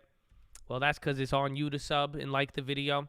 And then I've been banned a couple of times for telling you about stuff that was deemed information at one point. Then they said it was misinformation, and then later said it was true. Example 1, COVID. We were demonetized for telling you to buy puts in February 2020. And then playing random Trump clips and then making fun of stuff that people don't like that you make fun of. I deserve 1 million. I think I deserve everything I have. So whatever the Lord chooses is what I will be granted with until I could learn to master that. And even then, it is his will, what is provided to me. So I'm just blessed to be here. You know what I'm saying? It's an honor to be here. And it's an honor to be surrounded by people I've shared the years with, man. You know how hyped I am on that, Chad? You have no idea. I'm very excited. I was thinking about it the other day, and just like I was telling y'all with the yield curve, man, like fucking, I'm just like, bro, for real. Like if you've been here long enough where you actually have heard me just damn talk about the yield curve every time, and to the point where you like follow along with me, I fucking love you, okay? God bless you. And I hope it has paid you a dividend, and I hope it is as surreal for you as it is for me, where we are both watching this right now. You know what I'm saying? So I love it though. So it's a blessing, man. It's a blessing to really be surrounded by some individuals who have taken it just as serious and been a part of this, and like, you know, just really in the game with me, man. Like that's if I could have asked for anything, it would have been that. So God bless you all, man. Let's go, Chad. It's a blessing. It's a blessing.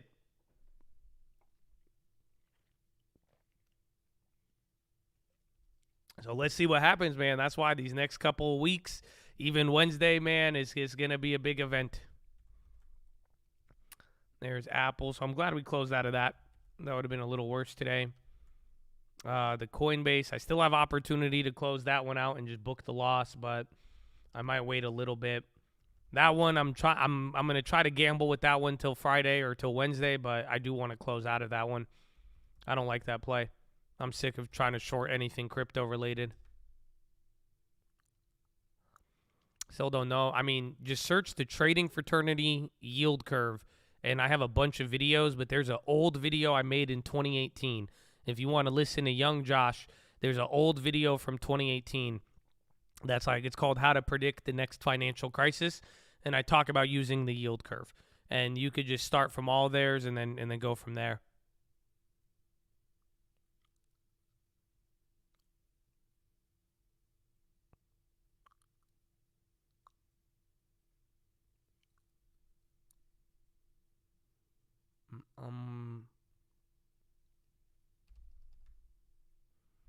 NVIDIA, another high.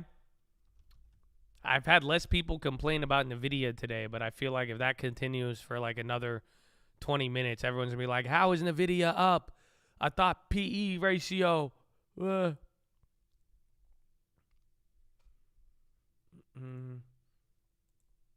about we have a yield curve discussion?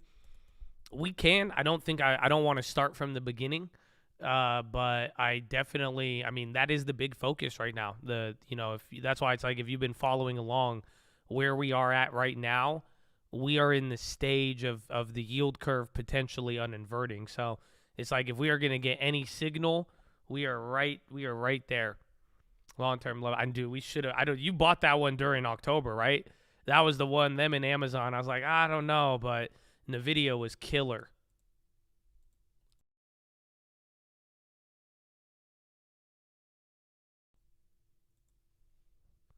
But how it's uninverting.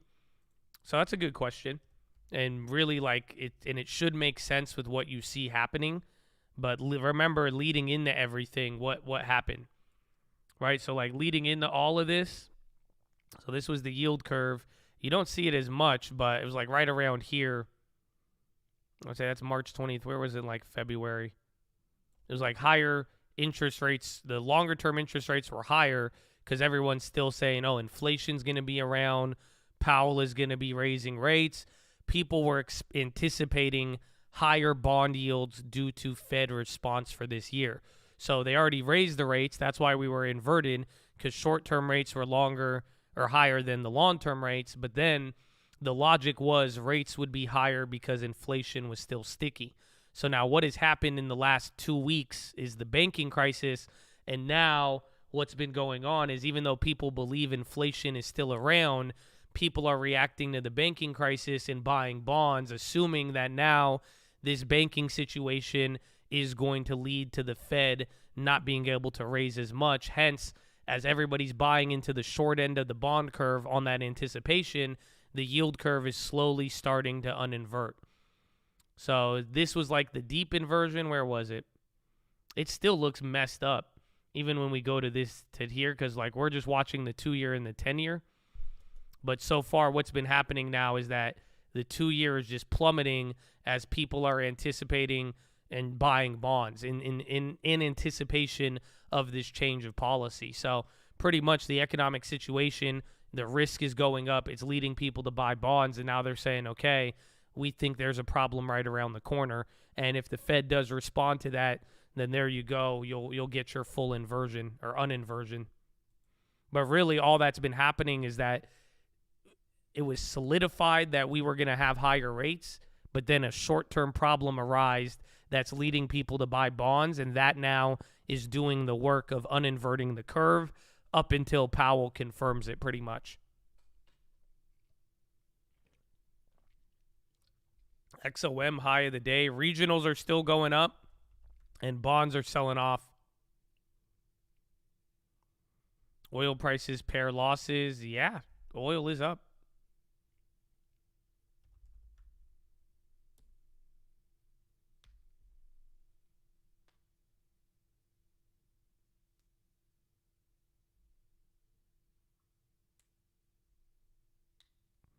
When the curve is uninverted, that's when we talk recession, yes. So in a few weeks, it could invert back to where it was before, yes. That's why I'm saying we got to watch Powell, because even though like we've gone through a lot with the banks, I wouldn't be surprised if everybody calms down and then the curve just stays inverted, but then nothing happens from here, and then we could even go back to being inverted once again, depending on what people think will happen with policy. So that is a possibility. Powell is this Wednesday in 48 hours. So if you go to your Fed futures on investin.com, you got 2 days and 39 minutes to be exact. 48 hours and 39 minutes.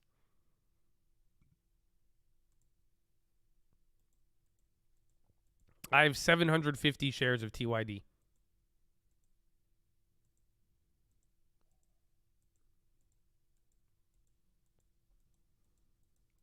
It's going to be exciting. S&P says if deal goes as proposed, they anticipate equalizing ratings on Credit Suisse with ratings on UBS. India raises San Francisco issue with State Department.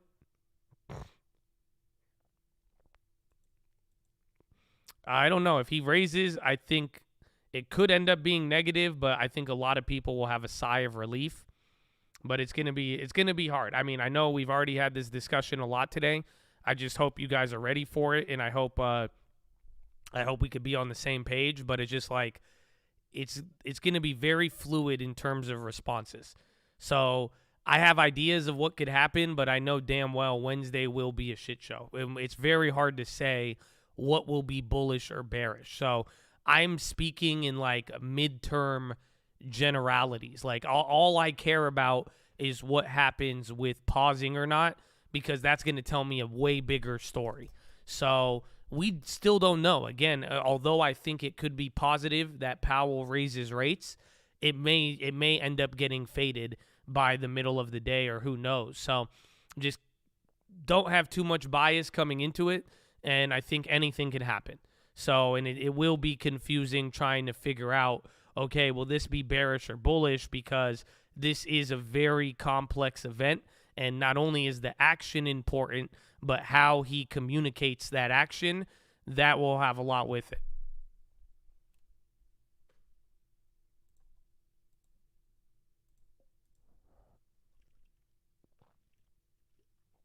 IMF approves $3 billion extended fund facility for Sri Lanka. Sri Lanka.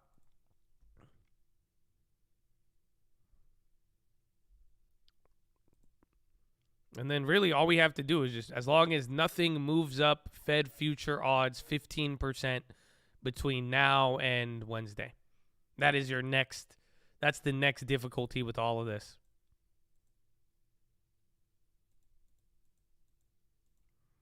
Powell did sound hawkish speaking to Congress. That's what people were discussing. That's why we want to see, does this change his attitude at all? Any sales on speeding up short sale closing? No, just stay on the bank.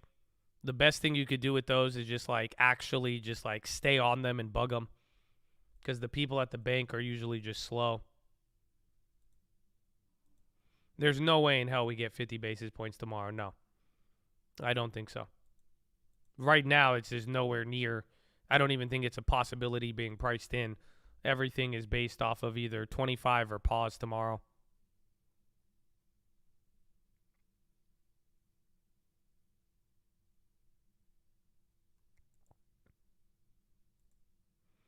And there's a 6-month delay to the real effect of rate hike. So if the rate hike from 6 months ago is finally affecting, does that mean there's more likely more failures if he pauses? Yes and no. I think you're right in terms of the timing logic, but just because he raises rates, it doesn't guarantee another bank will fail, and then vice versa. Just because he pauses, it doesn't mean another bank won't fail.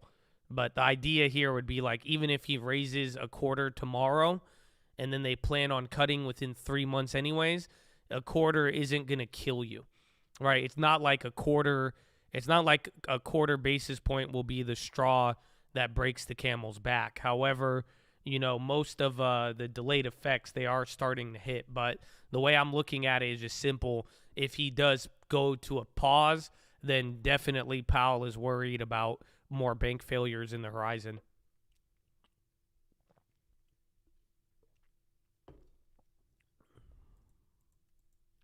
So 25 bullish, pause bearish, generally and broadly speaking. But that pause that's bearish may have a bullish reaction short term. And vice versa, a 25 basis point move may be interpreted as bullish, but we still don't know what words he says and how he communicates it. Because depending on how he communicates it, that could set off everybody, and then we'll have this idea of, okay, Jerome Powell's downplaying it, or he's actually stepping in with the emperor's sword of hawkishness. I don't know.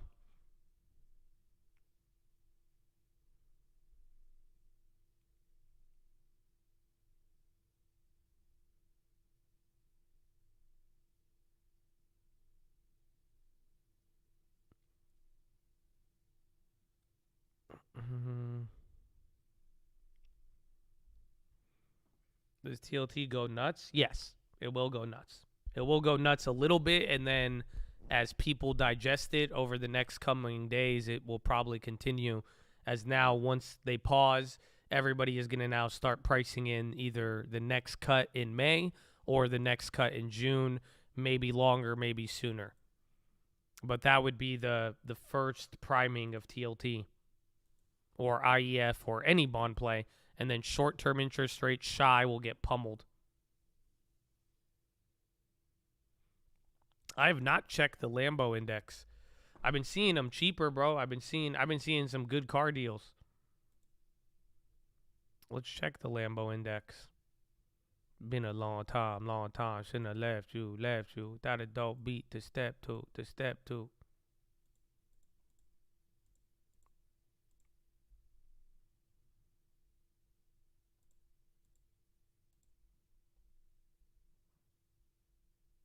It says 484. I see 526.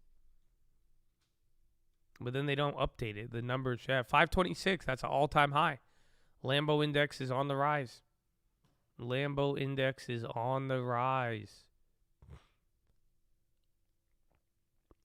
It's crazy out here, man. It's crazy.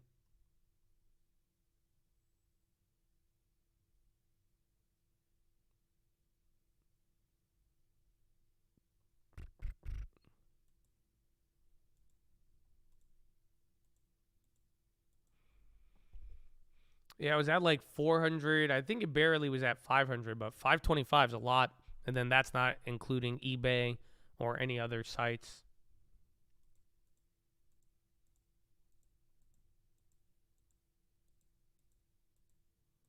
Inflation? No, deflation. So again, the more used cars that show up, especially like luxury ones, then the more supply, the lower the price. So we'll see. But so far, last year and a half of car prices going down, we've also noticed the supply on certain luxury vehicles has increased.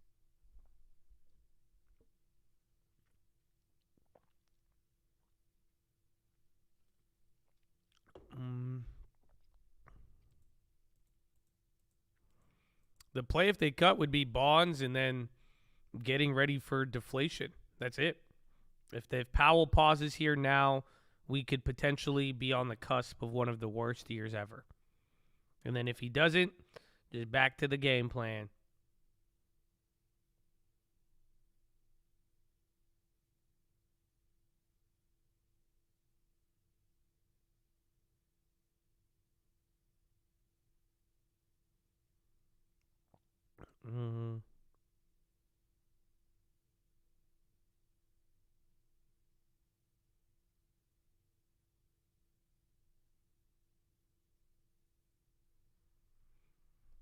Apple propping up the market.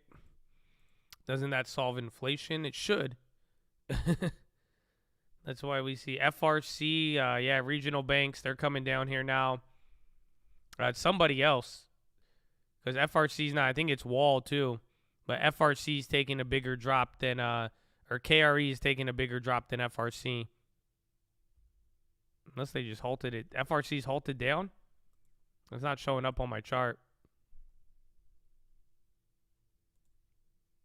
More hard landing talk. Definitely over the weekend and even after this deal. And that's why people are wondering if Credit Suisse will impact Powell or not. Because that's, again, another bailout, another government intervention. I mean, there's a lot of, you're looking around, and it's like you've already seen a lot of things take a hard landing. So I think it's a very reasonable thing to assume that a hard landing on the broader economic situation may come into play.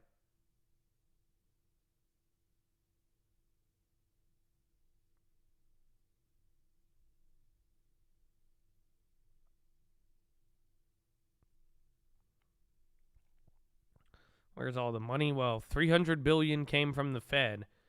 The $30 billion came from the, 7 banks together? And that's it so far. NYPD is setting up barricades outside of Manhattan Criminal Court ahead of the Trump arrest. Wow. So that's going to be another thing. That'll be on the side.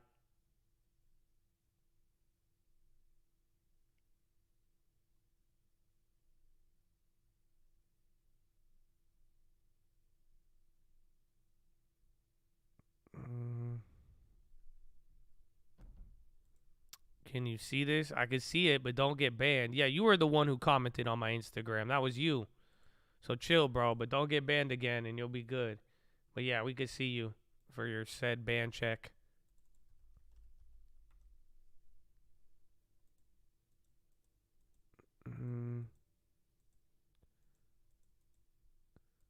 D-Walk is running on that. Interesting.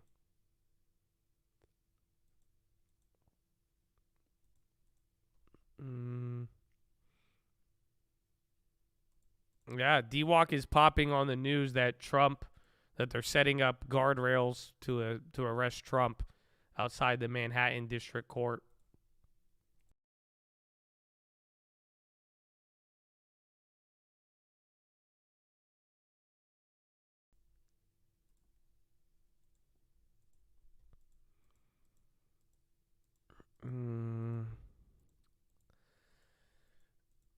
If they lock him up, they're going to create an unstoppable force. I think that's what Elon said. That's what a lot of people are. It'll be a big issue, but it just sucks that it's correlating or it's happening at the same time. We have like one of the biggest financial meetings ahead of us. That's going to be the only issue, but you're definitely going to have to juggle headlines, my friend.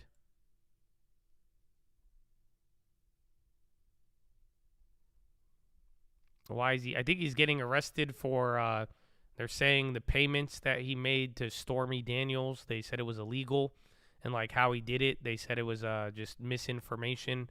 I don't know if they're getting him for taxes or for something else, but like a lot of people have talked about it. It's not really, it's questionable, more or less. Not only is it questionable like what Trump did, but more so too, the question is how many people have been, have gotten in trouble for that. So like it is in a weird way, like some legal people have brought it up that like people have done this in the past. It's not uncommon to pay a lawyer to, you know, stay out of the certain embarrassing situations, but that's what they're hinging everything on.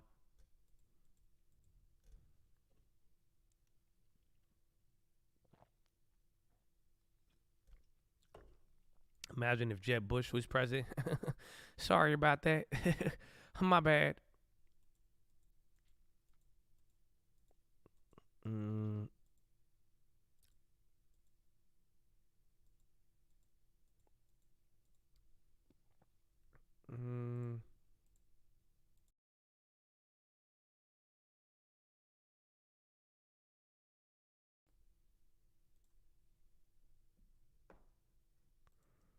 Ross Perot.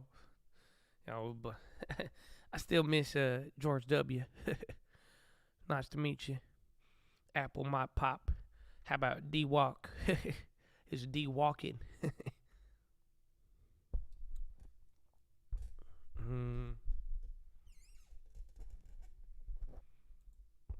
Yeah, it'll be. That's why I'm saying it. I said it earlier. It's like I know a lot of people are gonna care about the damn Trump shit, but it just sucks that bro, meanwhile, depending on what Powell says, it'll be very easy for a lot of the general public to be focusing on Trump once again, while Powell is like, we're fucked. So that's the only worry I have with it. So I'll give you guys updates on anything that happens, and I'm sure we're gonna hear about it. But the thing I'm worried about is that we you get distracted from the actual main event of Powell.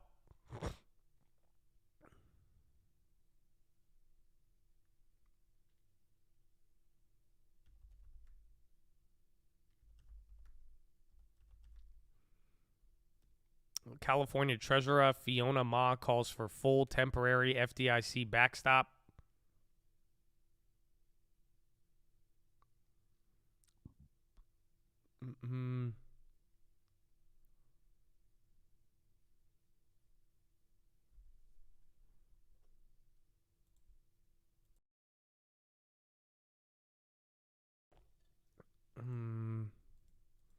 Apple hit new year-to-date highs. My goodness. And then KRE is still getting clapped. So FRC now, you're back to the third halt. Bro, that's crazy how much is moving. You went from $11 back to 8. You went from 20 to 11, back up to just below 18, and now you're back down to 15 once again. And then watch WAL. That one could potentially be a greedy short, but I don't know if I'm going to take it. And then Microsoft is just pinned at the lows.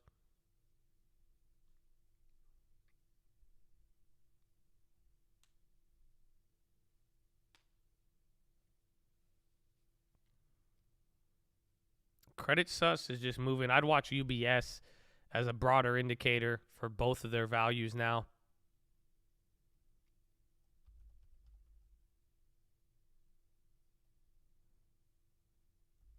And then Microsoft has not moved at all. And then we came back to the highs, but you didn't break out. That rally looked decent. I mean, this changed kind of the structure of the day. You're borderline neutral with you're right on the cusp of either getting back to the downtrend or holding an uptrend. That could be nice. I mean, you are above the 200-day, but we'll see if that – I think it's changing with the banks. I think all this 200-day moving average activity is whether or not banks are getting relief or they're getting more fear again. And then right now, everything's green. Discretionaries went green. Tech is break even. You're fucking kidding me. Dude, so right now, everything is green. Right now, tech is break even. Discretionaries are up by 0.02.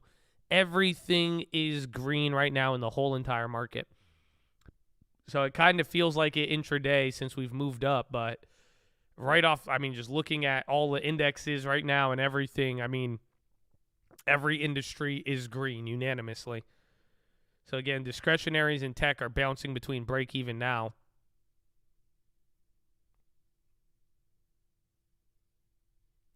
NVIDIA is breaking out while SPY's kind of slipping. Ryanair on the high as well, too. Plug, 52-week low. Zeta, Retta, Meta. Rita, do you love me?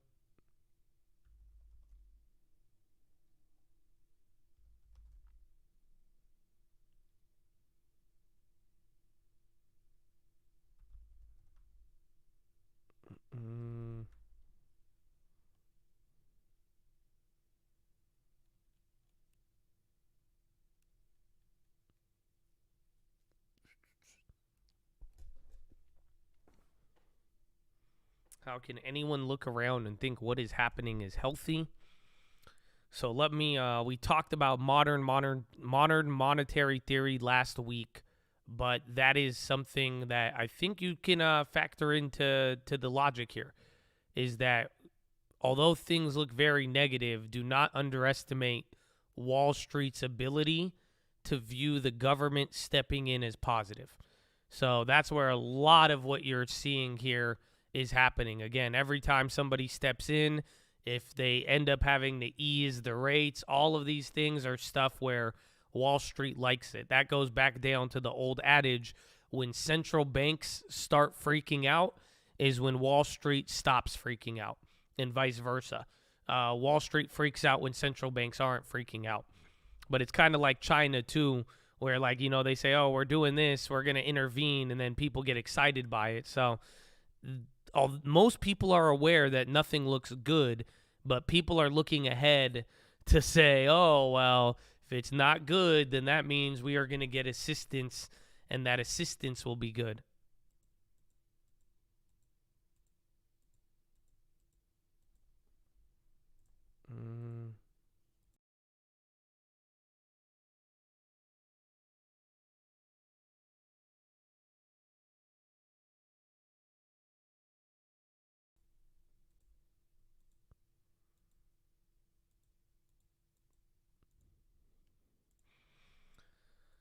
Assistance is higher inflation.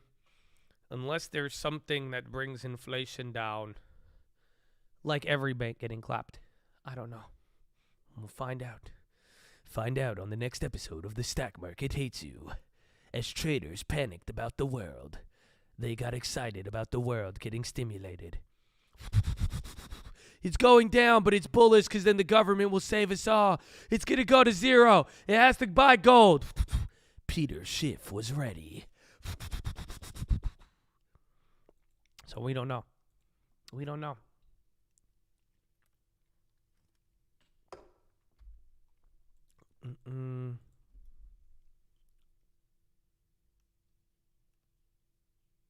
S&P revises Buyout's outlook from stable to negative. That's not good. Is FRC halted? Again, regional banks were just selling off. They may catch a bid. No, I don't think they're halted there, are they?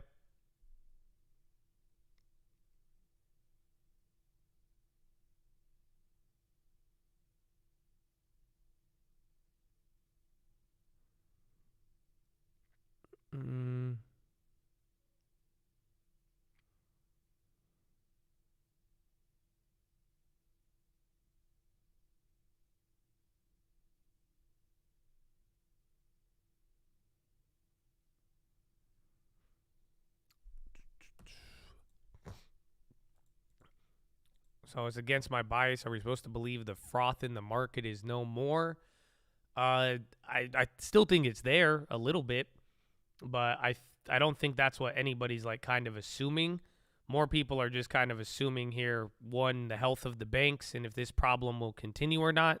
Then the next thing would be how it will affect financial conditions and potential for more froth or less froth in the future. But I mean, right now, whether or not the froth has disappeared, I still think that's a point of debate in the market right now. Again, that just goes back to your financial conditions. So speaking of which, we should probably take a look at it. Let me load it up.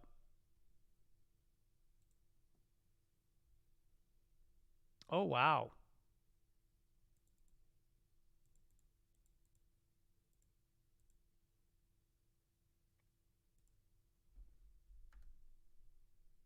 So, this is an update. Yeah, I guess that should, so again, maybe the froth is leaving. Because take a look. These are your financial conditions. So now they've gone negative. So remember we were talking beginning of the year, financial conditions went positive to where they were at in March. Well, now they are back to the October lows. So financial conditions now, and this is again based on bond spreads and everything else, financial conditions are already tightened. So in a weird way, the Fed got the financial tightening it wanted, and that's what I'm saying. We could use this as a soft gauge of froth or not, but as of now, I mean, this is where Powell, I think, would want things to be.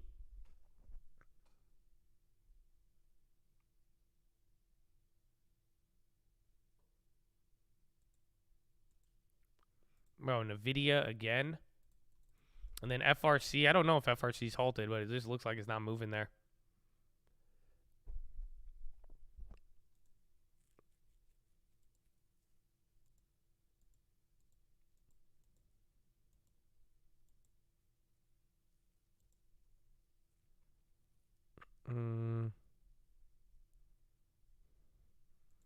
The market is frothing at the mouth through rabies. Okay, that's a good take too.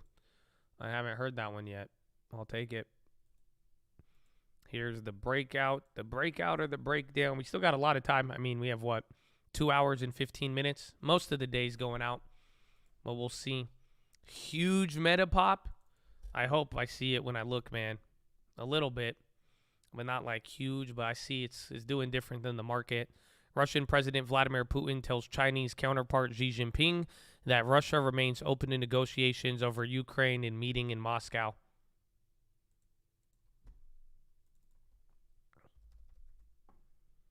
FRC, it's holding up. It's right in between the two halts, which is still like a 20% difference from getting back up to like 18, 19, or going back down to 11.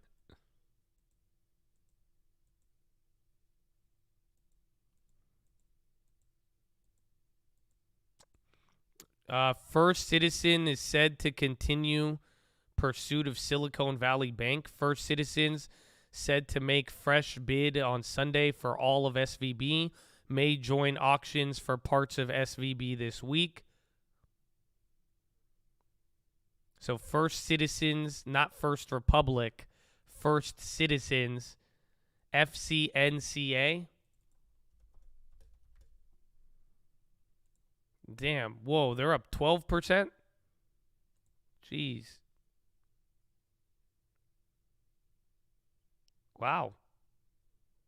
They look ready to take over. First Citizens? What the hell is, dude? What? I don't know. See, that's the thing, because if you're looking at what happened with New York City Bank, they bought Signature and they were up 38%. So First Citizens is up 11% now on that news, but this stock just moves insane.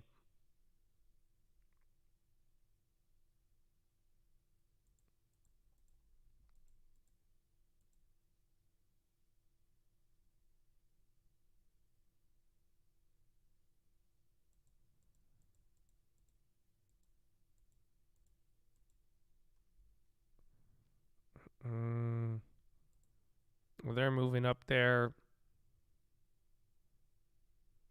Bro, it's up 12% already.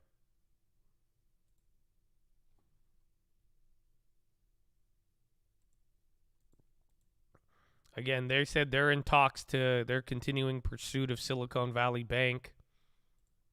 Bro, First Citizens. This thing looks... This may be the deal for the bank because they just look solid. FCNCA. Their dividend yield is still only 0.5%, down 30%. They've held up the best out of any of these banks.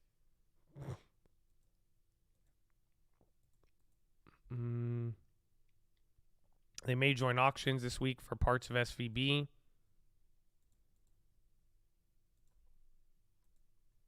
And then Fed futures still haven't moved. So check Elon tweet. What you got for me, Elon?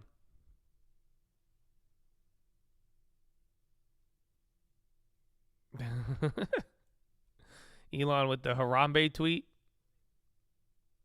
Wow, Lehman Brothers.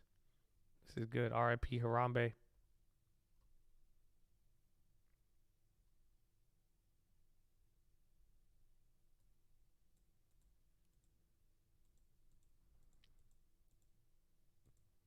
If First Citizens, they could get First Republic. Even then, if they get even SVB, it just depends. Again, whoever got Signature, NYCB, they benefited a lot. NVIDIA is starting their day conference.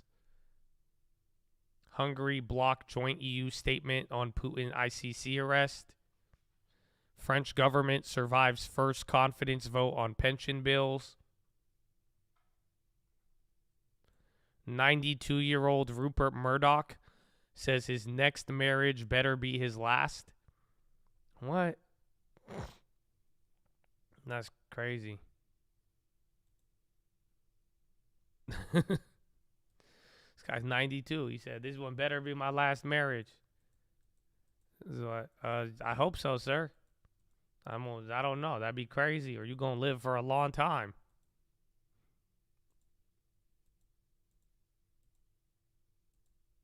He just flexing now.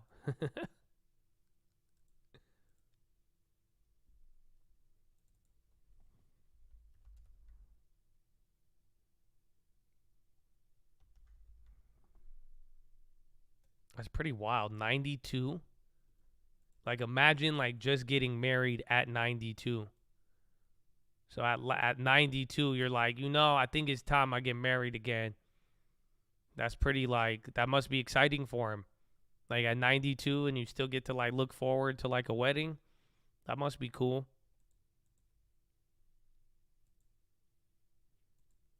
Bro doing side quest at this point. Timmerhouse is speaking at 2 p.m.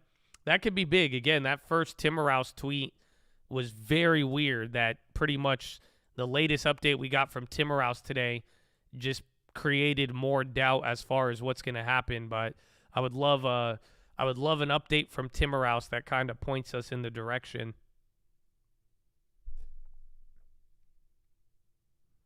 Cruise, CRS, they're up.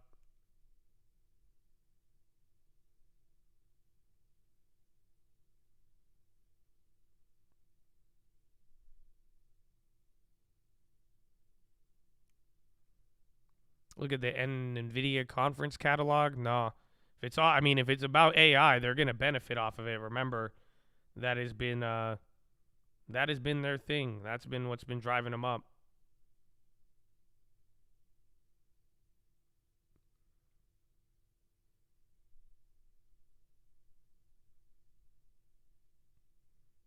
MANH. And again, SPY's slowly giving some back up here right now.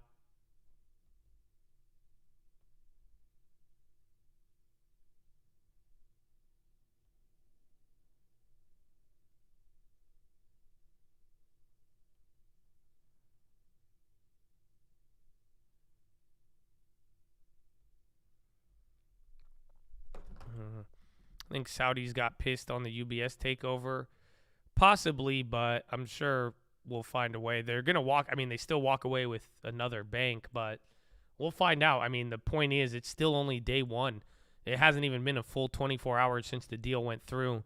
So just like this nature of deal and how the government's doing this and that, chances are we're probably going to hear more about it. So keep that in mind.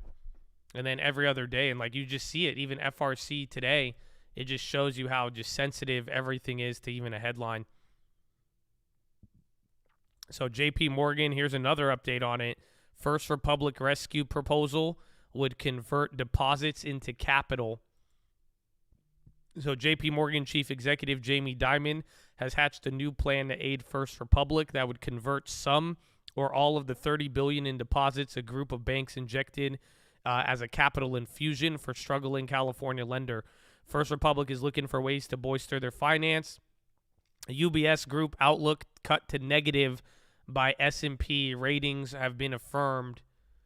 So UBS credit rating now cut after absorbing Credit Suisse. Again, First Republic is looking for ways to bolster their finances after deposits were shaken by the failure of Silicon Valley Bank. 11 banks have agreed to replenish deposits that fled First Republic amid turmoil at U.S. regional banks. The discussion at an early stage, and it's possible members of the bank group will decide against any conversion. A representative of J.P. Morgan declined to comment, and First Republic declined to comment about a potential swap following Thursday's uninsured deposit of $30 billion by the 11 largest banks in the country. Together with cash on hand, First Republic is well positioned to manage short-term deposit activity. Wall Street Journal reported earlier on the possible exchange. Shares had fallen about 50% during the day and retraced some of the ground. So that was kind of a dud. No real updates, but again, that was the thing that set it off in the morning, is treating that $30 billion as capital instead of just backing up deposits.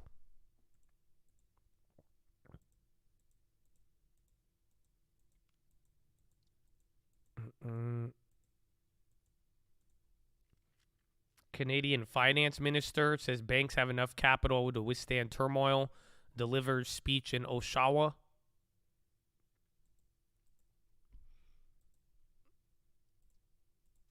Well, lowering your credit rating just means it will be harder to raise money in the future, and that the risks of a credit event or illiquidity event have increased.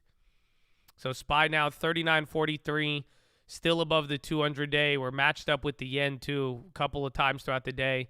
Yen and dollar have went inverse of each other. Bonds are still lower. Dollar hasn't really moved. And again, First Republic kind of seems to be getting most of the news here. And then we just heard about a credit downgrade of UBS now by the S&P.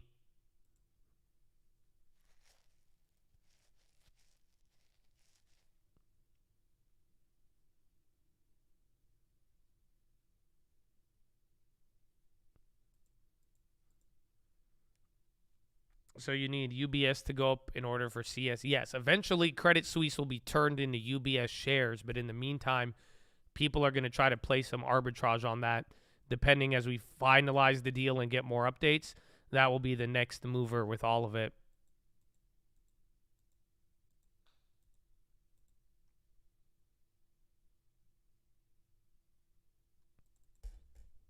DWAC is still on the high, 1380. They're up 10%. Bonds are catching a bid, but so did the SPY. It said Oshawa, or not Oshawa. GOP lawmakers ask Fed and FDIC for information on actions related to SVB. Big tech bifurcation to the market.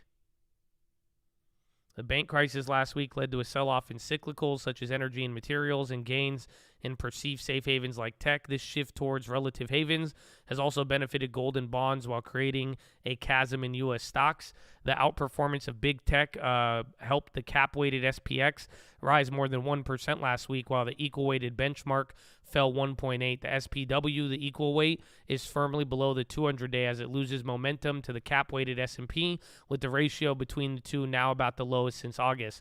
The flight to tech has created a chasm in U.S. stocks. The NASDAQ 100 just posted its best week this year and is the runaway winner this month, extending gains over its equal weight counterpart. Small caps are down almost 8% this month. The 5-day percent change between the two of the NASDAQ 100 and Russell 2000 was the biggest since 2001. The surge in big tech could be overdone. It's taking a breather today as cyclicals and small caps outperform, but as investors remain jittery about Fed policy and banking, this bifurcation in the market is probably not yet hit a peak. So pretty much just get ready for back and forth between run into tech, run into everything else. DWAC is still printing the high ticker. Now it's up to 14.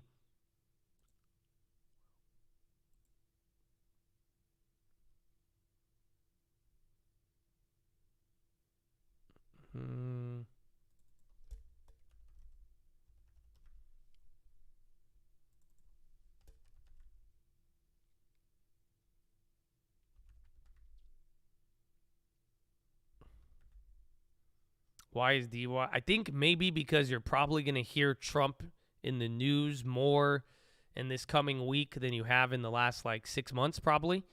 So maybe that's it, and maybe people are getting behind that. Otherwise, I have no idea. DWAC is going up since the news that the Manhattan district is putting guardrails outside in preparation to get Trump. First Republic rescue proposal would convert deposits into capital. So I don't know if that's the same update I gave you. What is that? First Republic? What was the other one? FCN. That's First Citizens. Damn, that's crazy. Bro, so imagine that video I made you with how they move the money around, right? How people pulled money out of one bank and then put it into the next bank, right? And then pretty much if you deposited money with one bank, it pretty much showed up at First Republic. Now they're saying that money that they gave them for deposits, they're going to just say, never mind, it's for capital. So now they're saying the company could spend the money instead of keeping it for client deposits. So that is the latest update right now.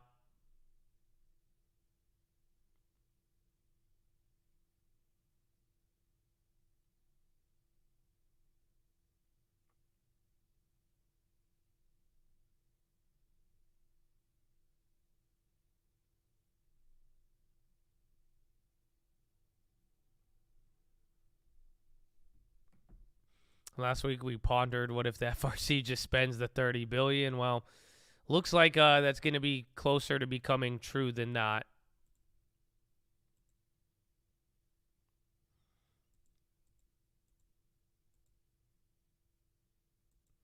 Doesn't that mean they see FRC as an ongoing business after this is done? there's a potential ROI if it's capital. It could be, or it could also mean that FRC has no money and they need capital money that's not qualified as a deposit. Bro, DWalk is running, even Rumble too. So DWalk and Rumble are running up right now in response to this potential Trump arrest. So ever since we got the Manhattan news, I mean, DWalk has gone from 12 and now it's at 14, breaking out one more time. And SPY's going up here. Why is that bad for FRC? I think they dumped because it means they may need money. So it means they need capital and not just deposits. So it means that you could have money for your deposits, but do you have enough spending capital to keep everything running? Or if they borrowed money from the Fed and they need to pay back one of those loans, you can't pay back your interest with customer deposits.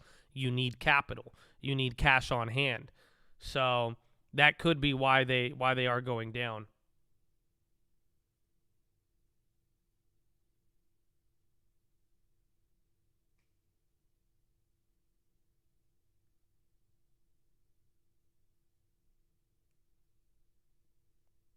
It's for payroll and rent, yeah. They're getting squeezed out of their liquidity. Well, they have money, but maybe that, like we've said from SVB, the problem is you could have assets and you could have money, but if you don't have enough to pay your expenses, that's where you run into the problem. That's why these companies are trying to sell for shares and do all these other things.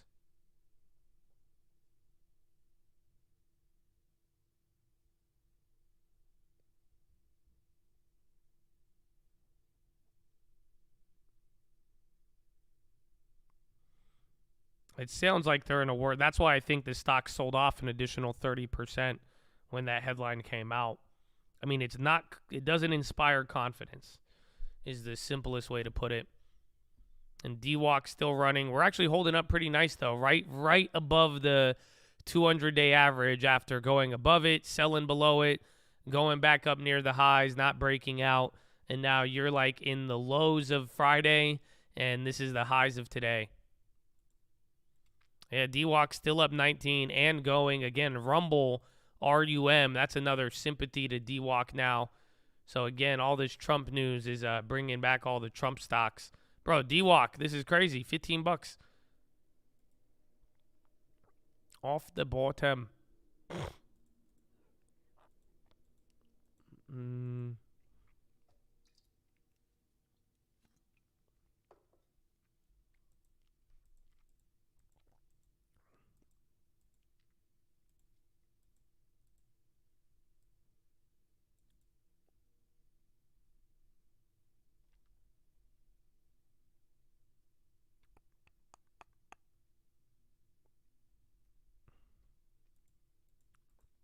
Well, we'll see. That's a very interesting response with how it's moving. Go DWalk, see what happens with the market. But sadly, Chad, I don't know what will happen so far today. 2 for 2, the market has went up. But I need to go to the bathroom again. So excuse me to the restroom. I love you all. Thank you for being here. I hope you followed me on Instagram at The Trading Fraternity. And I will see you here shortly. Okay, I will see you here shortly. I'll be right back, and good luck.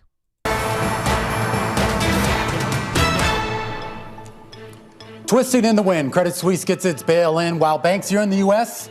are still hanging on here. The S&P 500 taking it in stride. Romaine Bostic here alongside Katie Greifeld, kicking you off to the close on this Monday afternoon. And you're seeing still 2-year Treasury yields continue to sell off, only up a pedestrian, 15 basis points? Kind of mild compared to what we saw last week. Kind of mild, I think, as you start to see the backstop globally when it comes to sort of backstopping some of these banks. Still waiting for a little bit more information about what happens here in the U.S., but we do know something's afoot, and I guess that's providing a little bit of a ballast here for investors willing to wade into this. You see a KRE regional banking ETF up 1% here on the day. In fact, banking stocks as a whole, with a few notable exceptions, like First Republic, are moving slightly higher here on the day. Definitely the outperformer on a day like today. And 48 hours from now, we will have the Fed decision. So one of the other huge things happening in what is a very consequential week. This is going to be an interesting week here. And we talk about the gyrations in the market. Mike Wilson over at Morgan Stanley saying that, well, this could potentially be the end of the bear market, though I don't think he actually means that in the more positive sense. He's talking about that volatility and the adjustments as to it. And he's talking about a vicious end, so that doesn't sound too great either. Interested to get his comments later on the availability of credit, what that means for over economic health. That's a big issue here. We're going to talk about it a little bit later. We're going to hear from Mike Wilson a little bit later. We're also going to talk, of course, about what is continuing that drumbeat of layoffs here. Amazon announcing about 9,000 job cuts as part of these larger moves by a lot of these corporations to continue to tighten their belts. And it's interesting, these big tech names, it feels like we're getting a drip feed of information when it comes to layoffs. Of course, we've already heard from Amazon on that front, but definitely taking some momentum out of the stock today and the sector overall. Of course, a big start to the week started on the weekend with the, bail in, bail out, depending on what you want to call it, of Credit Suisse. The combination, the forced combination, if you will, of UBS and Credit Suisse, $3.2 billion. Yeah, and that's higher than what initially had been talked about that was reported. Going to be interesting to see how this one shakes out, obviously. I forgot about the Amazon news. 9,000 Amazon jobs today, too. If you're down on 40% FRC, do you write it out or accept the losses? It depends. I mean, right now, FRC every day has not gotten better. And like we've talked about, when the stock price goes lower, it's not there. I mean, your worst case scenario is you lose the remaining 60%. Now, that can happen, but also, too, what could easily happen is in the meantime, and we don't know, that's the sad part, is just in the meantime, in one day, it could run up 40%. I mean, it was up 30, 40% 2 days ago. So just be careful. I mean, if you could get out at any point, try to, if it could go green, but it's a fucked up game of chicken with all of these bank stocks. That's it. It's high risk, high reward, even intraday. You can make a lot of money intraday with how they're moving, but the risk is they get halted or you get trapped. That's it. So it's kind of it's a real game of chicken or musical shares. So as long as if the music stops, you're fucked, but there might be an opportunity even you could get in and out of a bad position quite easily. DWalk is just Trump's company, which I don't even know what the hell's happening with that, but people are getting hyped on the Trump news, and they were like, buy DWalk. They bought DWalk and they bought Rumble. So the OG Trump trade from 2021 is coming back. We'll see how that holds up.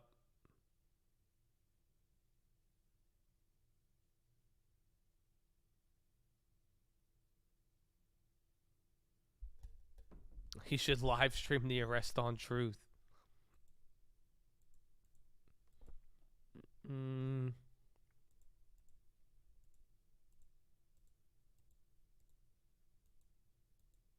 Is DWalk Truth Social?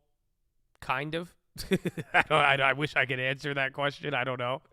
I genuinely do not know, considering it has not de-SPAC'd for 2 years, and they're delaying the votes, and then, I don't know, Truth Social was like big, and then there was Rumble, and then Elon bought Twitter, and then, so I don't know. Apparently it is Truth Social, but as of now, I don't think the combination for the last 2 years has gotten completed. So I don't know. Walgreens, that's one on the list now. I mean, now that they're at 6% dividend aristocrat, they finally sold off from there. So we're going to find out here very shortly with what we're going to do. You know, after Powell, we will have a better idea of what to do with our cash balance. In the meantime, we hold in bail.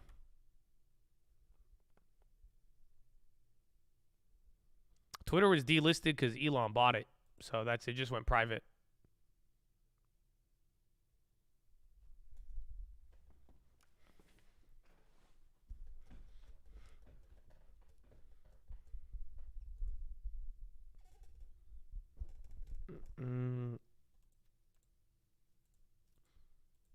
Yeah, that is kind of weird. Are they going to like arrest him and keep him in jail, or are they going to let him Sam Bankman? That is weird. I didn't think about that. It's because Sam Bankman not in jail. Sam Bankman in San Francisco right now. Sam Bankman just chilling. He's watching the Super Bowl. He's playing League of Legends. You know what I'm saying? I bet you Sam is still Snapchatting Caroline. You know what I'm saying? I bet you he's still sending her snaps, you know, like, you miss me? And then she's sending him the dog face Snapchat, you know what I'm saying? She's like, just stole another $10 billion. I'm like, what? Maybe. I don't know.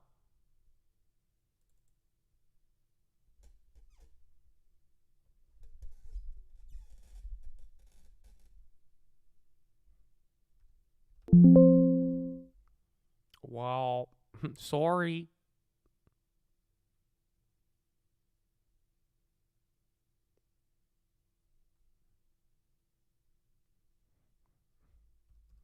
Can you imagine Trump in mass population? Oh, dude, no. That would be a movie. I could make you a whole Air Bud movie where like they send Trump to jail, right? And then they send Trump into jail and everyone's like, he's going to die. It's going to be this. And then Trump goes to jail, but then he ends up just hyping everybody up in there. And he's like, let's make prison great again.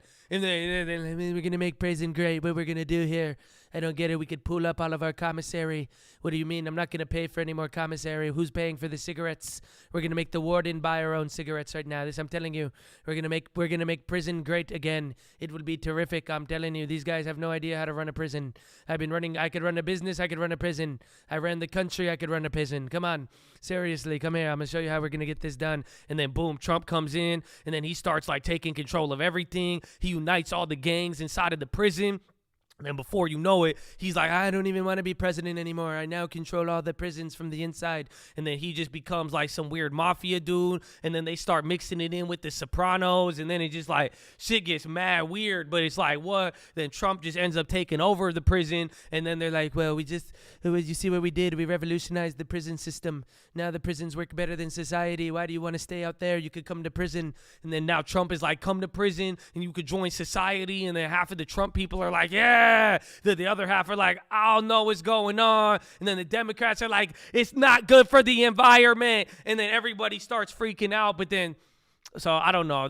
I'm still working this. This is like a running theory of what could happen. But yeah, I don't know. I'm still on the storyboard phase of this.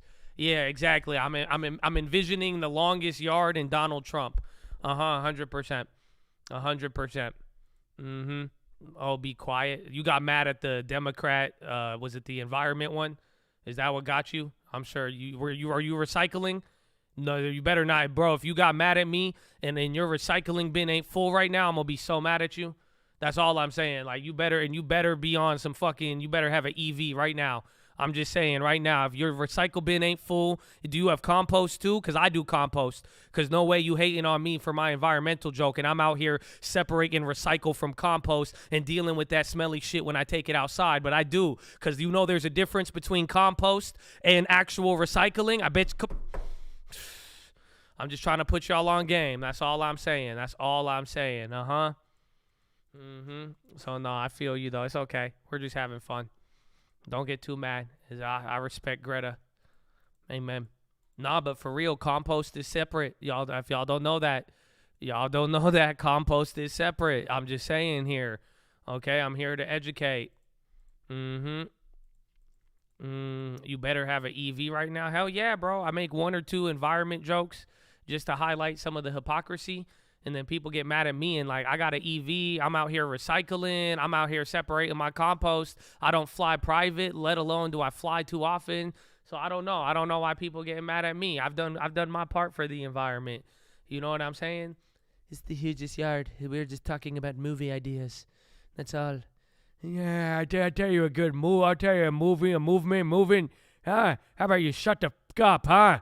And get out of here. That's my movie idea. Huh? We'll call it The Longest Shut the F*** Up. All right, you prick. Time to get back to work. What?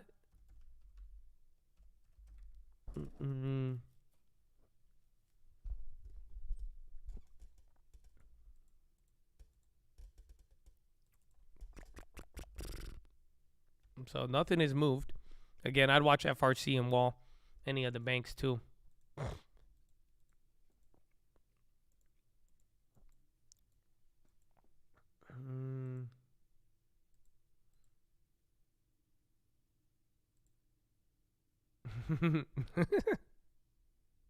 So I just saw this headline come up.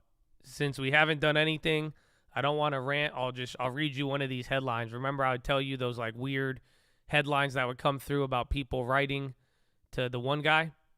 Well, here it is. My elderly uncle's lady friend is very manipulative. He loans money to this girlfriend. What can I do? Will she be able to con him? So he is opposed to marriage because he understandably doesn't want to lose half of his wealth. Dear Quentin, my uncle was married many years ago, but he divorced and has remained single since. His first wife took him to the cleaners financially. They had no children. He is currently in a romantic relationship and has enjoyed the company of the same lady friend for many years. They live separately. He's opposed to marriage because he doesn't want to lose half of his wealth for the second time. He has generously made monetary loans to his lady friend and her family throughout the years, none of which are close to being fully repaid, and he has trust and a will in place. And his only living relative, I've been named as the eventual executor of his estate. My elderly uncle's lady friend is a gold digger and very manipulative. I'm concerned she will somehow try to contest my uncle's trust or will after he dies by alleging he promised her a share of his estate and that she will have her conniving family back her up in the scheme. What should be a legitimate claim to a portion of his estate? If she contests the will or trust, would I be able to have my foot in the bill or of all the legal expenses? What should I do? So there's your fun financial question of the day. First Citizen is expected to make a new bid for all of SVB. What's that ticker? FCNCA.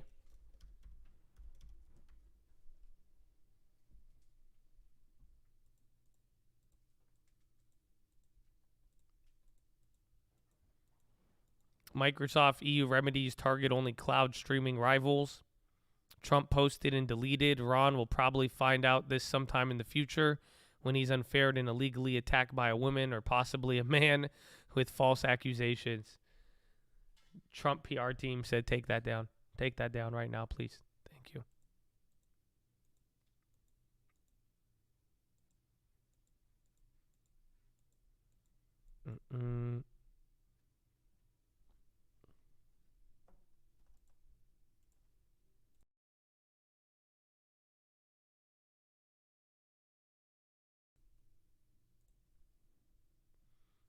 Ron, that's low-key my theory. I think if Ron DeSantis, if he actually makes a running shot for president, I think like 2 weeks before anything, you're going to find like a bombshell.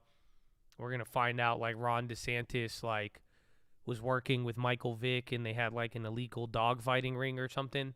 I don't know, but I could see that 100 because Ron hasn't had anything. You haven't had like a Ron DeSantis like OMG moment yet. Like we're gonna find out he has like a third son who's worse than Hunter, and then everyone be like, oh, in Florida? No way. How did that happen?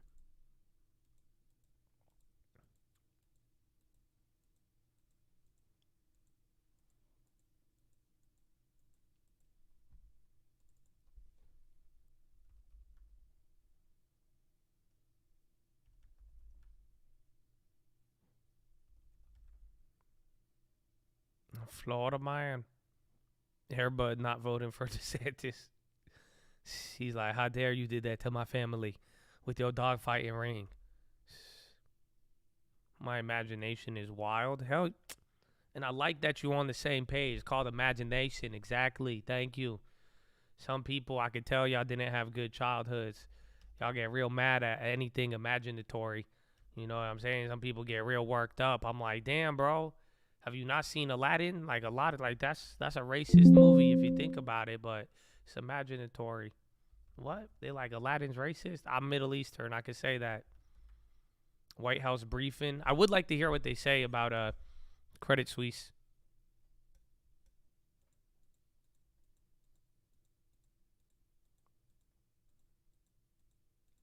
The Epstein news that came out at the same time about Epstein and some of the cases being brought forth with JP Morgan.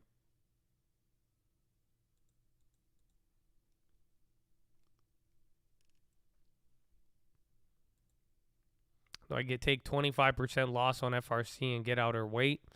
So here's the problem. Like I said, you could either be down another 20% in an hour, or you're going to be back up to break even, maybe positive in 2 hours. So that's just the name of the game.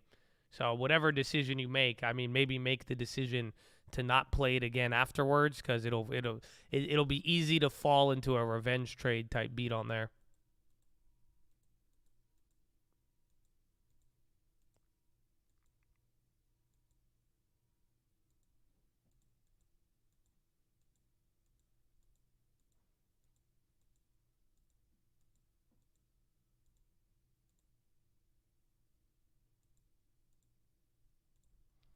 GME, AMC 3.0. Wow. You're on 3.0 already? The ape stuff, though, you were supposed to get a lot of activity from the ape merger. And then GME doesn't credit Suisse own a bunch of Billy Huang assets. Vucic says inflation has peaked in Croatia but won't ease quickly.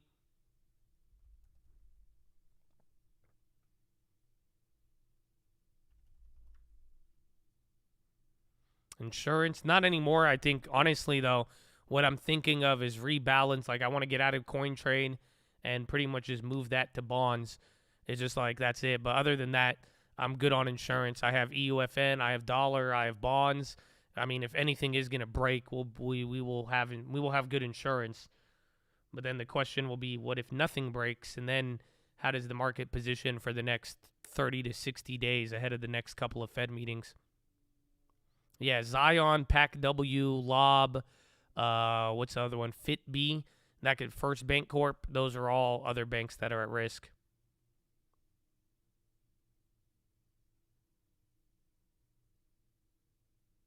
Apple and ES getting frisky. Apple's doing really. I'm glad. I was worried about after Microsoft last week, so I'm glad Microsoft's catching some volume. All of big tech. So even the SPY's catching greens, but now you're getting another one of those bursts throughout big tech. Bonds are coming down. FRC is not moving, but yeah, tech is getting bids right here.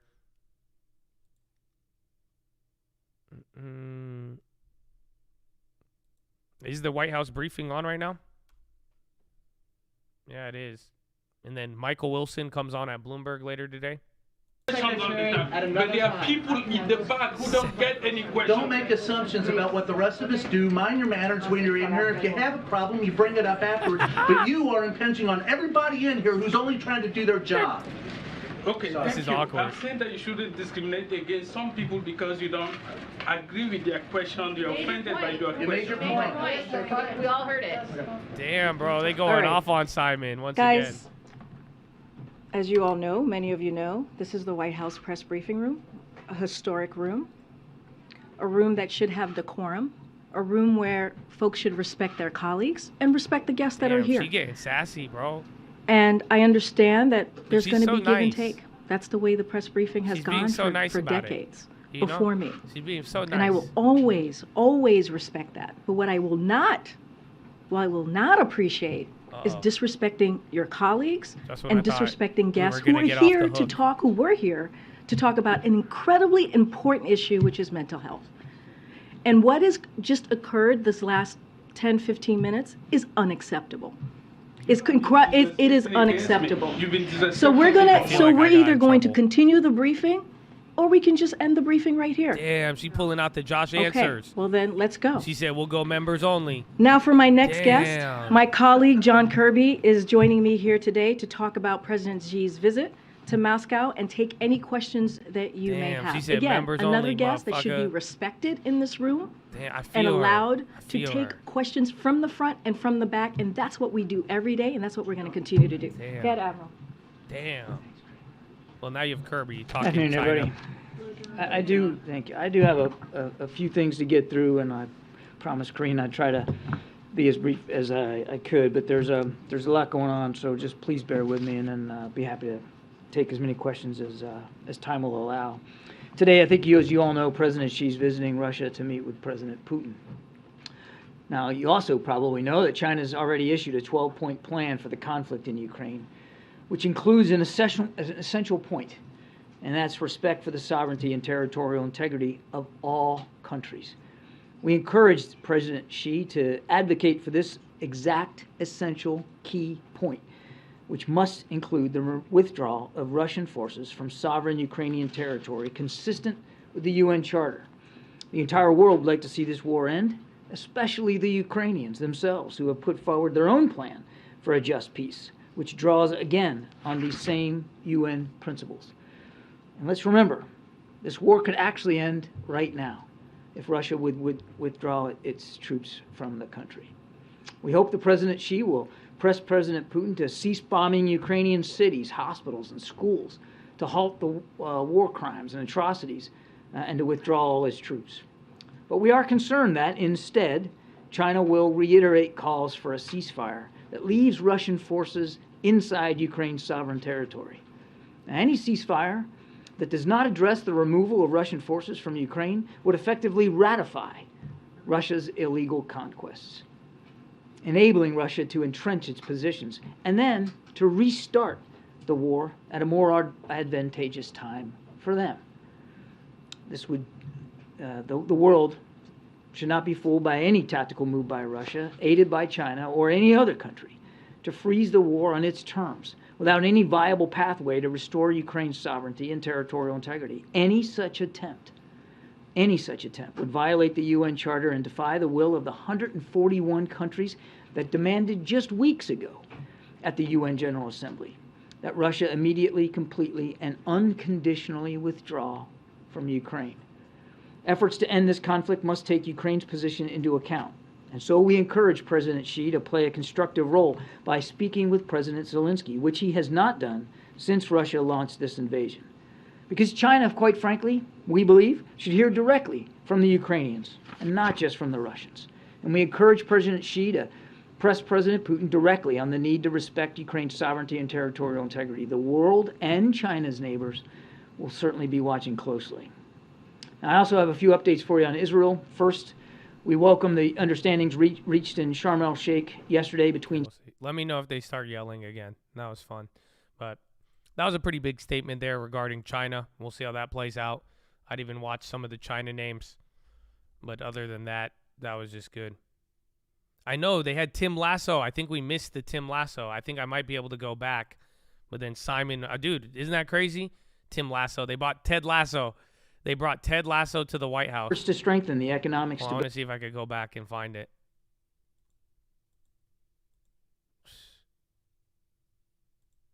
Where's Ted Lasso? Yeah, look, bro. They brought Ted Lasso out. With the president and the first lady, as you all know. Look at on the way here. Not until we're out here. Roy Kent. So they thanks brought for taking Sam interest. too. And I know you're here for bigger reasons than us. But wow. I just want to say that on behalf of myself, everyone here with me today, can I not and like the numerous this? They other know I folks love Ted Lasso, bro. It takes to make our show Ted Lasso. I feel like I'm being manipulated. It's sincerely an honor to visit the White House this and is have Ted the opportunity Lasso. to speak to the president and to the first lady about the importance of mental health.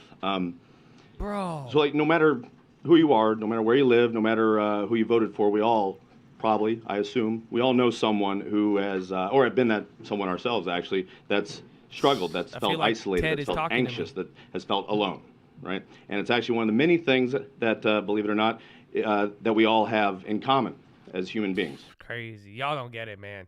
See, because, like, this White House is smart. I'm not going to lie.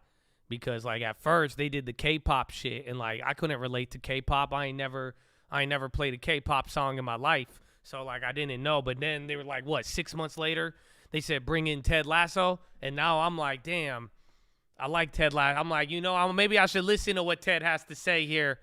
Because I'm like, yeah, they had Matthew McConaughey. That one didn't hit either. No, Matthew McConaughey. No, but this, bro, like, Ted Lasso, are you kidding me? They just got the most, like, wholesome... that's called pandering? Oh, well, they pandered the shit out of me. They worked for me on that one. I'm like, damn it, Ted Lasso. You don't know who Ted Lasso is? That's good. You're immune for today. That's good. Better watch out, man. Next thing you know, the kids from the Stranger Things are going to be up there. What else? I don't know who else they going to pick out next. I don't know what's part of pop culture. Did they get Cardi B? I don't know.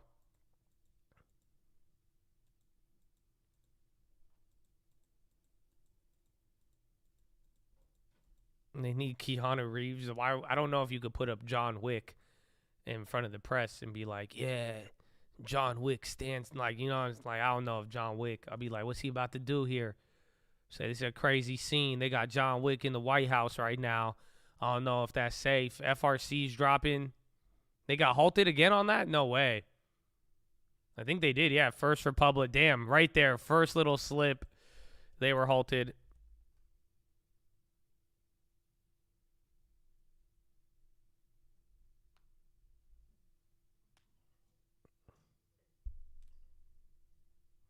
They need to bring out T Grizzly. Yeah, that'd be dope. I know they prayed on my downfall. Huh. On all 10, bitch, I stood tall. Yeah, you like hit the Raleigh star with the Raleigh on. And that did everybody, and then even like Peter Ducey is like, son, yeah. Yeah, and then Peter's like, I got a question. Do you actually go to the Rolly store with the Rolly on? And did they actually ban you from said Rolly store? Can you not go to the state of Michigan wearing a hoodie? Is that true? Little Weezy featuring Bostic. What? I'm sorry. I'm going crazy today. If you guys don't know, this next 48 hours of Josh, you guys are in for a treat because I'm going to be tweaking out until Powell comes. And then right when Powell arrives, I'm going to put on my studious cap and I'm going to be extremely serious. So I hope you guys could bear with me in the meantime. I'm glad you're here and welcome to the beautiful morning that we have. But just get ready again. Very big week ahead of us. Very, very big week ahead of us.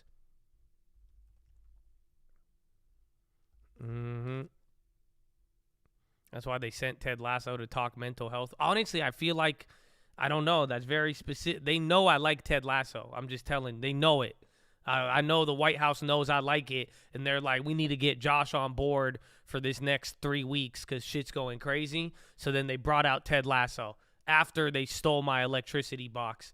So now I start to sound like one of those dudes on TikTok who are like, they're following me. What do they call them? What's the key word they say? I forgot. There's a word towards it. Oh, but yeah, maybe I'm going crazy. I don't know. Got hit with the ad. That's good. That'll slow you down. Maybe you didn't hear me go. Gang stalking. Yeah, there it is. That's me telling you I'm being gang stalked right now. I'm being gang stalked. That's it. I think it's that. There's no way they put Ted Lasso on the television to gang stalk me.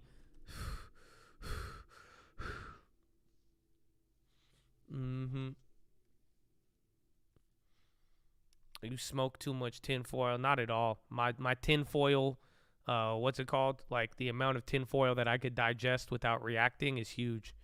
Otherwise, I wouldn't be on the internet right now. You mean to tell me 3 bank failures, a environmental disaster on a train, not to mention the yield curve? Bro, I would be out in Reno, Nevada right now on my farm. I wouldn't be talking to anybody. So we're good for now. I'm chill. I'm still locked in. But I definitely have high tin tolerance.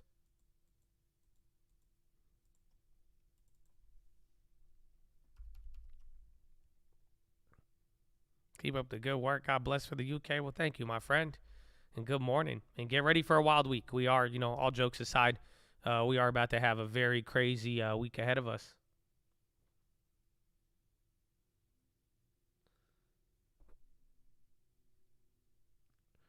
Reno is a desert. Are you growing cacti? You better look it up, bro. You better look it up. I just dropped you a hint. You better find out why Reno is attractive for certain people. You should figure out why.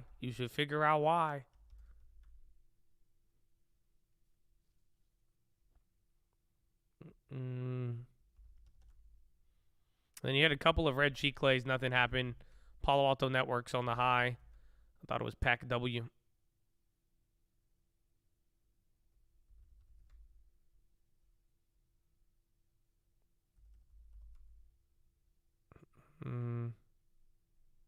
You just moved from Reno? Nice.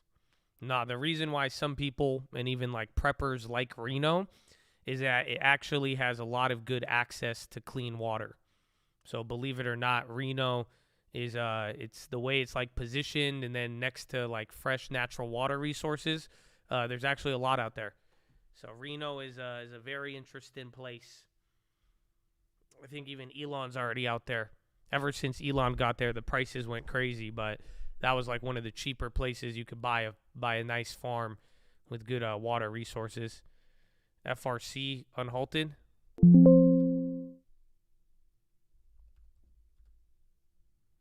Damn, back to 1390. So that whole up 20, down 20, like we were saying.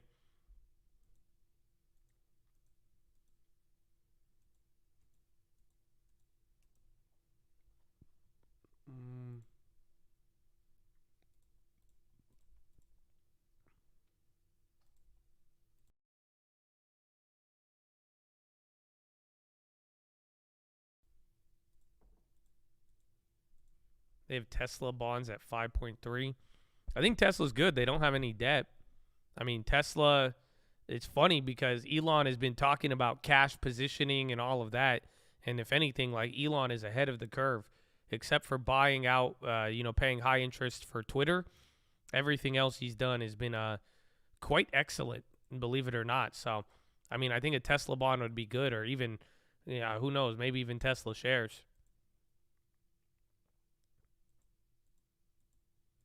I'm still short 50 shares at 17.30. Nice. Yeah, that one was a good. You got in on that? That one halted quick.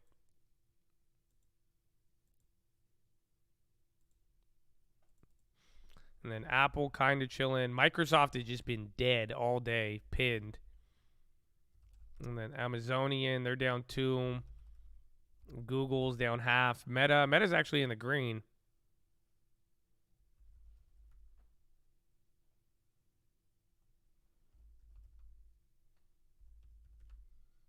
Then Nvidia still near 260. Can't be stopped. Nobody could stop him. And then FRC still trading. They haven't halted it yet. Today is ominous. It's just not a good look. But I think today, though, it's like the scary part about today is we're starting to get used to this market. And what I mean by that is that we're doing these days where you have one piece of news to digest, and then we have like a 50% reaction to it, and then you get another update in the middle of the day, and then we start freaking out all over, and then we kind of hold up in the middle. But it's like we're kind of getting used to this back and forth where have one piece of news, digest it, what's the response, and then another update comes up. But I think the latest update that came through was like 11 days. 4 banks have gone under with more wobbling, and then it's only been 11 days since SVB, 11 trading days at least. So now you're breaking 200-day, second time breaking. Remember, this is how we were at first, and it's doing it again where the yen outpaces and then the market breaks. Last time, I think we were able to recover. So it was right here. Yen was breaking out, and then when the yen came down, we started to come up. But you're below the 200-day moving average now at this price. Yeah, don't forget the news that comes in 45 minutes after the bell. That is, and that's what I think FRC, it's clear. I mean, we already got one update. That's where everything shifted today. So everything was like right around here. When FRC had that news here right before 12, we kind of had a little bit of back and forth. So I would be on the lookout for FRC updates either after the bell or leading into tomorrow. On Friday, the news came out 45 minutes after the bell that Credit Suisse was going to be getting bought out and that FRC was looking to sell more shares to raise capital. That was all 45 minutes after the bell on Friday. So we were even talking about that on Friday. I said, just wait till you get after-hour news, and it looked like nothing happened. And then 45 minutes after the bell, you had a news dump out of Credit Suisse, UBS, and FRC.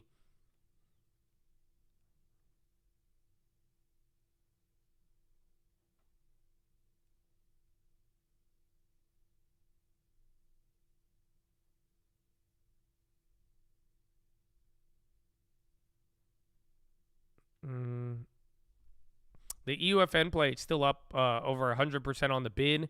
The ask is up 200%, but now there's a huge gap between the bid and ask. But they're still holding up good.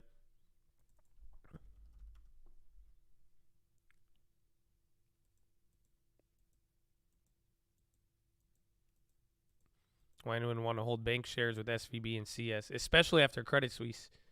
Because that one, again, even the best case scenario resulted with bonds getting clapped. With $16 billion getting wiped out, and then shareholders clap 70%.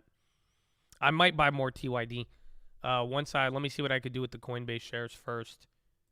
But I do like it for now. Or if we come back to that low, if we go back to the low it was at a couple of days ago, I'd be down with more.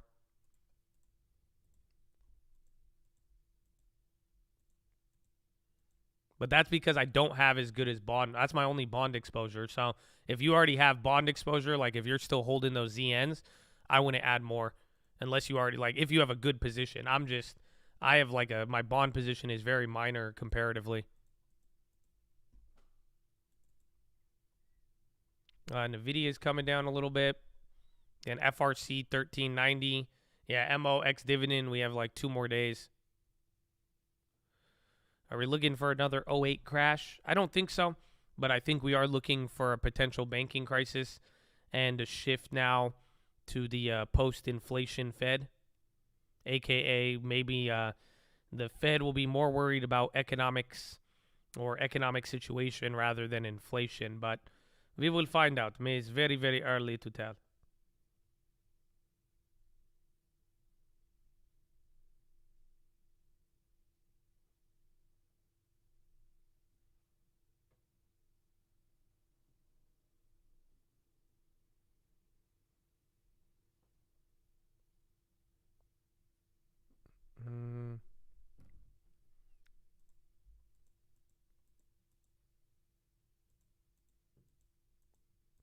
TYD. Yeah, if you have the bond futures, you don't need them. That's why I went with TYD, because it's shares. So, like, if we do end up, my logic is if any of this retraces, futures, you could lose $10,000 on that move. With TYD, you'll lose less, but then you'll gain less if it breaks out. So if you were already in the futures before and you have cushion, you don't need to worry about it. But ZN 10Y, way better exposure than TYD. It's just more expensive, and then it's going to move more. TYD is kind of like YCL. So I still have the YCL too, and those are even coming back up here. So it's kind of the same logic there, where it's like you could play it cheaper than going in it. Since we sold out, I rolled. You're lucky. I was going to roll over that week. I said, give it a couple of days. We'll see it sell off, and then boom, fucking banking crisis. So if you rolled, you're golden. If you you stayed in that from the roll, you're killing it.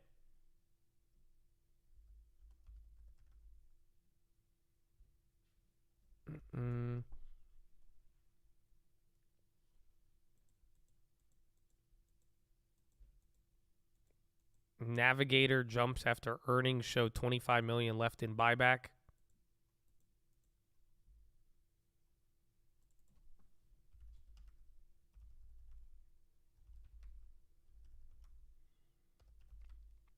Pull rejection off the 200. We're right below it. We'll see what happens. So far today, it didn't really care about the 200. We went above it, dropped below it, went right back above it, dropped again, rocketed past it, flushed it, rallied past it, got support off of it. Now we broke it. So the 200-day has been very, very weirdly flexible here today.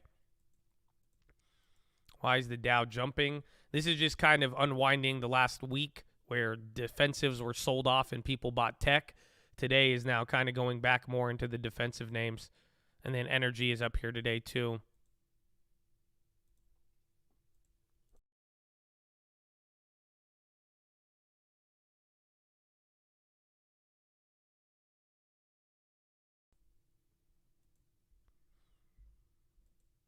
Yeah, the Xi Jinping thing is kind of big. It just sucks that right now, Ukraine and Russia isn't the main focus, but I definitely agree with what you're saying there. It's pretty wild to think about that Xi just had People's Congress, got unprecedented third term, and then immediately goes to Moscow. I'm with you on that. Why Microsoft pin? Microsoft had a stellar week last week. That's the only thing I could see justifying not moving up is that it did 15% last week.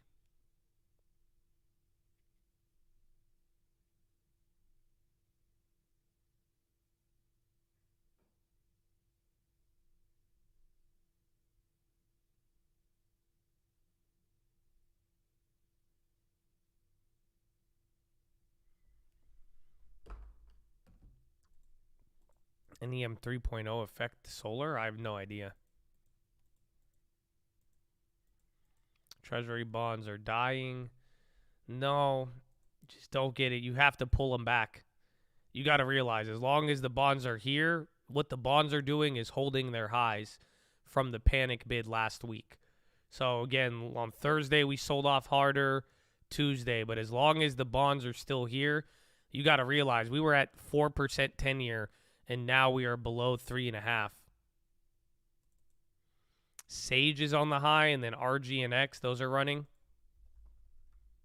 Nike's could be good. Remember, Nike has a lot of inventory, and they surprised to the positive last time, but we'll see what happens this time around. Big banks have room to fail or fall. I think they could fall for sure, but I think some of the big ones aren't going to fail at all.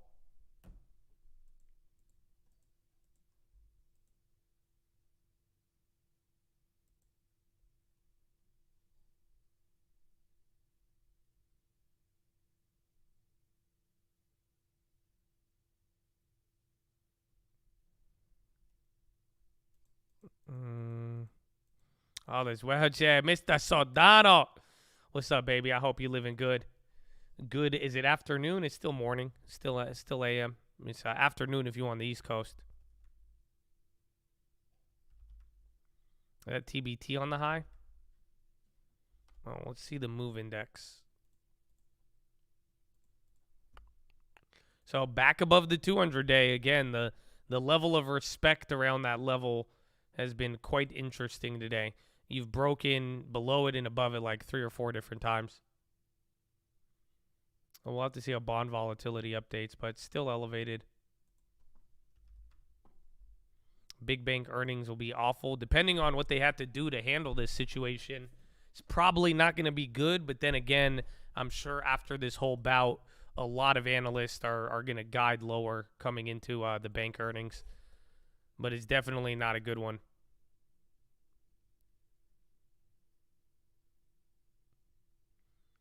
Watch most watch lists is why we've gone to IEF instead of TLT.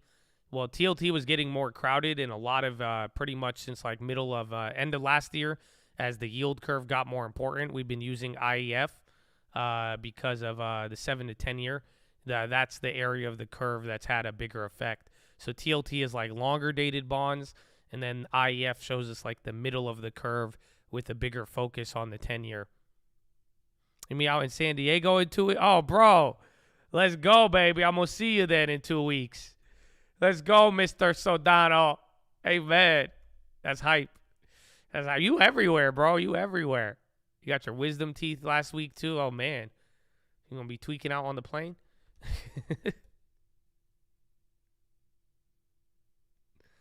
La Jolla for my boy's birthday. Well, hit me up when you're there, sir. I hope the scheduling works. How quickly will bonds dump if inflation rockets higher? Well, it's one thing about inflation, but it also depends on what Powell says. So it's like if inflation goes up, but Powell makes the message clear that they need to respond to the bank situation, the yields won't go back up. You see what I'm saying? So part of it has to do with how Powell communicates it.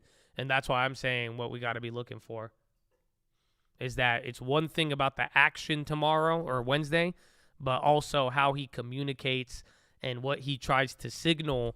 That will be the next important thing. I think J&J and Pfizer, people are buying them up, and just all of the safety names in healthcare were selling off for like 5-6 weeks in a row leading into the banking collapse. But we'll find out. I still think they all have risk, but as of the last couple of days, there's been slightly more of a bid onto some of these defensives, especially today as people shied away from tech. Maybe sideways, maybe, or a lot of the moves happen pre-market, post-market, and then we go from there.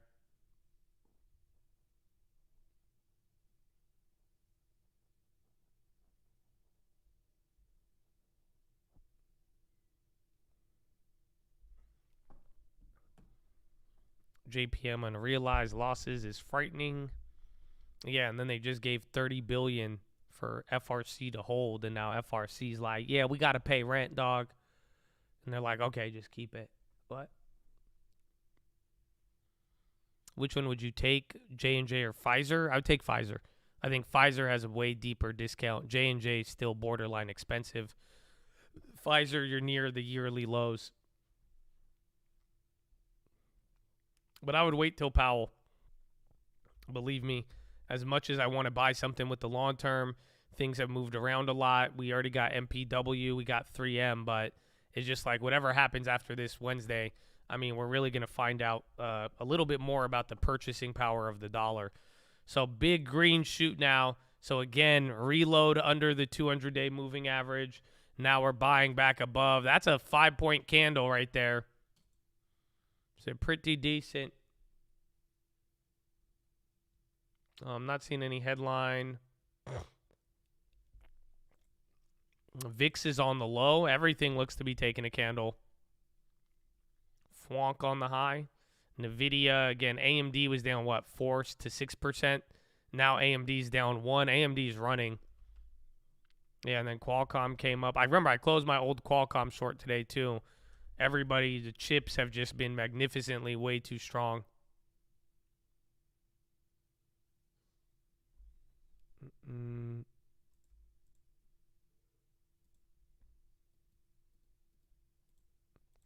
Am I bullish on FOMC? It's a long story. Long story. FRC still weak. I think it's like we like freak out on regionals for like 30 minutes. Then tech gets a random green shoot. And then if the regionals go back down, we respond again.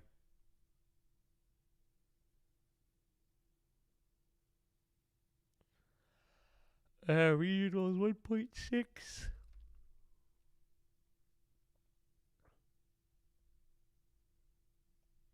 Palantir up 2.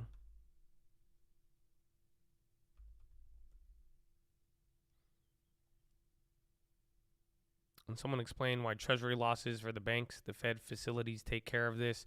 No, the Fed facilities can't handle it all, but usually unrealized losses on treasuries, this has been something that has already, like, this has existed in the past.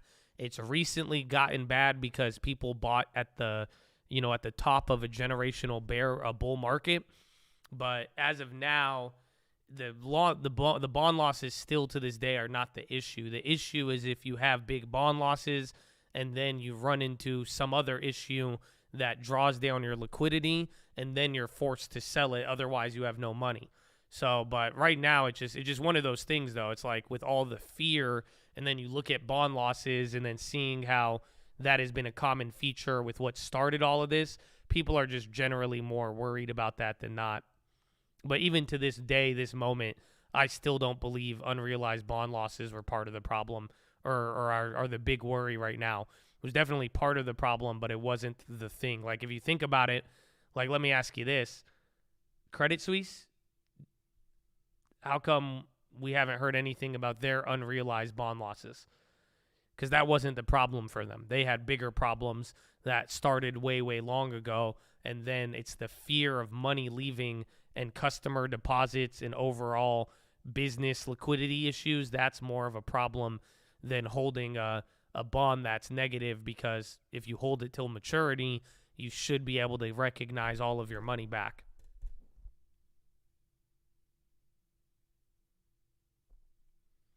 Trump SPAC DWAT gains amid speculation president may be arrested on Tuesday.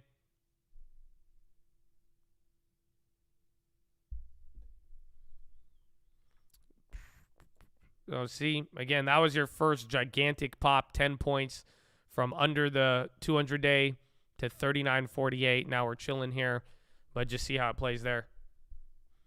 Are we lacking on the likes? I don't know if I have anything to sell you today.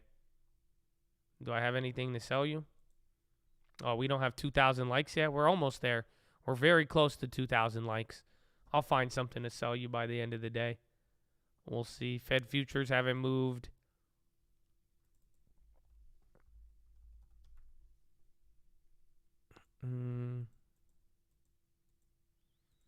Oh, Nike earnings preview. I could sell you that. Nikes. You guys want to hear about the Nikes? Oh, I have a Nikes. They report Tuesday afternoon, tomorrow. Oh, you want a Nikes? I could give you Nikes. I need a 2,000 like, though. You have a 2,000 like, I have a Nikes. Please give me the like. I will give it to you for the Nikes. Wow, we're so close to the Nikes. So close to the 2,000 likes. Oh, yes. Oh, yes. Very, very good for you, Habibi. You let me know when you have the likes. I will bring you the Nikes.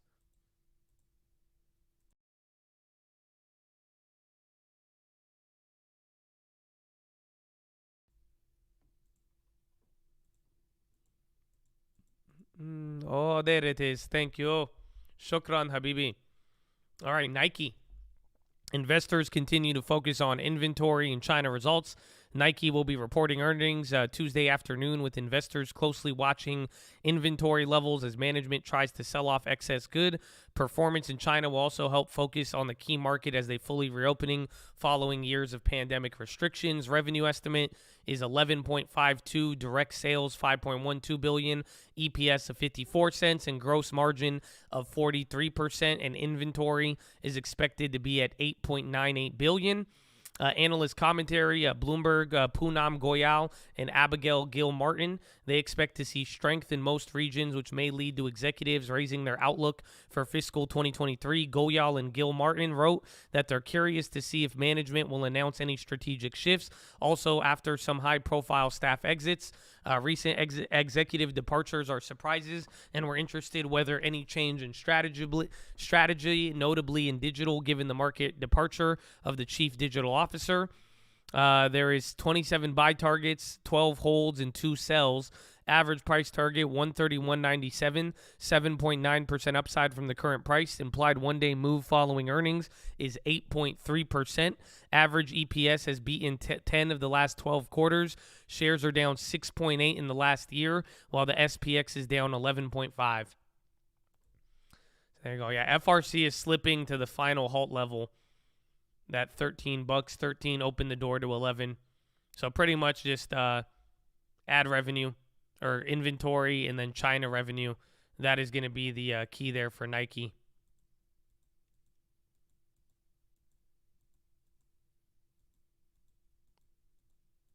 All these negative numbers on close. What do you mean? I think we've just been getting news at close, and that's kind of to be expected in this type of environment, as one piece of news can literally derail the whole health of whatever you're trying to do. Yeah, but inventory in China, that's what brought Nike up a ton last time.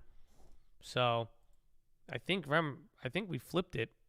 Remember that? Yeah, this was the earnings. They went from 102 to 116. Then they went up. So, and then again, Nike is outpacing the S&P. They're doing better, and they have like 9% upside to their average price target.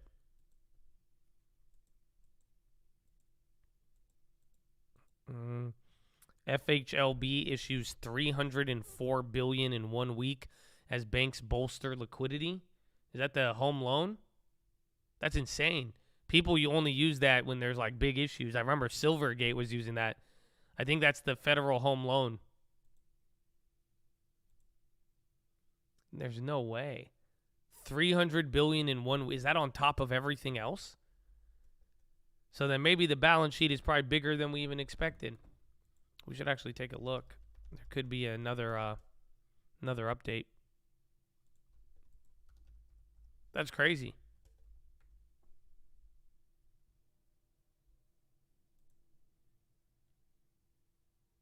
Oh, and then the balance sheet hasn't updated since last week.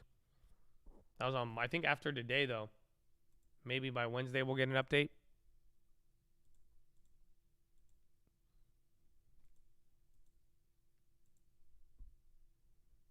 That's not the discount window. No, the FHLB is that's like the Federal Home Loan Board. It's like a special facility. It's really only used for, it's like a specific set of banks that are a part of it, and it's for more like distress stuff. But it's like it's a weird loan. It's not really used.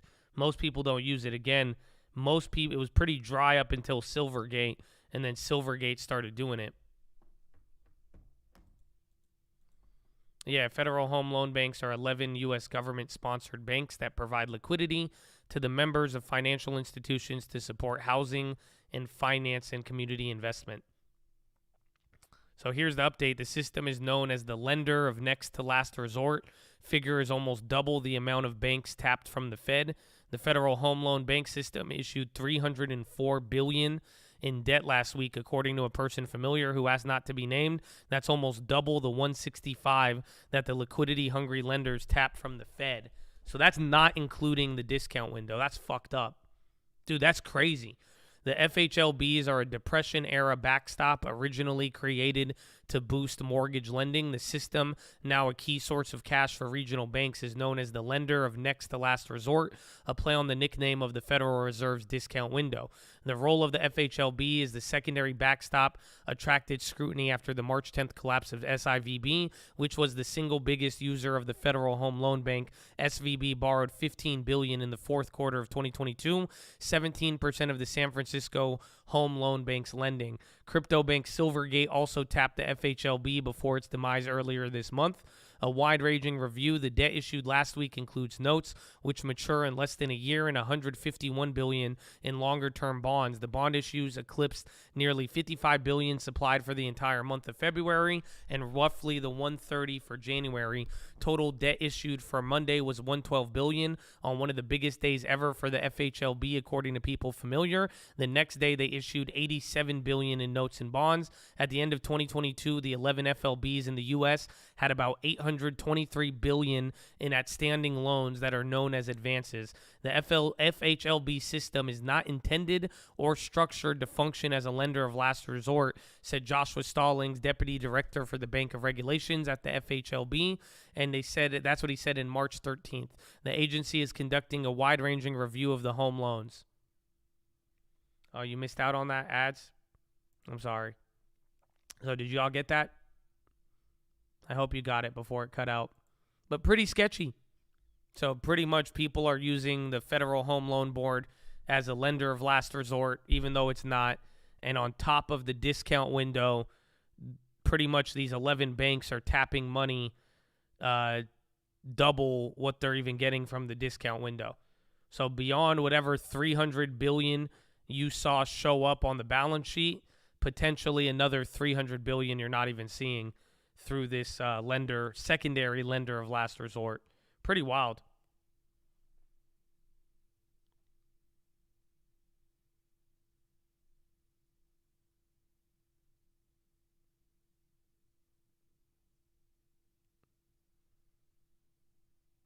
I think it's worse than you know. They hide everything. Well, I wouldn't be surprised if that occurred.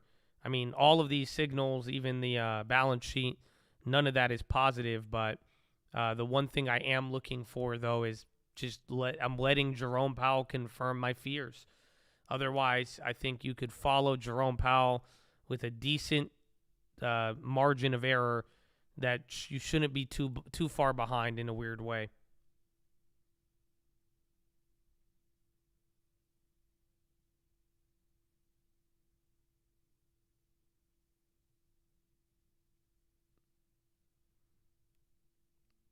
Yeah, we did options. We got options on the dollar, and we did options on EUFN.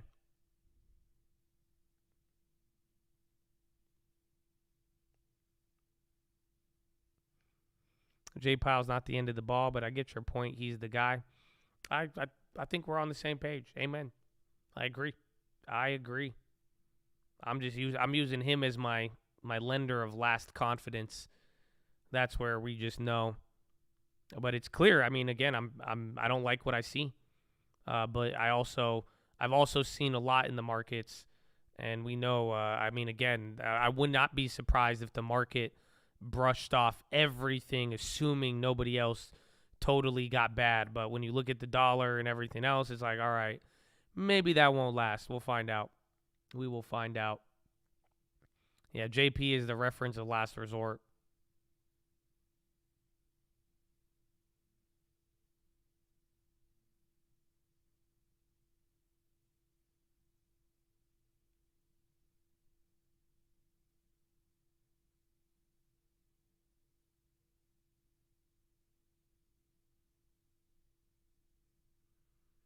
Ticker for the dollar, DXY or UUP. If you go on TD Ameritrade and put DXY, it will show you the official dollar index. Too bad the loans on SVB are worse than they lead on. There are no takeovers. That's a good point. I think it's what I was telling you guys on Friday, is that a lot of this, just the numbers don't make any sense. So, like, even if somebody wanted to absorb a lot of these assets, it just doesn't make sense. And there's no way on a balance sheet you could borrow that much money at 4% and then have your assets, devalued. Even if you value them at par, it's like most of the loans these banks have just taken out to stay remotely alive. It's destroying all of their revenue. I think that's why FRC needs a capital investment rather than deposits, because they have a lot of money sitting at 4.7% interest that they just recently took.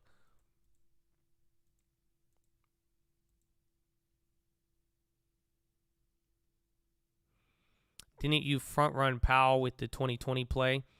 Yes and no. We got it March 3rd, I believe, and there was like an emergency meeting around there. We were like right on time with Powell. But we were, in 2019, I front ran Powell just because I said no matter what happens, like it was one of those, he was in a box. But we were very early on 2020. But 2020 was different. I was going crazy. Again, I'm almost there. Like there's enough things going bad where I would be worried, and I do have some worry, but in 2020, bro, I was going to Costco wearing a gas mask, buying up all of their water before anybody knew about COVID. So it was a little different there. I was kind of more guaranteed banking that COVID was going to be an issue, and it sure enough was. Here, I think we're on the cusp. Pretty much, if we don't have a banking economic, flush right now, it's going to happen in 6 more months, meeting the yield curve. So that's why I'm not too jumpy yet, and I'm just going to wait for Powell. But I think Powell has the keys in his hands. Yeah, FRC is dropping now. Watch if Tech gets a bid, and it is power hour. We got 53 more minutes left.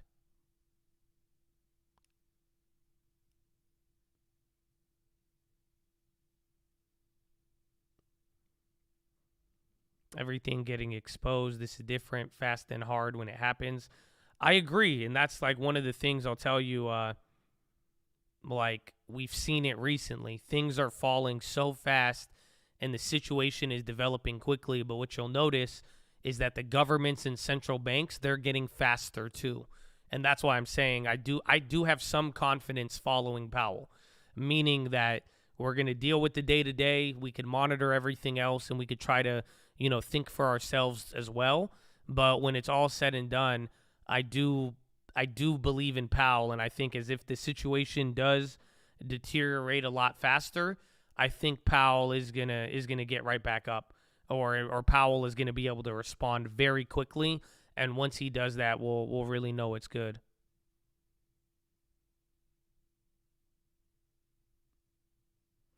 I don't think Tech is bottomed yet. No. I think we have too many too many headwinds right now. I think it's way too early to say anything bottom. Depending on how we get out of this situation, maybe, but as of now, no. I mean, even in the beginning of the year when there was no banking crisis and we were going to the moon, I stood by it. I didn't believe we were going to have a banking issue. So I didn't think Tech bottomed, so I still don't believe that here.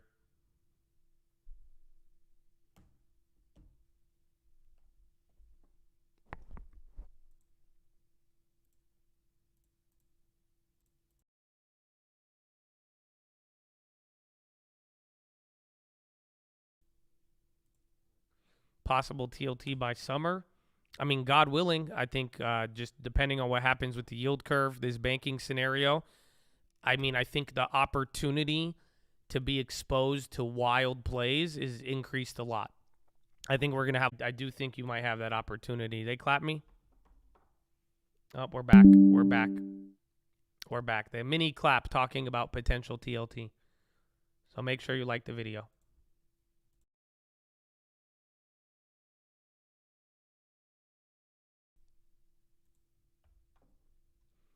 No, power box has been solid.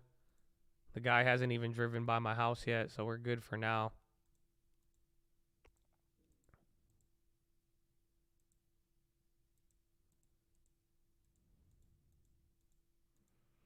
Apple, that's why I cut Apple this morning on my short. Just still this looming idea that Tech is the safe haven. Even though it kind of died a little bit today, it's still very, very strong. Do you hear me now? Hello? Just refresh. You should be good.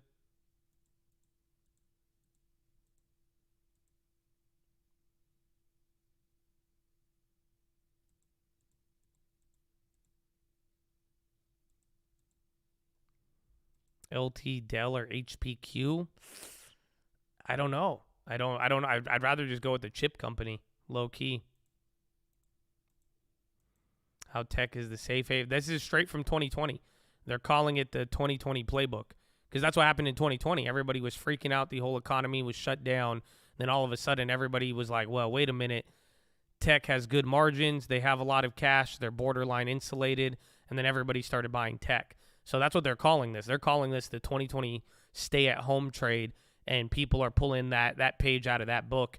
And they're saying, well, shit, if we have any problems, people are worried about banks and liquidity. Again, if you can't trust the banks and you can't trust the Fed, you could at least trust, however many billions of dollars Apple is holding in cash.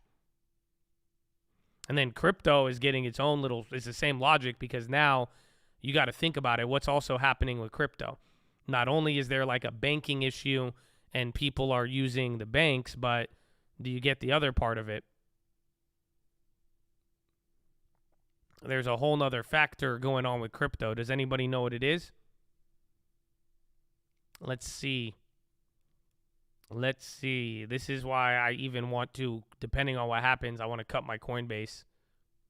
There's one extra part about crypto that's going on right now that makes it bullish.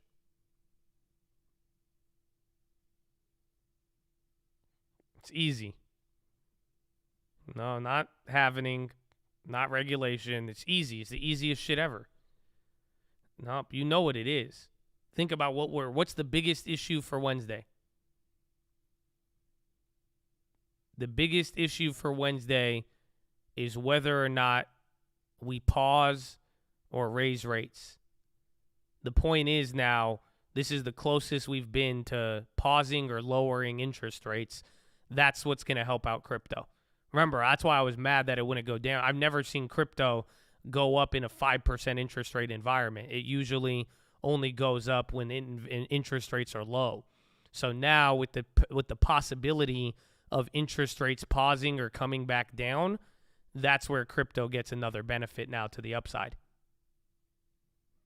Yeah, not to mention the Fed's balance sheet, but AKA lower rates. Crypto loves low interest.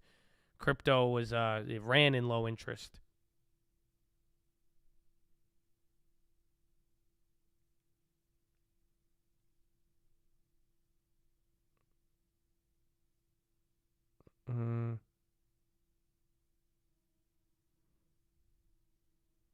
So long 100x. It depends what happens in any of the other risks, but so far a lot of the tide, this little banking crisis was uniquely situated to benefit crypto, and it looks like it has so far.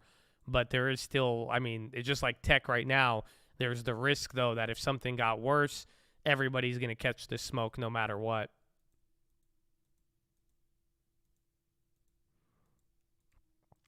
My best guess so far is that Powell raises rates, but I don't know. Nobody knows. I'm telling you, Wednesday is very volatile, and it's one thing of what Powell does, but the next part is how he communicates it, and I don't know how he will.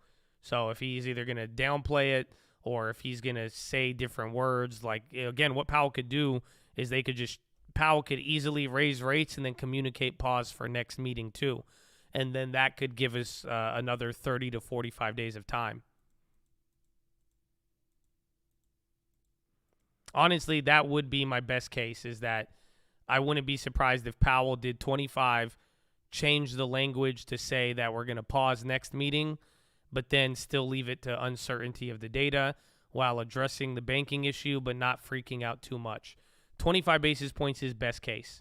But like I'm saying, he could do 25 while at the same time, changing that ongoing word and changing it so that he pretty much guides ahead for the next meeting, which will be May, and then the first cut will probably happen at June, or May is where we have the pause, and then it gives him more flexibility into June.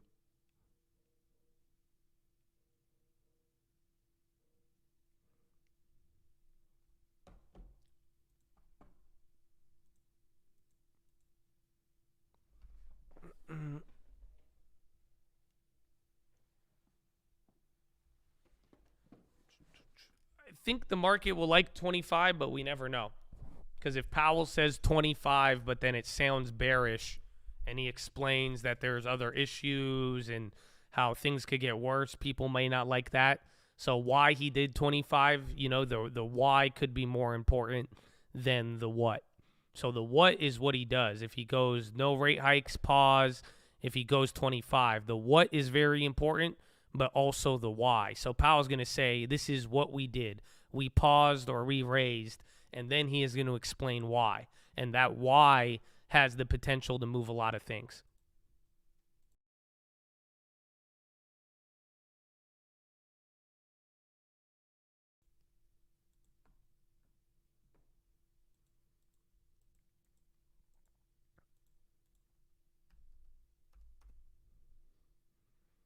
GDP for, we don't have any more data for today. We have existing home sales tomorrow, then Philly Fed, and then Powell. Whew. It's going to be crazy. You think Meta has not? I think Meta possibly bottomed, considering the stock is up 115% right now from its lows, or at least even from when we bought it. So I mean, it would take about 2 bad earnings to get back there again. But maybe it comes down. But for now, that one is like well off of your bottom, whereas like the SPY is only like 8% away from a new low, which is still a big amount.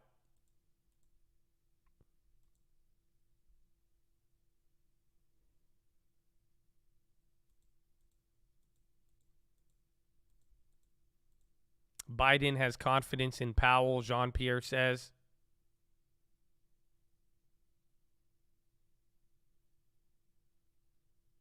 And then Tarek El-Assami resigns as Venezuela oil minister. Says he resigns based on the corruption investigation.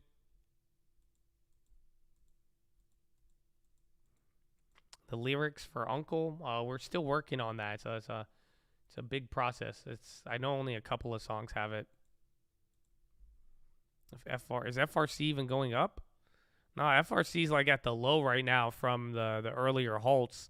They just had enough volume and activity come in to chill it out.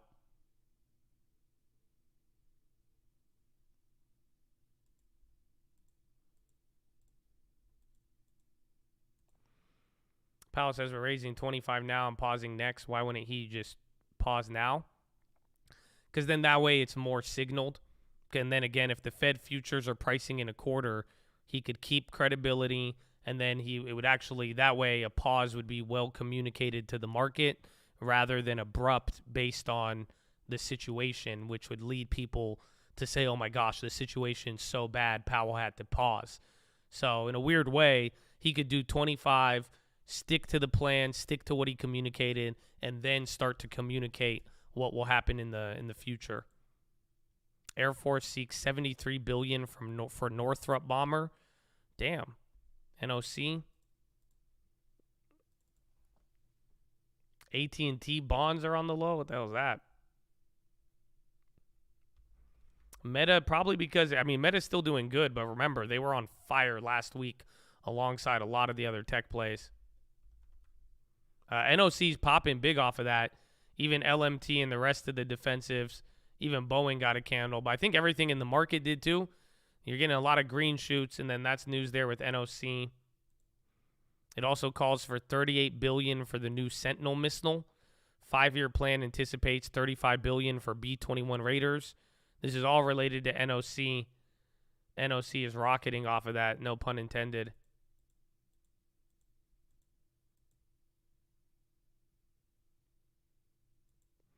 Watch him do what he did last CPI. This was expected as banks implode and will stay. He could. Again, Powell might downplay it. Again, I hope everybody's ready, and I hope everybody understands what could possibly happen for Wednesday.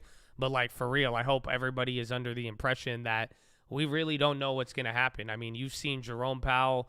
We've anticipated a lot, and you've watched him come out there and act like nothing happened, then surprising with bullishness, and then even going before Congress sounded all hawkish. So we don't really know, but I think all of these theories, I mean, just be willing to entertain everything without expecting it.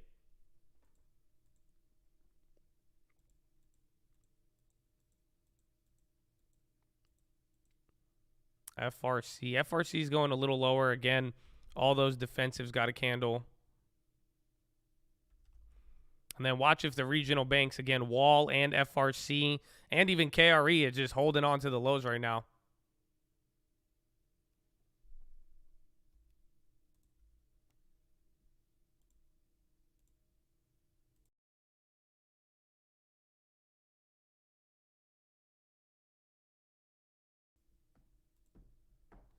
CS, I think it's screwed. I think you could try to play arbitrage between them and UBS, but as of now, all that matters is the other European banks.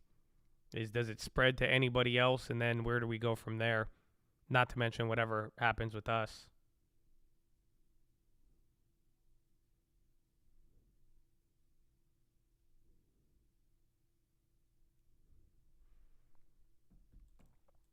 Today's we haven't done much. We'll see how we close here. And then any news, that's a big cheek lay now, right below the 200-day. We really haven't moved much over the last, 4 hours? What time is it? Damn, we only have 35 minutes left, too. Jeez. So, yeah, we haven't done anything. We'll see. This is our final power hour movement, but even power hour has been relatively weak. And then all you have is the regional banks coming into the lows now in the final hour.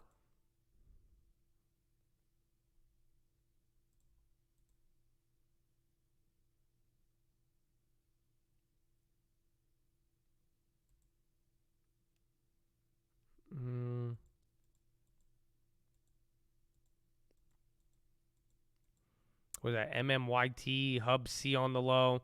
A couple of low things. Schwab is on the low now. What are all of these? Cybersecurity. Yeah, just random names on the low, and then you just saw Schwab. And again, regionals are at the low right now too. Early market on close indicating 850 to the sell side. Schwab went red after being positive most of the day. It's only down 0.5% though. Then again, Wall was coming into the lows alongside FRC. I'm looking at SPX for the 200-day. So the actual S&P 500 index, SPX, that's what we're using as the 200-day. It could be a point or two off over the last couple of days, but I'm pretty solid that the 200-day moving average right now is around 39.41 or 39.40 where we're at right here. I believe it's the 100-day as well. JPM bounce. See if the regionals come up with it again. It's like every 30 minutes, every hour. It's like tech pop, random pop, and then random regional bank sell-off. So just keep that in mind because that's why we're watching it just all take turns. And we've done nothing today, even though it seems solidly green. NASDAQ is barely green. SPY and Dow are solid, so are small caps, but that's it. Well, bonds, I mean, we're going to find out. But as of now, I have shares on the bond play. Nothing else. Just TYD.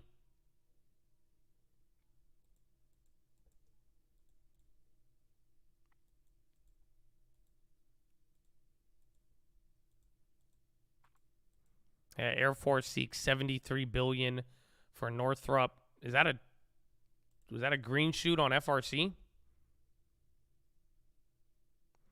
Can't believe EBS is below 8 with PDUFA next week. You should believe it. It's okay. It doesn't mean anything. Remember, 3 days ahead of PDUFA, Rita went from $50 to $26. And then you saw where it went from there. So I wouldn't be too shocked by that. This is definitely, you have way more time. I might want to add one more ahead of the PDUFA. But they have they have good comps.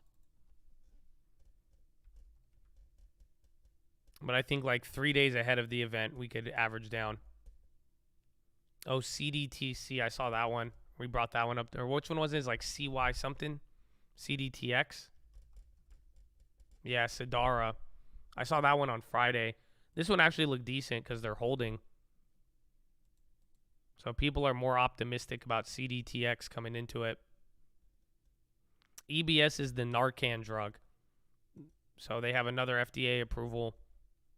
And then any of their recent competitors in licensing, they've gotten bought out for like 5 times the value of where it's at now. That's why I'm like, I like the comps on it, but we'll find out.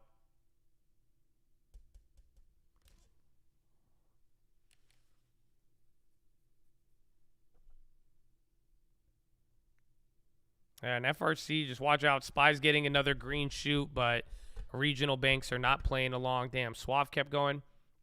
I sold out of those yesterday. Good for you, Suave. Good for you. We sold out like 204. CDTX is FTX's cousin? I hope not. I hope not. Dollar selling a little bit. Pepsi's still on the high. Again, they had revenue numbers, I think, this morning. Something like that. Coca-Cola. Again, defensives are catching a bid right now. Kind of all of them.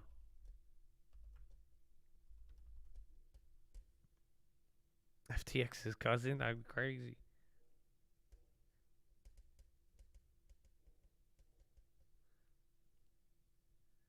Be careful with EBS. I might play this time. I passed on Rita.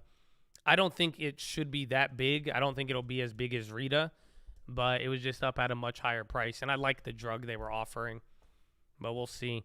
But remember, Rita was just unique because they didn't have any other drugs, and then there was just so much anticipation behind Rita. And Rita's still holding, and our rollover, hopefully you guys see, the rollover should have unlocked about $3,000 of profit. So we still have that. Again, like we're gaining $400 today on the shares. You're only losing $200 on the covered calls. So we still have a decent amount of upside on there. We have another $1,500, I think.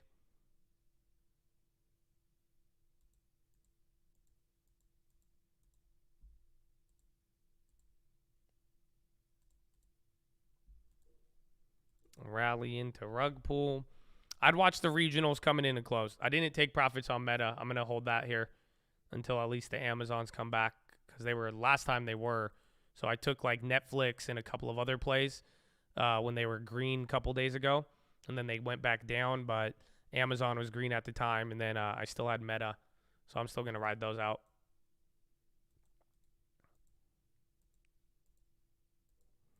Yeah, where did today go? I can't believe there's only 30 minutes. Happy Monday, Chad. Let's go. One more day tomorrow, and then it's Wednesday. Oh, Chad, don't even get ready. And who knows what we're going to get after hours tonight, and then even just right after the bell. And again, every day has been a brand new story. We react to half of it in the morning, and then we react to what could potentially happen by the end of the day. So that's kind of been the cycle so far. This Monday did go by really fast. That's crazy. Dude, there's only 30 minutes left in the day. Like, what? I feel like we just got here. I didn't even poop today. You know that? I didn't even get to have a poop. I know.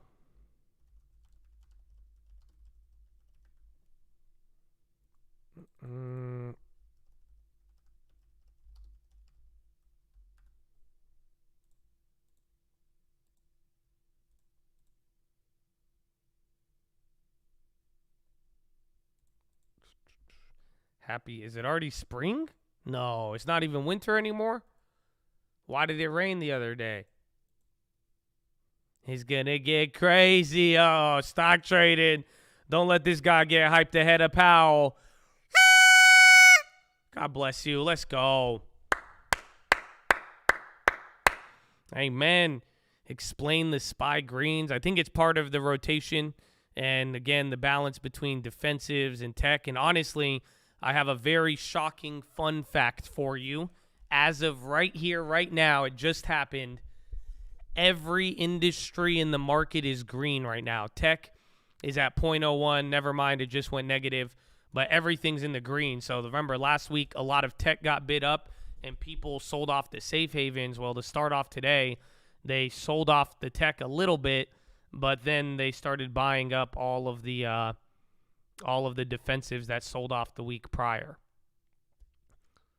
But if anything, it's kind of a positive digestion off of Credit Suisse for now. A little bit more worries about our regionals.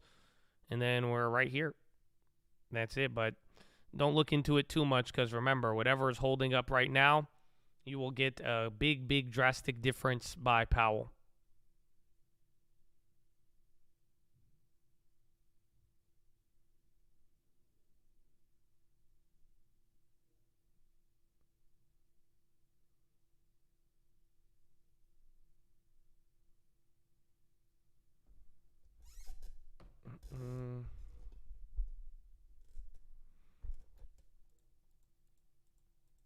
What is that? Pfizer's on the high. Again, watch all those value plays. See if FRC bounces or not.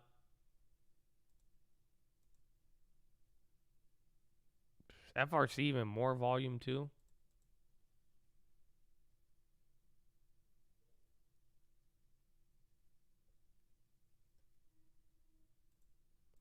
We wait on Powell. Yeah, Powell, and then just monitoring between now and Powell if any other news situation is enough to move the Fed futures. And then right now it's roughly the same as where we started.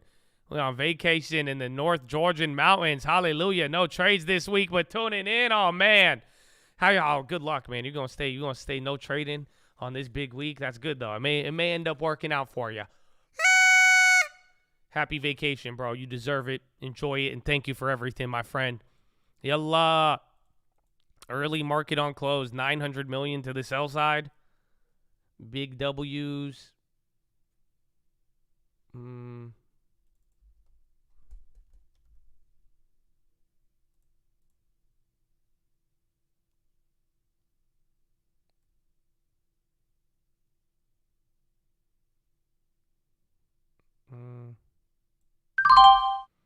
All right, I bought 100 shares of FRC at 12.37. I'm going to just look to try to flip it by close. I don't want to end up holding it.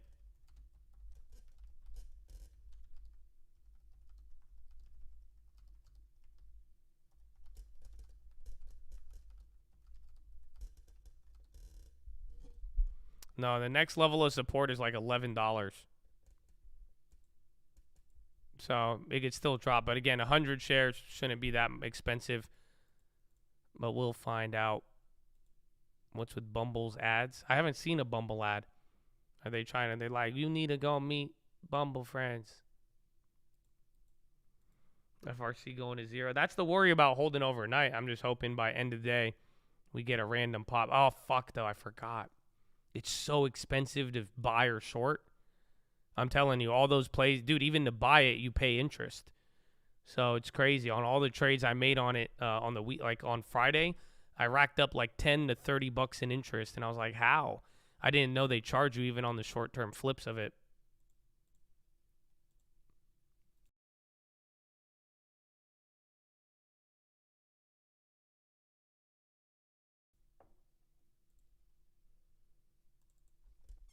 What's the other one? Nike for earnings. Josh needs some vacation. Here with this every day. I appreciate your time. Man, dude, I've been vacationing. Don't get it twisted. I mean, that's why I had so much fun on the last Saturday when I got to go to SVB headquarters. That was my vacation. That was fun. I had to go there for work and other stuff, but it was a lot of fun, bro. I've had a lot of fun traveling, making videos, even sitting down, making some of these videos on the weekend, bro. It's been a lot of fun. So I'm definitely, I'm ready to go, bro. I'm ready to go. I've been woosah'd out. It's been chill.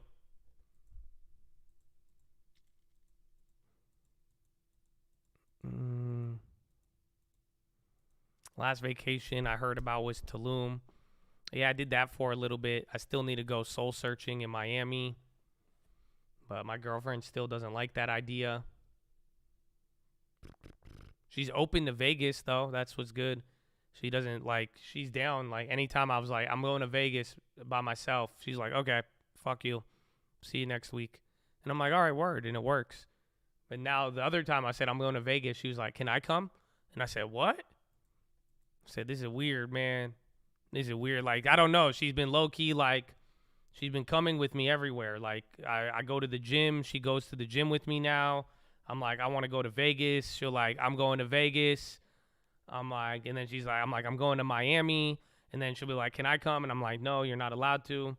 So it's different. I don't know. It's weird. It's weird. And SPY working up a little bit. Watch out, FRC, big volume here at the low.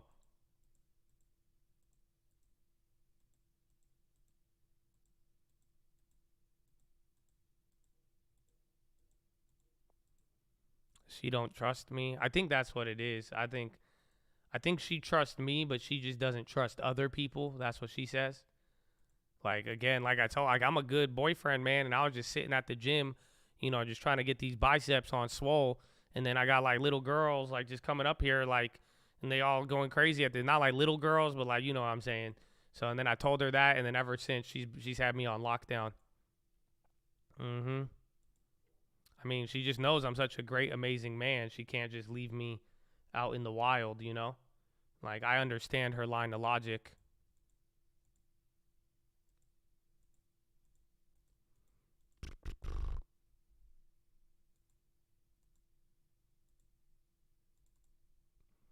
Nike. It sucks Nike is like outperforming though. This was the price we sold it at from last earnings. I guess they're up $4.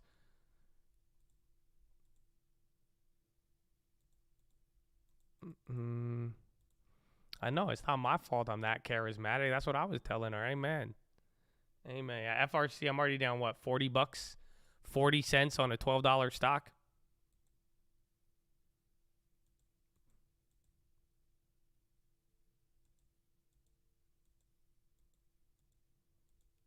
I trust you. I just don't trust others. We're all good as long as everyone doesn't pull their money. Yeah, pretty much.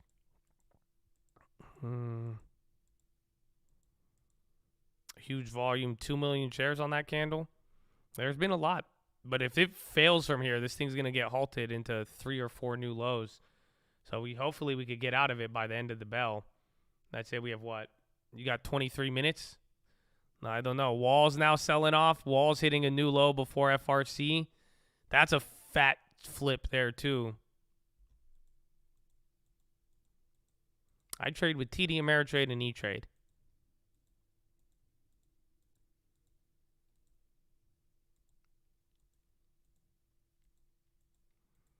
FRC support, please. I think they're going to wait till the bell, so just get ready. We might get a lucky pop otherwise. We're just book the loss at close and then go home.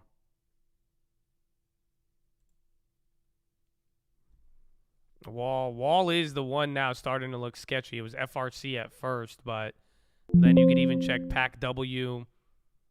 They're even coming down. FITB. They're holding up. Lob. All the other ones are holding up. Wall and FRC are the ones a little bit more shady. I did not get the email yet about switching to Schwab. I think you're gonna be able to use TD Ameritrade. I'm only gonna hold FRC till the close. I'm not gonna play anything. I'm telling they're most likely gonna drop an update between tonight and tomorrow, especially after those JP comments.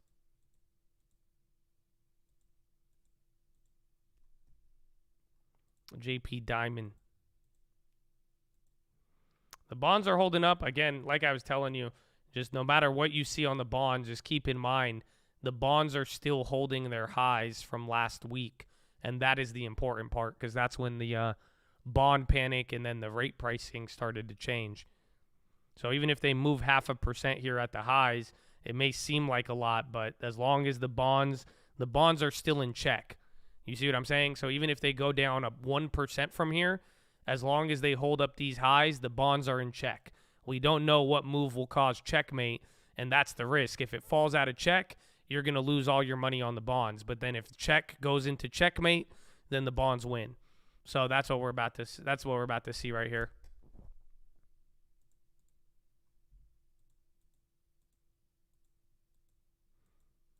Yeah, Wall. I think Wall is sketchy. That's the one I thought would go bust before FRC. FRC just has the same client base. Wall, they just have Ken Griffin buying in 5%, whereas FRC has everybody pouring money into them because they don't want them to die.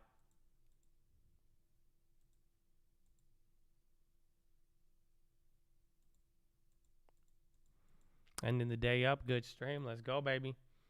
And get that long term, too. Amen, amen. FRC, I'm down 50 cents a share now. It's coming into the lows. The end of the day is not helping. 20 minutes left in the day. 10 minutes till 10-minute rigged. And then it'll get good. And we're near the highs.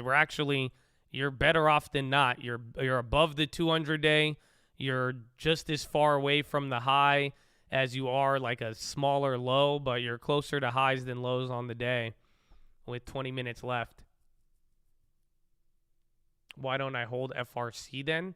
Why? I don't think I said anything that would make me hold it. It's just for the flip on there. I don't know what's going to happen with FRC or not. You're either going to get news and be down another 30-40% tomorrow, or it's going to run up. The only logic I could keep FRC on is that at 100 shares, $1,200, I don't even give a shit at that. But it's a small play. So even at this point, even if you lose, it won't be too crazy. But I would prefer not to lose. But in this case, I'm hoping if I get like a couple $200 here by the end of the day, not too bad. I'm selling FRC because I'm worried about it. Again, I think we're going to get news on it. I'm just trying to play going from $20 to $10 in a day. And then if you get any sort of stupid end of the day pop.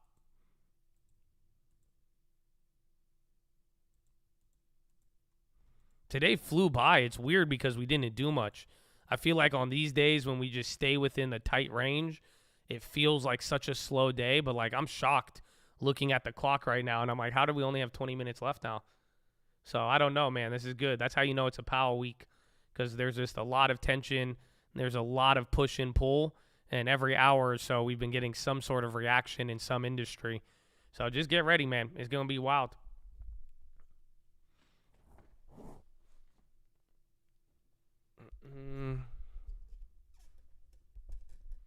Post glasses swag. Like you want me to post a picture of my glasses? I could do that for you. Just follow me on Snap or my Instagram. I don't know where I'll post it. Just depends.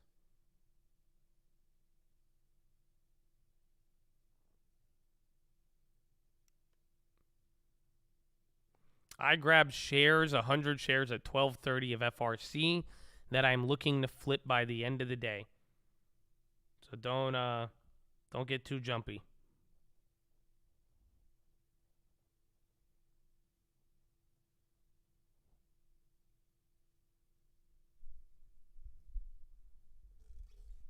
Yes, bank turmoil could bring vicious end to the bear market. That's what Mr. Michael Wilson was saying today.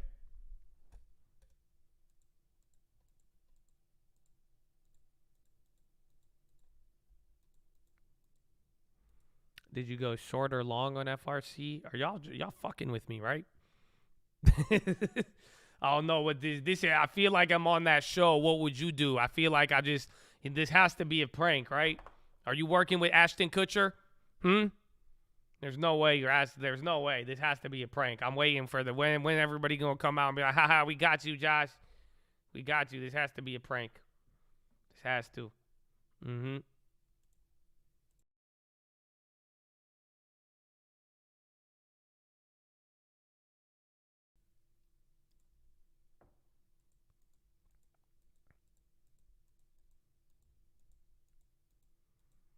Well, that's what people were talking about. They're saying that, we had a bear market without any violent moves. So if this banking crisis turns big, that'll be the final death blow to the market. You'll get a real flush out that's finally low enough, and then you can actually recover.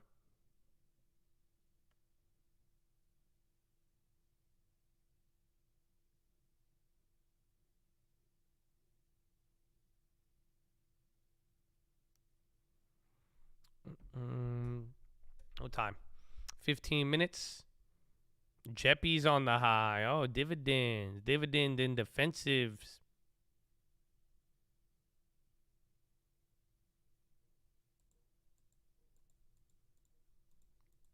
Can NVIDIA have another offer? Even then, last time they did it, nobody responded. Everybody was like, yeah, NVIDIA, 12,000 PE. We love it. Woohoo, AI. Y'all hear about AI? Y'all know AI is going to save the world. Tesla's still holding up today. That's decent. He didn't miss any tin. I don't think so. My only tin is what could actually happen here this week. It's not even tin. It's like if you care about tin, you should be very heavily invested in how the financial system goes this week and whatever occurs and how it plays out. I mean, that's it. The only tin is that we are on the cusp of another historic shift, or we go back to kicking the can for another 1 to 3 months. Microsoft, I don't think they played along today simply because they played a lot last week.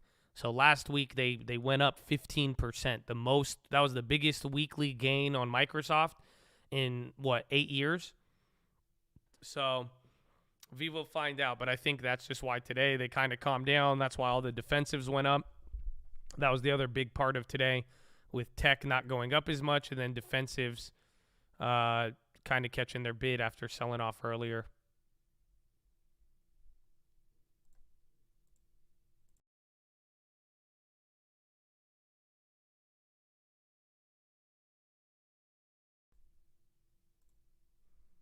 What is SO? Yo, Southern Co. SO, big pop. Southern Co. Nicor commits 30,000 to Lake Catherine. That was at 30. That was 10 minutes ago. And then there was a block trade the other day at 69.03 for 131 million. What is going on with this? So someone had a fat block trade on the weekend for 130 million, a dollar higher. And then apparently they were up a lot. Yeah, they keep popping here. SO, Southern Co.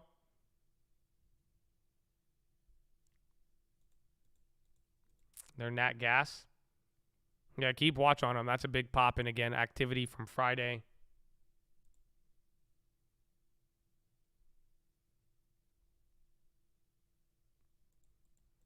Is it possible for FRC to go bankrupt overnight?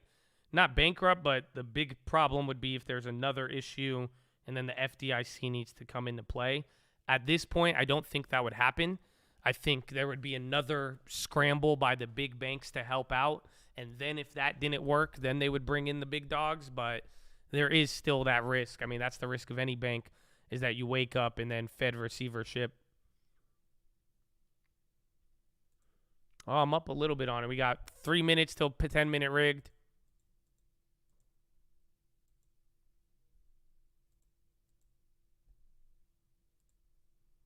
$39.50. Bro, you are 6 points from the high at 10-minute rigged. So I don't know. I got $6 of profit on FRC. Now I'm break even. So you're going up to a key level. I mean, if this holds, even coming into a 10-minute rig, that could be good.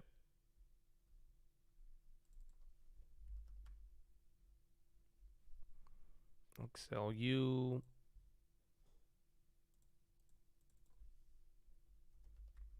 Did Wall end up coming up? No, Wall's still going into the low. Microsoft is getting some activity. So just keep in mind what it did last week. So we're still holding up here, but if Microsoft wakes up, that one will be very powerful. Yeah, Wall is near the low. And the SPY is trying to work its way up here. Again, like I'm telling you, you're 5 points off of the high. So if this 10-minute rigged is good and then final 5, I mean, you might be able to close near the highs, believe it or not. Or you are near the highs. You might be able to close into the high.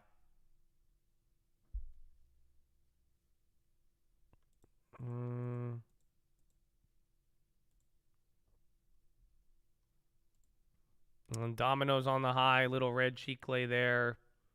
39.52, 3 points below. Yeah, FRC, we're up. We got $20. We just had 50 cents, but that's good. That's the idea, hopefully. Did you buy shares of FRC? This has to be you. Ashton. I'm going to just start calling y'all Ashton Kutcher. Y'all have to be playing with me.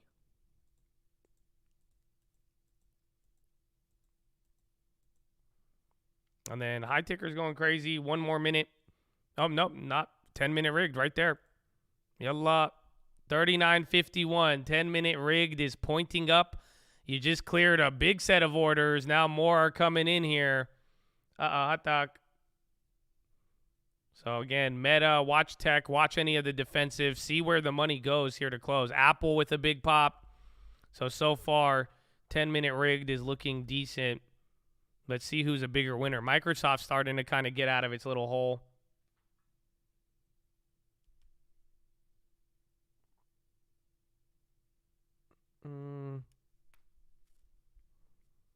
NVIDIA AI event, yes. Oh, where is NVIDIA? Damn, new high. You're about to hit a new high right now on the market. Holy crap. So we were saying you're close to it. 39.55. You're 1 point away from setting a new high. And then again, 39.60. That would be the next level we want to get to.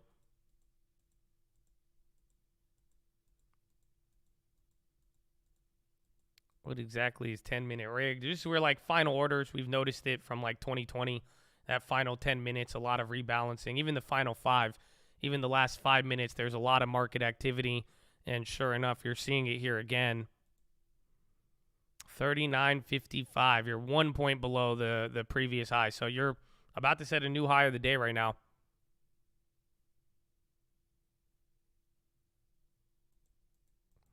Yeah, during COVID, it was crazy. That's when they shifted to the online brokerages. Trying to close. We could, I think on Friday. No, Friday we closed below the 200 day.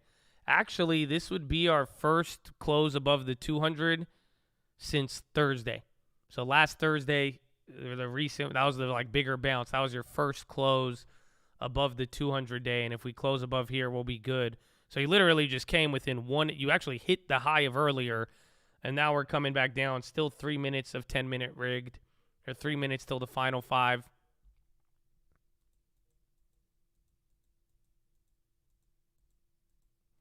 Yeah, FRC, we went green on it for a little bit.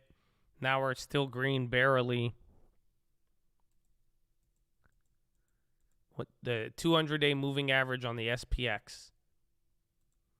NQ, Nasdaq's up 0.44. I mean, most of the day it was actually borderline negative.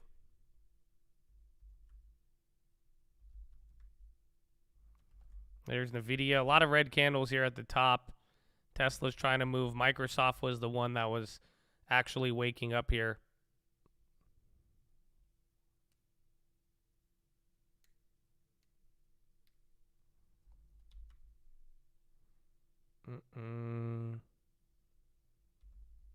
JPM, NYT, New York Times on the high. Or are they ripping? And then, well, we have 7 minutes. I need to go pee. Is that too weird for a late day pee? Can I go pee? Is it too late? I need to go to the bathroom, Chad. I'm sorry. Just follow me on Instagram at the Trading Fraternity. I love you. Okay, I'll be right back. Oh, Michael Wilson's on Bloomberg. Let's listen to Michael Wilson. Of course, you know, they rotate pretty much back out of it as soon as they feel like the coast is all clear here. What do you look at here that becomes that ballast should things actually deteriorate? Yeah, it's a really interesting setup, Romaine, because, you know, last year defensives did really well. They did their job because growth was slowing and obviously rates were going up. So there was a real, you know, kind of flock to safety. And then at the beginning of the year, as we usually do, we saw a risk-on mentality, the January effect. And then, of course, the risk of recession actually went down considerably in February. And that got people to leave the defensive. So that means that those defensive sectors, things like staples, utilities, perhaps healthcare, which have been underperformers this year, could get their legs back. And that's what we think. We think as the growth concerns come back into the fore, that those are the sectors that will probably take the baton away from the growth sectors and the cyclical ones. Mike, we've talked with a lot of people on this program, actual money managers and portfolio managers who've talked about this idea here of sort of finding that opportunity. The idea that whether we're headed for a recession or whatever economic downturn, the idea that this bear market has gone on for a significant period of time, at some point, just by nature, there will be an upswing to some degree or another. But of course, timing it is always the big factor here. And I'm curious as to what you look for that gives you more confidence here that the bear market is. All right, we good. Again, that was Michael Wilson. So he's the one, again, people loved him, then they doubted him for a month, and then now they're back to normal. Damn, we're back down to negative now on FRC. That's not good coming into the close because usually these bounces, that final wishbone should be the last one, but that don't look too pretty. We'll see. Playing rum and D-walk both ways. I forgot about that. That was earlier. Trump movement on the whole Trump situation. The Trump arrest. All right, 4 more minutes. Final 5 kind of leading downwards for now. Let's do a final bank check. Regionals near the low of the day, still ending positive. Western Alliance is into the low. XLF's kind of holding on. And then again, FRC is going to be down another 47% here today. Amazon's trying to move up. Same thing with Apple too. Or no, Apple's flipping. Amazon's going up. And a lot of movements here at the close. 39.49 from 39.56.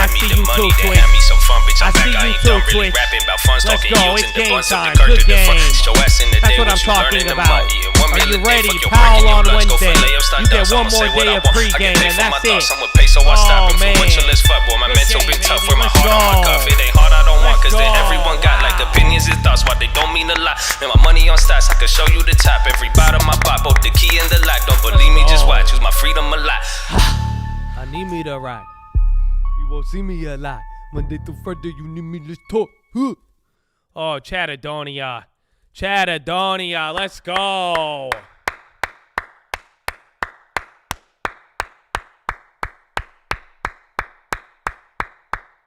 Chattadonia, how do you feel? How do you feel, man? That is the day. I don't know if we have anything. Xi Jinping says playing constructive role on China. SLR Investments issues letter to stakeholder. Who's that? SLRC? Whoa. Where's SLRC? So that's another one. I think they just got mentioned in on this. They just put out a letter to shareholders. I think that's all we have right now. Nothing on FRC after the bell. I think we're right at break even. So let me see. I think it's like right at my price. We have nothing yet. But Chattadonia, God bless you. Good evening. We made it. But Chad, that's the day. That is the day. Welcome to Powell Week. This week has a lot there. We're still dealing with the banks and all of it. But now the day is over. You made it to the bell. If you got to get going, just let me tell you right now, we love and appreciate you. Thank you for being here today. Oh, 2.2 thousand likes, baby. Let's go. Oh, shit. Okay, we're good. That one could have been. That was dangerous. Oh, good morning. I keep saying good morning, but Chad, that's it. That's the day, man. But for real, if you gave us a minute of your time, for real, I want to tell you thank you for this opportunity.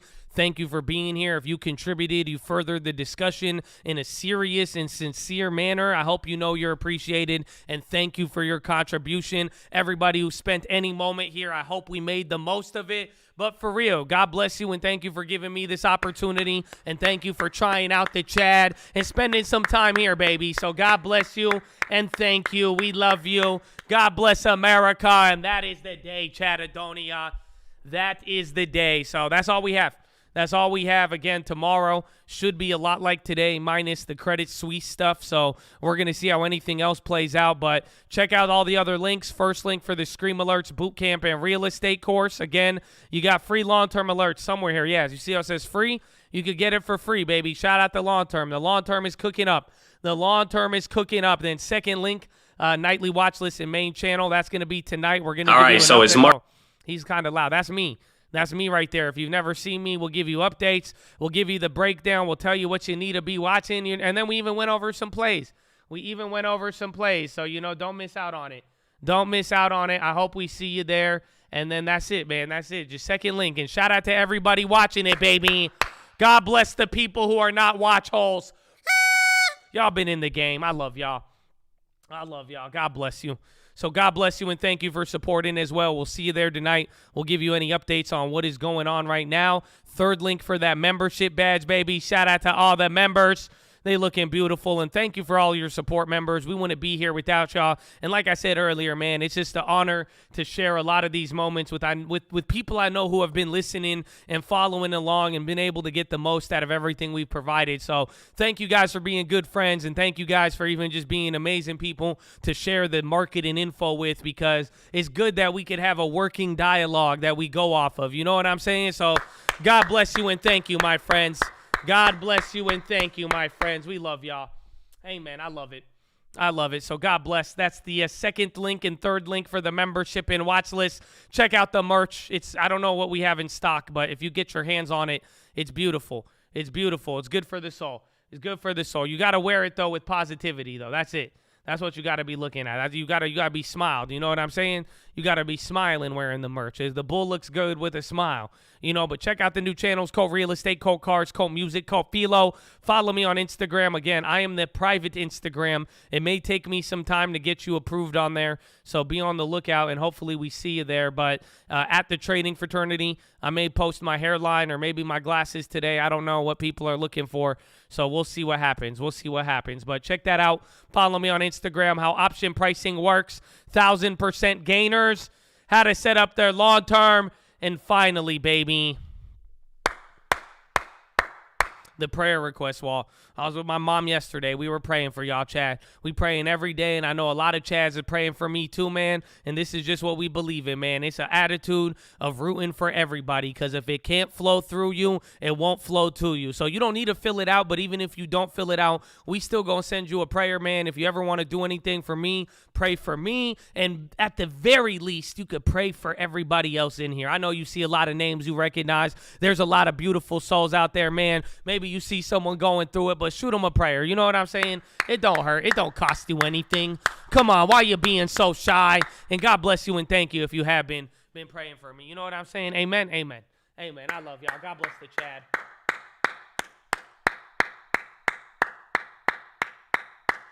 But Chadadonia, that is the day. That is the day.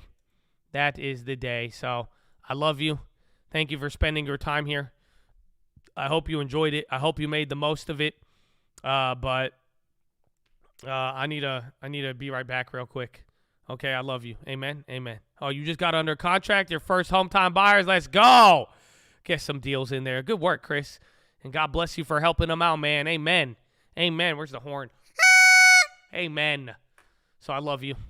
And here, take some uncle. Take some uncle. It's good for you. It's good for you. Go music.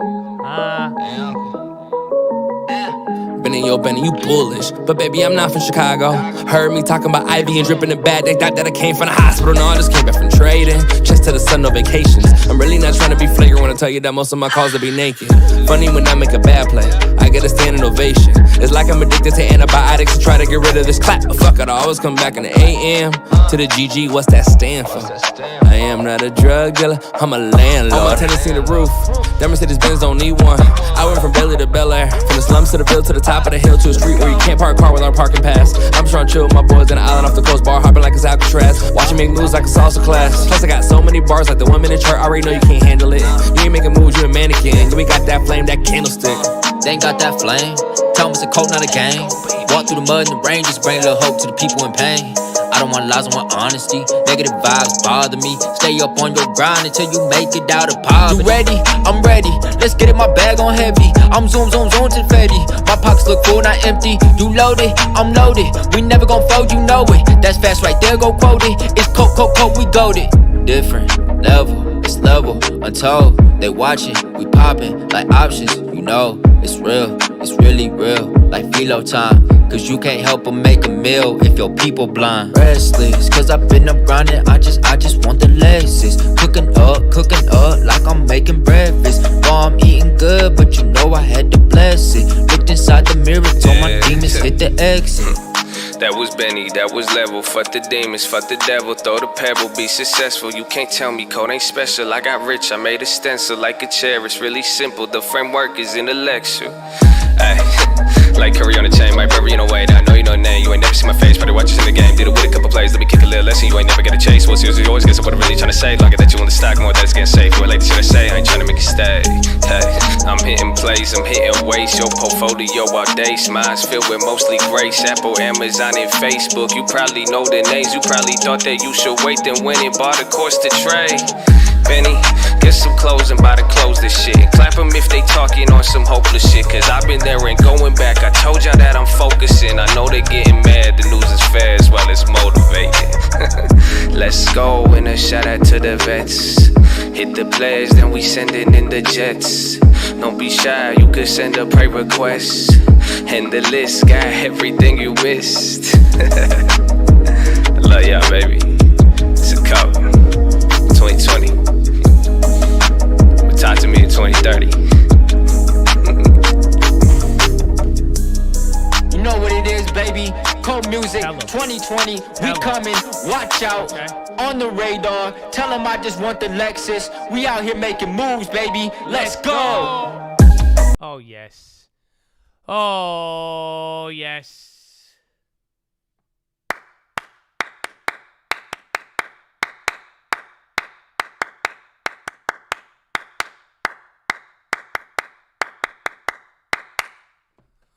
Oh, it's time. Ladies and gentlemen, Boys and girls, I got a quick mini PHILO for you. And I'm excited to share it with you. You know, I hope it inspires you because I have been inspired by a recent verse of the day.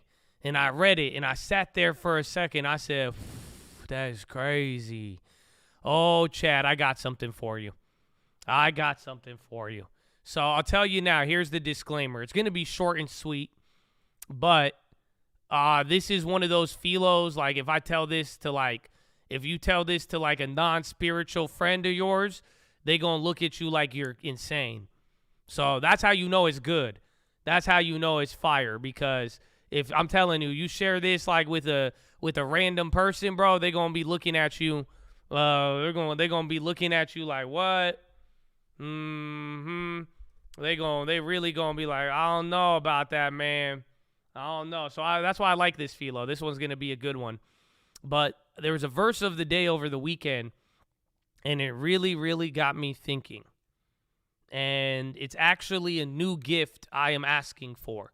So I'm asking God for this prayer, and this isn't just for me. That's why I'm hoping this gift could be inspired to everybody. Okay? And you know what it is? Are you ready? This is how you know how I'm crazy. I'm talking about the gift of prophecy. Oh, man.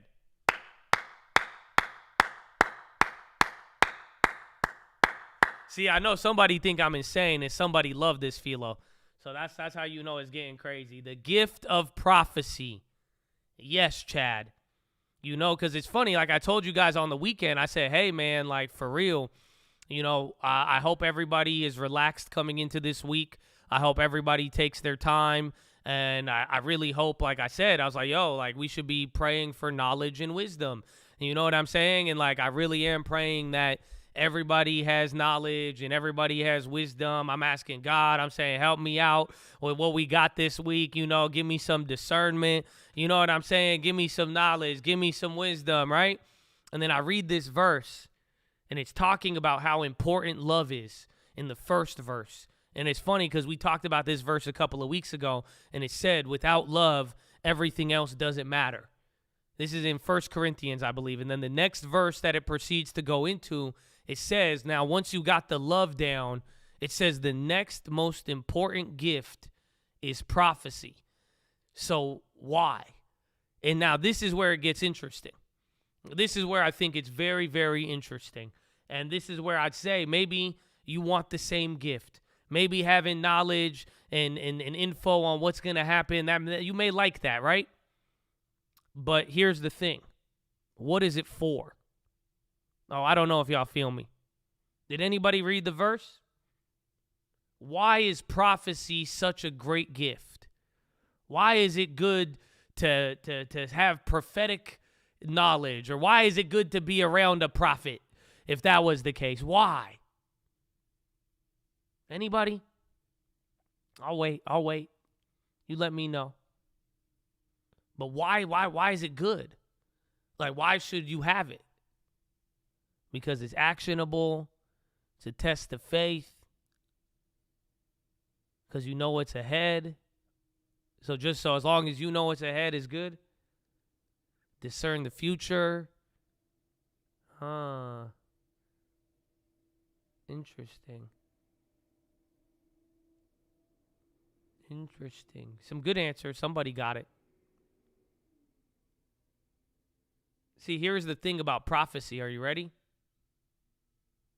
It's only beneficial if it helps other people. That's the whole point it says in that verse. And it talks about how the prophecy is not for you to be chosen. The whole idea is that it could help other people. See, so it's not so that you know what's going on and so that you could get a bag. It's actually so that it could help people see the light. It's so other people can be kept out of danger.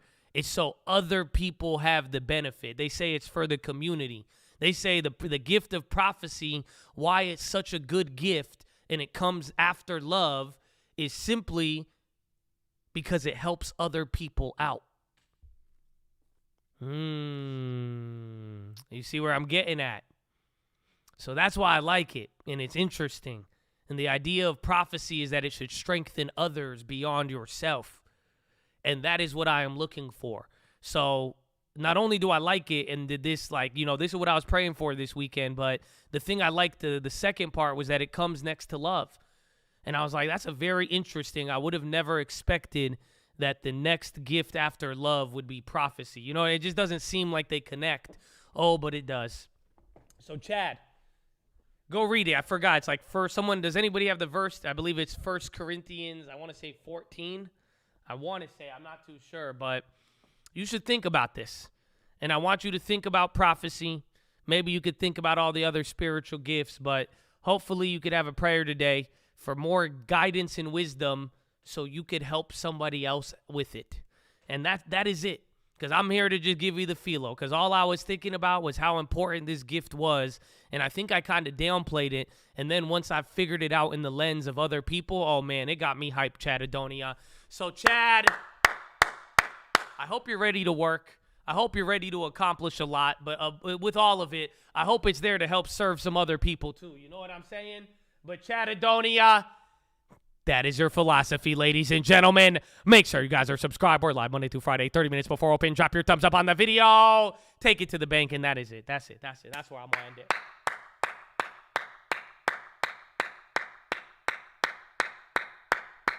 But that is the day, Chadadonia.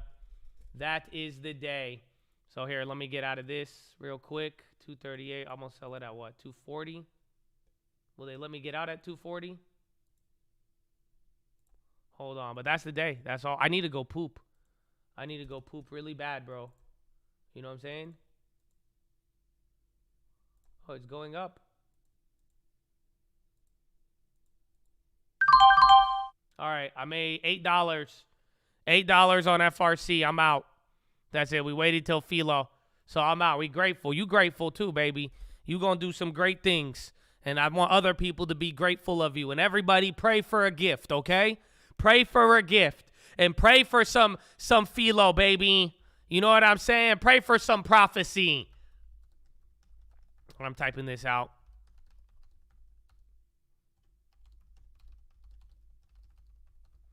All right, and that's it, Chad. That's it. I really got to go poop now. So, Chad, I love you.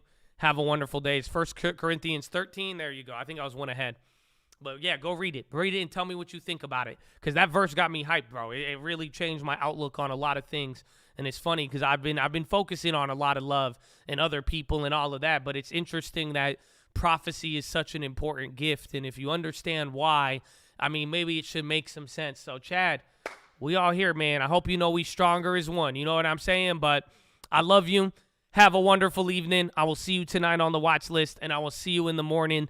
Go read the books, Richest Man of Babylon, Proverbs, New Living Translation, and The Strangest Secret in the World. And don't forget why we're here, okay, baby? Don't forget why we're here, why we don't back down, and why what we're looking for us is probably for other people more than us, baby. And that faith, hope, and love ain't never going out of style, baby. Why? Finger to the sky, baby. To God be the glory, and through the grace of God alone. Amen. Amen.